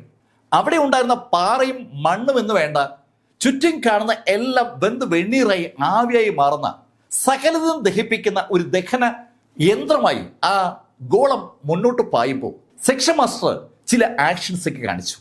അദ്ദേഹത്തിന്റെ ആ ആക്ഷൻ പൂർത്തീകരിക്കുന്നതും പെട്ടെന്ന് സെക്ഷൻ മാസ്റ്റർ തൊട്ടു മുന്നുള്ള സ്ഥലം ശുദ്ധശൂന്യമായി മാറുകയാണ്. അവിടെ ഉണ്ടായിരുന്ന വായുവും സകല സാധനങ്ങളും ഒന്നിച്ച് പിൻവലിക്കപ്പെട്ട പോലെ ഒരു അവസ്ഥ, ഒരു ഓയിഡ്, ഒരു ശൂന്യത അവിടെ സൃഷ്ടിക്കപ്പെട്ടു. ആ ഓയിഡ് പെട്ടെന്നാണ് ഒരു വാവട്ടം ഉണ്ടാക്കിയത്. ആ ഓയിഡ് അടുത്ത നിമിഷം പാഞ്ഞു വരുന്ന ആ ചുവപ്പ് ഗോളത്തിന് നേരെ അതിവേഗം കുതിക്കുന്ന കാഴ്ചയാണ് കാണികൾ കാണുന്നത്. ആ ഓയിഡ് മുന്നോട്ട് കുതിക്കുമ്പോൾ ആ ഓയിഡിനകത്തേക്ക് വരുന്ന എല്ലാത്തിനും അതങ്ങ് വിഴുങ്ങിയാണ്. അതുവഴി കടന്നു പോകുന്ന വായുവിനെയും പ്രകാശത്തെയും പൊടിയും പടലവും എന്ന് വേണ്ട സകലതും വലിച്ചെടുക്കുമ്പോഴാണ് സകലതിനും ദഹിപ്പിച്ചുകൊണ്ട് ആ ഗോളം മുന്നോട്ട് വരുന്നത്. ആ മുന്നോട്ട് വരുന്ന ഗോളവും സകലതിനെയും വലിച്ചെടുക്കുന്ന ആ ഓയിഡും ഇതാ മുഖാമുഖം ഏറ്റുമുട്ടുകയാണ്. ആ കാഴ്ച കണ്ട എല്ലാവരും അറിയാതെ പറഞ്ഞു പോവുകയാണ്. സെക്ഷൻ മാസ്റ്റർ ഇതാ റാഷമോൺ ആക്ടിവേറ്റ് ചെയ്തു. റാഷമോൺ വിജയിക്കൂ, അങ്കിൾ ജിങ്ങിന്റെ ആ ചുവപ്പ് ഗോളം വിജയിക്കൂ. ആളുകൾക്ക് അതിന് ഉത്തരമില്ല. ആളുകൾ അമ്പരം നിൽക്കുമ്പോഴേക്കും അവ തമ്മിൽ ഏതാണ്ട് കൂട്ടിമുട്ടാറായി. ശ്വാസം അടക്കി പിടിച്ച് മാർക്ക് ഫെല്ലർ ഉൾപ്പെടെയുള്ള ആളുകൾ ആ കാഴ്ച കണ്ടു നിൽക്കുകയാണ്. പെട്ടെന്നാണ് റാഷമോൺ ഓയിഡ് ഒന്ന് വലുതായി ആ ഗോളത്തിന്റെ മുകളിലൂടെ അങ്ങ് കടന്നുപോയത്. ആ ഗോളത്തിന്റെ മുകളിലേക്ക് ആ ശൂന്യത കടന്നതും അമ്പരപ്പിക്കുന്ന വേഗതയിൽ ആ ഗോളം പൂർണ്ണമായും ആ ഓയിഡിനകത്തേക്ക് കടന്നു. പെട്ടെന്ന് സകലതും ഒന്ന് നിശബ്ദമായി. സകലതും നിശബ്ദമാകുമ്പോൾ അവിടെ അങ്കിൾ ജിങ്ങിനും അതുപോലെ സെക്ഷൻ മാസ്റ്റർക്കും ഇടയിൽ വേറെ ഒന്നും ഇല്ലാത്ത അവസ്ഥ. ശുദ്ധശൂന്യം, പ്രകാശവുമില്ല, വായുവുമില്ല, ഒന്നുമില്ല. തികഞ്ഞ ഇരുട്ട് മാത്രമാണ് അവിടെ ലഭ്യമായിട്ടുള്ളത്. രാത്രി തുടങ്ങുന്നതേ ഉള്ളൂ. പക്ഷെ അതിനിടയിൽ അങ്കിൾ ജിങ്ങിനും സെക്ഷൻ മാസ്റ്റർക്കും ഇടയിൽ ശുദ്ധശൂന്യത ഉണ്ടായിരിക്കുകയാണ്. ശുദ്ധമായ ഇരുട്ട്. ഈ സമയത്ത് അങ്കിൾ ജിങ് നന്നായി ഒന്ന് വിറച്ചു തുടങ്ങി. അയാളുടെ ഏറ്റവും പ്രധാനപ്പെട്ട ഒരു സ്പെല്ലാണ് ഇവിടെ ഇതാ റാഷമോൺ ഉപയോഗിച്ച് സെക്ഷൻ മാസ്റ്റർ അവസാനിപ്പിച്ചിരിക്കുന്നത്. എന്താണ് ചെയ്യേണ്ടെന്നറിയാതെ അങ്കിൾ ജിങ് അമ്പരന്ന് അങ്ങനെ നോക്കുമ്പോൾ ആ ശൂന്യതയ്ക്ക് മുകളിലൂടെ സാക്ഷാൽ സെക്ഷൻ മാസ്റ്റർ പറന്ന് അങ്കിൾ ജിങ്ങിന്റെ തൊട്ട് മുന്നിലെത്തി. പെട്ടെന്ന് തന്റെ മുന്നിൽ സെക്ഷൻ മാസ്റ്റർ ശ്രീറാമിനെ കണ്ടതും റിവേഷൻ ഓയിഡ് സ്റ്റേജിലുള്ള സാവോ ജിങ് അയാൾ പോലും അറിയാതെ അവിടെ മുട്ടുകുത്തി പോവുകയാണ്. അയാൾ ശരിക്കും രണ്ട് കാൽമുട്ടുകളും തറയിൽ കുത്തി കൈകൂപ്പി ശ്രീറാമിനെ നോക്കി തൊഴുതു. ശ്രീറാം, ക്ഷമിക്കണം, എന്നെ വെറുതെ വിടണം, എന്നെ വെറുതെ വിടണം. ഏയ് സാവോ ജിങ്, നിന്നെ വെറുതെ വിടാൻ ഞാൻ അതിന് ശ്രീഹരി അല്ലല്ലോ. ശ്രീഹരി ഇതുപോലുള്ള കാര്യങ്ങളൊക്കെ കേട്ടാൽ മനസ്സലിഞ്ഞു. പക്ഷെ ഇവിടെ സാക്ഷാൽ ശ്രീറാമ നിൽക്കുന്നത്. ശ്രീറാം പറഞ്ഞതിന്റെ അർത്ഥം ആ അങ്കിൾ ജിങ്ങിന് മനസ്സിലായി കാണാനുള്ള സമയം പോലും അങ്കിൾ ജിങ്ങിന് കിട്ടിയില്ല. കാരണം ശ്രീറാമിന്റെ വലത് കൈ ഒന്ന് ചലിച്ചതും ആ ചലനത്തിന്റെ വേഗതയിൽ അങ്കിൾ ജിങ്ങിന്റെ തല ചിതറിയതും ഒരേ നിമിഷത്തിലാണ്. രണ്ട് കാൽമുട്ടിൽ നിന്ന് ശ്രീറാമിനെ രണ്ട് കൈ കൊണ്ടും തൊഴുന്ന ആ അങ്കിൾ ജിങ്ങിന്റെ തലയാണ് അവിടെ നിന്ന് തെറിച്ചത്. തെറിച്ച തല ചിതറുന്ന കാഴ്ചയും ആളുകൾക്ക് കാണാം. അതേപോലെ തന്നെ അവരൊരു കാഴ്ച കൂടി കണ്ടു. അപ്പോഴും കാൽമുട്ടിൽ ആ ബോഡി അങ്ങനെ നിൽക്കുകയാണ്. ഏതാനും സെക്കൻഡുകൾ നേരം ആ ബോഡി അങ്ങനെ തന്നെ നിന്നു. ഇതിനിടയിൽ ആ ചിതറിയ തലയിൽ നിന്ന് പ്രിമോഡിയൽ സ്പിരിറ്റ് പുറത്തേക്ക് വന്നിരുന്നു. ആ പ്രിമോഡിയൽ സ്പിരിറ്റിന് ആ കാഴ്ച കാണാൻ പറ്റുന്നുണ്ടായിരുന്നു. അയാളുടെ തലയില്ലാത്ത ബോഡി ഒരു ശബ്ദത്തോടെ താഴോട്ട് പതിക്കുന്ന കാഴ്ച. ആ കാഴ്ചയിൽ ആ പ്രിമോഡിയൽ സ്പിരിറ്റ് ഞെട്ടുമ്പോഴേക്കും ആ പ്രിമോഡിയൽ സ്പിരിറ്റിനെ ഒറ്റ വലിക്ക് ശ്രീറാം കൈക്കുള്ളിലേക്ക് എടുത്തിരുന്നു. ശ്രീറാമിന്റെ കയ്യിൽ ആ പ്രിമോഡിയൽ സ്പിരിറ്റ് ചെറു പൊടികളായി അലിയില്ലാതാകുന്ന അമ്പരപ്പിക്കുന്ന കാഴ്ച കണ്ടു നിൽക്കുന്ന മാർക്ക് ഫെല്ലറും ഡീസനും ഒക്കെ പെട്ടെന്ന് അറിയാതെ ഓടിപ്പോവുകയാണ്. അവര് സെക്ഷൻ മാസ്റ്റർ അടുത്തേക്ക് ഓടിയെത്തി. അവർ മാത്രമല്ല, എൻ്റെ ജനതയും അവിടേക്ക് ഓടിയെത്തുകയാണ്. പക്ഷെ ആ നിമിഷത്തിൽ ഇരുട്ടിലേക്ക് നോക്കി സെക്ഷൻ മാസ്റ്റർ ഉറക്കെ പറഞ്ഞു, ഏയ്, അവിടെ പതുങ്ങി നിൽക്കേണ്ട കാര്യമൊന്നും നിങ്ങൾക്കില്ല. ഞാൻ റെഡിയാ. നിങ്ങൾ റെഡിയാണോ എന്നത് മാത്രമാണ് ചോദ്യം.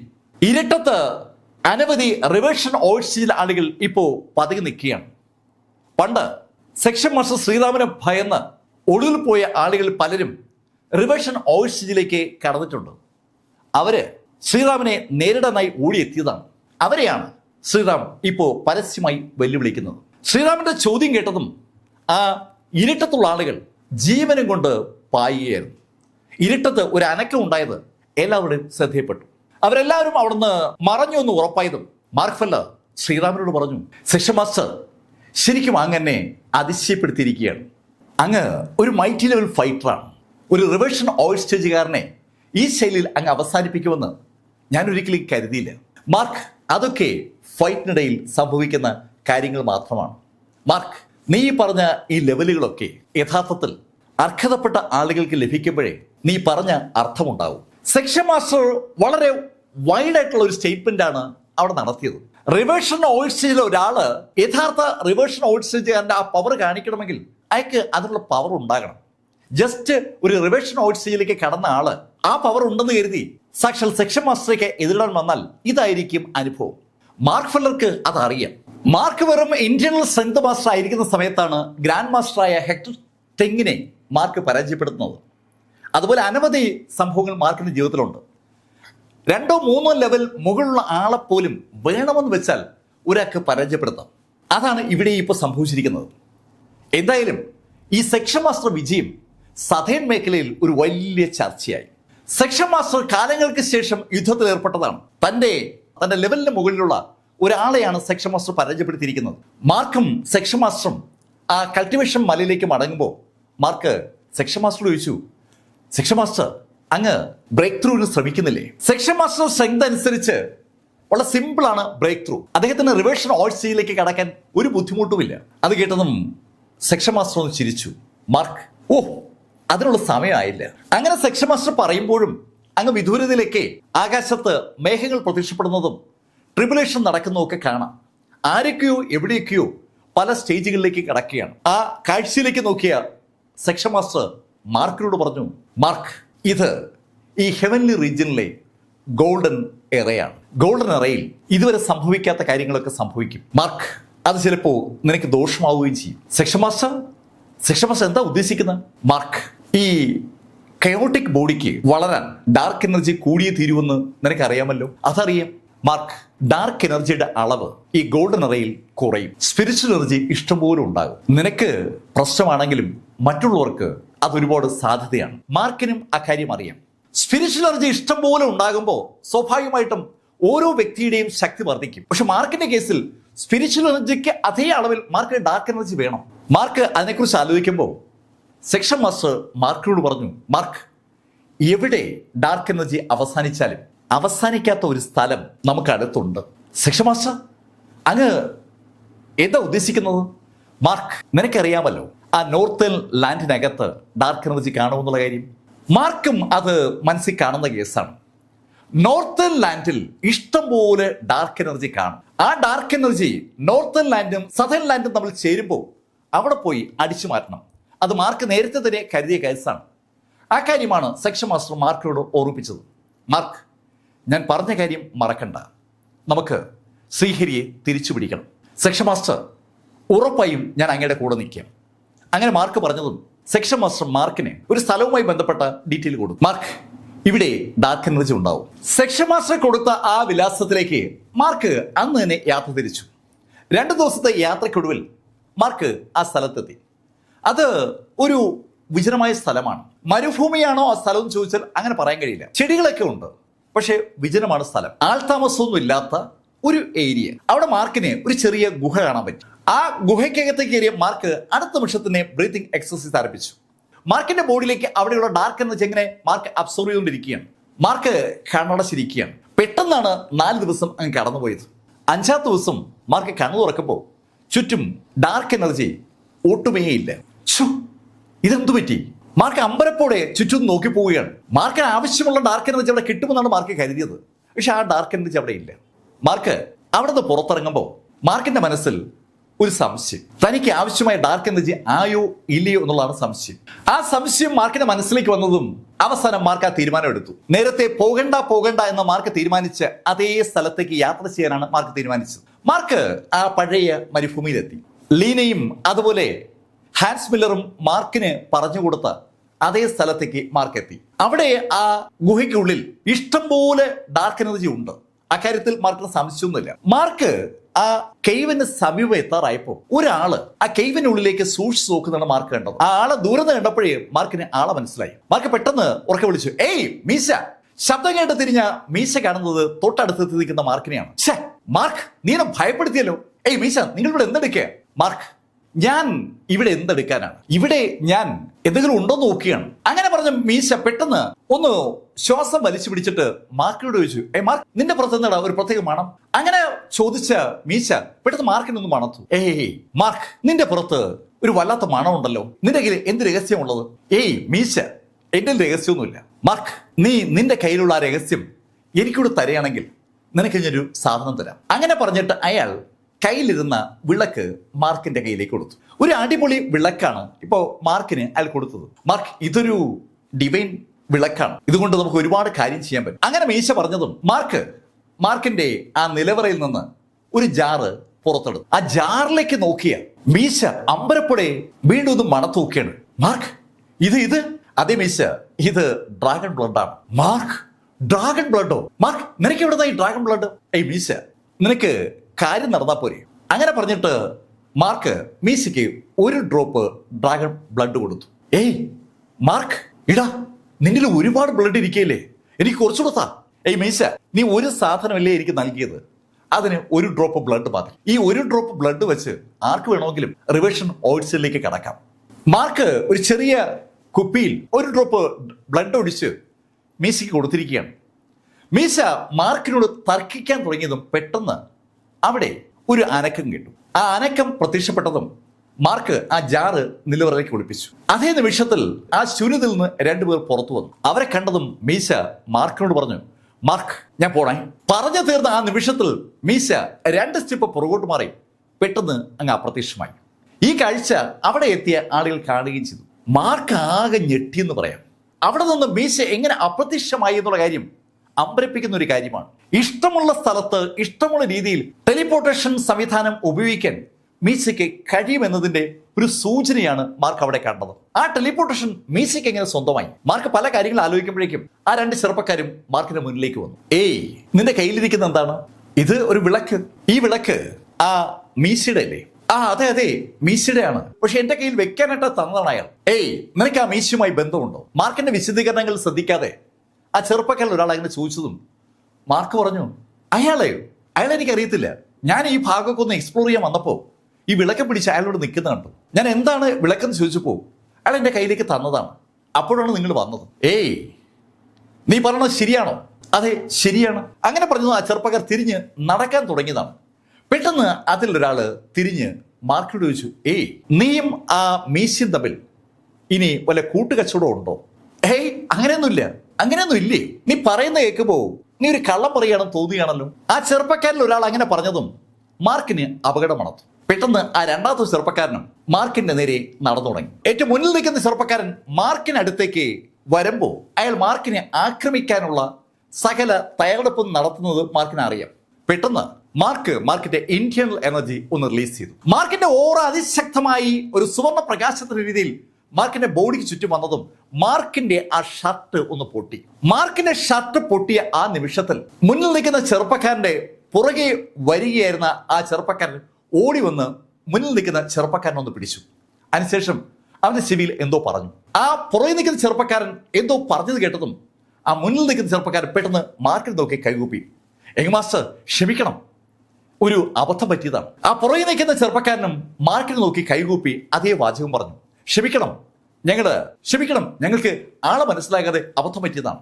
തികച്ചും അപ്രതീക്ഷിതമായി ആ രണ്ട് ചെറുപ്പക്കാരും അങ്ങനെ പറഞ്ഞപ്പോൾ മാർക്ക് അയാളുടെ നെഞ്ചിലേക്ക് നോക്കി. മാർക്കിന് ഇപ്പോ ആ കാഴ്ച കാണാം. മാർക്കിന്റെ കഴുത്തിൽ മാർക്ക് അണിഞ്ഞിരിക്കുന്ന മാലയോട് കണക്ട് ചെയ്തുള്ള ആ ലോക്കറ്റ് അവന്മാർക്ക് വ്യക്തമായി കാണാം. മാർക്ക് ആ ഓറ റിലീസ് ചെയ്തപ്പോ ഷർട്ട് പൊട്ടിപ്പോ യാദൃശ്യവശാൽ ആ ലോക്കറ്റ് അവന്മാരുടെ ദൃഷ്ടി പതിഞ്ഞതാണ്. ആ ലോക്കറ്റ് ബ്ലാക്ക് കുടുംബത്തിന്റെ ലോക്കറ്റാണ്. അത് അവന്മാരിൽ ഭയം ഉണ്ടാക്കിയിട്ടുണ്ടെന്ന് അവന്മാരുടെ മുഖഭാവം വിളിച്ചു പറയുകയാണ്. അത് മനസ്സിലാക്കിയ മാർക്ക് ഫെല്ലർ കൈ ഒന്ന് കൂളാക്കിയിട്ട് അവന്മാരോട് ചോദിച്ചു, ഓക്കെ, ഞാൻ പല കാര്യങ്ങളും പഠിക്കാൻ വേണ്ടി ലോകം മുഴുവൻ കറങ്ങുന്ന ആളാണ്.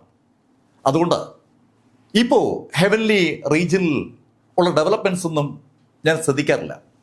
അവിടെ എന്തൊക്കെ വിശേഷങ്ങളുണ്ട്? തനിക്ക് കാര്യങ്ങളെല്ലാം മനസ്സിലായി എന്ന് തോന്നുന്ന ശൈലിയിലുള്ള ഒരു ഡയലോഗാണ് മാർക്ക് അവിടെ നടത്തിയത്. അത് കേട്ടതും ആ ചെറുപ്പക്കാരൻ ഒരാൾ മാർക്കിനോട് പറഞ്ഞു, മാസ്റ്റർ, അവിടെയെല്ലാം ഭംഗിയായി പോകുന്നു. പ്രധാനപ്പെട്ട ഒരു ഡെവലപ്മെന്റ്സും ഈ കാലയളവിൽ ഉണ്ടായിട്ടില്ല. പിന്നെ ആകെയുള്ള ഡെവലപ്മെന്റ് ഒരു വിവാഹ നിശ്ചയത്തിനുള്ള തുടക്കമാണ്. വിവാഹ നിശ്ചയവും ആരുടെ? അത് ബ്ലാക്ക് കുടുംബത്തിലെ തേർഡ് പ്രിൻസസിന്റെ. ആരെ?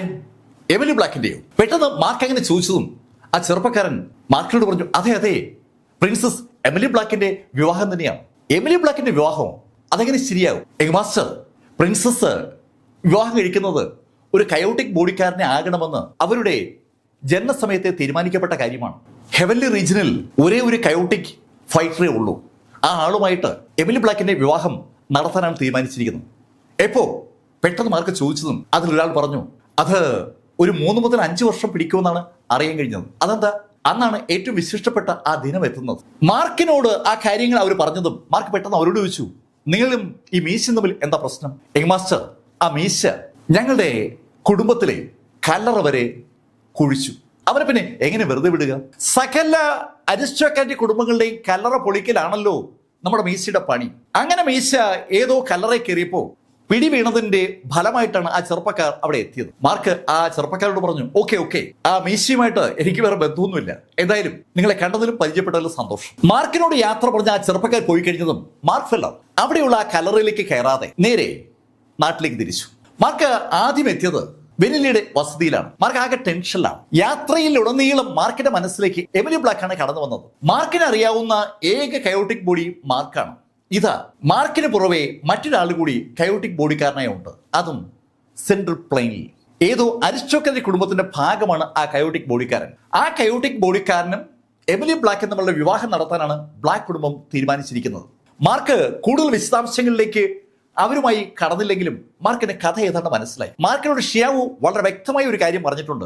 ഒരു കാരണവശാലും റിവേഷൻ ഓഡിസിയിലേക്ക് കടക്കാതെ സെൻട്രൽ പ്ലെയിനിലേക്ക് പോകരുത് എന്നാണ് ഷിയാവു മാർക്കിനോട് ആവശ്യപ്പെട്ടിരിക്കുന്നത്. സെൻട്രൽ പ്ലെയിനിലെ ആളുകളൊക്കെ ഒട്ടുമുക്കാലും റിവേഷൻ ഓഡിസേജുകാരായിരിക്കും, അല്ലെങ്കിൽ അതിനും മുകളിലുള്ളവരാകും. അവരോട് പിടിച്ചു നിൽക്കണമെങ്കിൽ താൻ മിനിമം റിവേഷൻ ഓഡിസേജിൽ എത്തിയെങ്കിലും വേണം. മാർക്കിന് അതിനെക്കുറിച്ച് ആലോചിക്കുമ്പോൾ ആകെ ടെൻഷൻ. വെനിലിയുടെ വീട്ടിലെത്തുമ്പോൾ സ്വാഭാവികമായിട്ടും അവിടെ വെണ്ടായും വെണ്ണറിക്കൊക്കെ ഉണ്ട്. മാർക്കിന്റെ മുഖത്തെ ടെൻഷൻ അവർക്കും വിസിബിൾ ആണ്.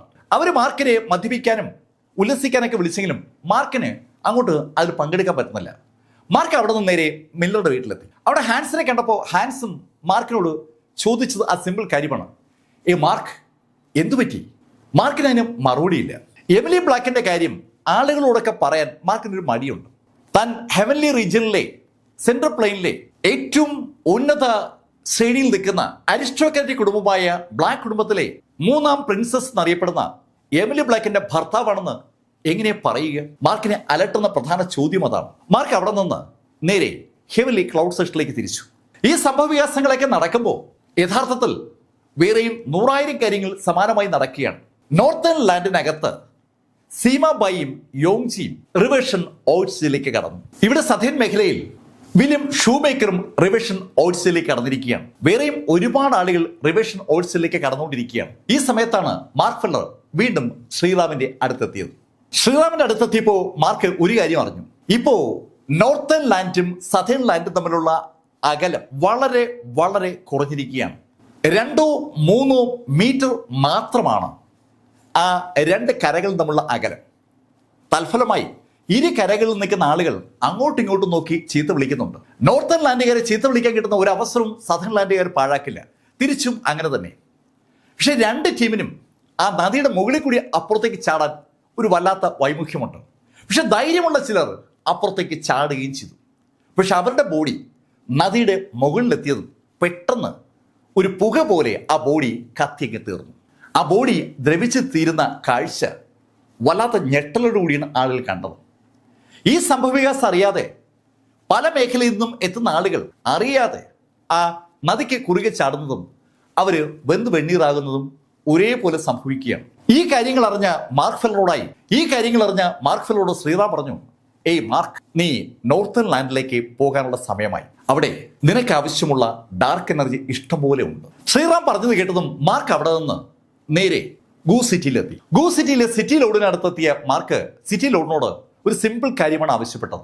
മാർക്കിന് വലിയ ജാറ് വേണം. ജാർ എന്ന് പറഞ്ഞാൽ വലിയ വീപ്പ്, ശരിക്കും പൊക്കവും വണ്ണവും ഉള്ള വലിയ വീപ്പ് വേണം. മാർക്കിന്റെ ആവശ്യം കേട്ടതും സംഘടിപ്പിക്കാനുള്ള ചുമതല സിറ്റി ഗോഡ് അവിടെയുള്ള ആളുകൾക്ക് കൊടുത്തു. സിറ്റിയിലോട് സംസാരിച്ചിട്ടിരിക്കുമ്പോഴാണ് സാക്ഷാൽ അലീന വരുന്നത്. സിസ്റ്റർ ലീ എന്ന അലീന മാർക്കിനടുത്തെത്തിയതും സിറ്റിയിലോട് അവരോട് യാത്ര പറഞ്ഞ് അദ്ദേഹത്തിന്റെ മുറിയിലേക്ക് മടങ്ങി. സിസ്റ്റർ അലീനയോട് മാർക്ക് പറഞ്ഞു, ഏയ് സിസ്റ്റർ, എനിക്ക് ആ പഴയ ആ മരുന്ന് ഇനിയും വേണം. മാർക്ക്, ഏത് മരുന്ന്? ആളെ മറയ്ക്കുന്ന ആ സംവിധാനമില്ലേ, അത്. മാർക്ക് വീണ്ടും ഒരു ആൾമാറാട്ടം നടത്താൻ പോവുകയാണ്. മാർക്ക്, അത് സംഘടിപ്പിക്കാൻ എനിക്കൊരു സമയം വേണം. ഏയ് അലീന, ഇപ്പോൾ എൻ്റെ കയ്യിൽ ഇല്ലാത്തത് സമയമാണ്. എത്രയും പെട്ടെന്ന് നീ അത് സംഘടിപ്പിച്ചു തരണം. അങ്ങനെ മാർക്ക് പറഞ്ഞതും അലീന ആ നിമിഷം തന്നെ അവിടെ നിന്ന് ഇറങ്ങി. അന്ന് വൈകുന്നേരമായപ്പോൾ അവള് ഒരു ബോട്ടിലുമായി മാർക്കിനടുത്ത് മടങ്ങിയത്. മാർക്ക്, ഇതിന് കുറച്ചുകൂടി പവറുണ്ട്. നേരത്തെ പോലെ 1 മാസമല്ല, 1.5 മാസം ഇത് മാർക്കിന്റെ മുഖം മറയ്ക്കും. മാർക്ക് ആ മുഖം മറയ്ക്കുന്ന മരുന്നുമായി അലീനയുടെ അടുത്തുനിന്ന് ഇറങ്ങാൻ ശ്രമിക്കുമ്പോഴേക്കും ആ വലിയ വീപ്പ മാർക്കിനടുത്ത് എത്തിക്കഴിഞ്ഞു. മാർക്ക് അതൊക്കെ മാർക്കിന്റെ മാന്ത്രിക നിലവറിലേക്ക് മാറ്റി. ഐതിഹാസികമായ ആ യുദ്ധം തുടങ്ങാൻ പോവുകയാണ്. അതിനു മുന്നേ ചില കാര്യങ്ങൾ മാർക്കിന് ചെയ്തു തീർക്കാനുണ്ട്. മാർക്ക് അതിവേഗം നോർത്തേൺ മേഖലയിലേക്ക് തിരിച്ചു. കഥയുടെ ഈ ഭാഗം ഇവിടെ ഞാൻ അവസാനിപ്പിക്കുന്നു. അടുത്ത ഭാഗവുമായി അടുത്ത ദിവസം വീണ്ടും കാണാം. ഇതുവരെ മാർക്ക് ഫെല്ലറുടെ കഥ നിങ്ങളോട് പറഞ്ഞത് എം ലൈഫിൽ നിന്ന് BS ചന്ദ്രമോഹൻ. കമന്റിൽ ചെയ്യുക. Thank you.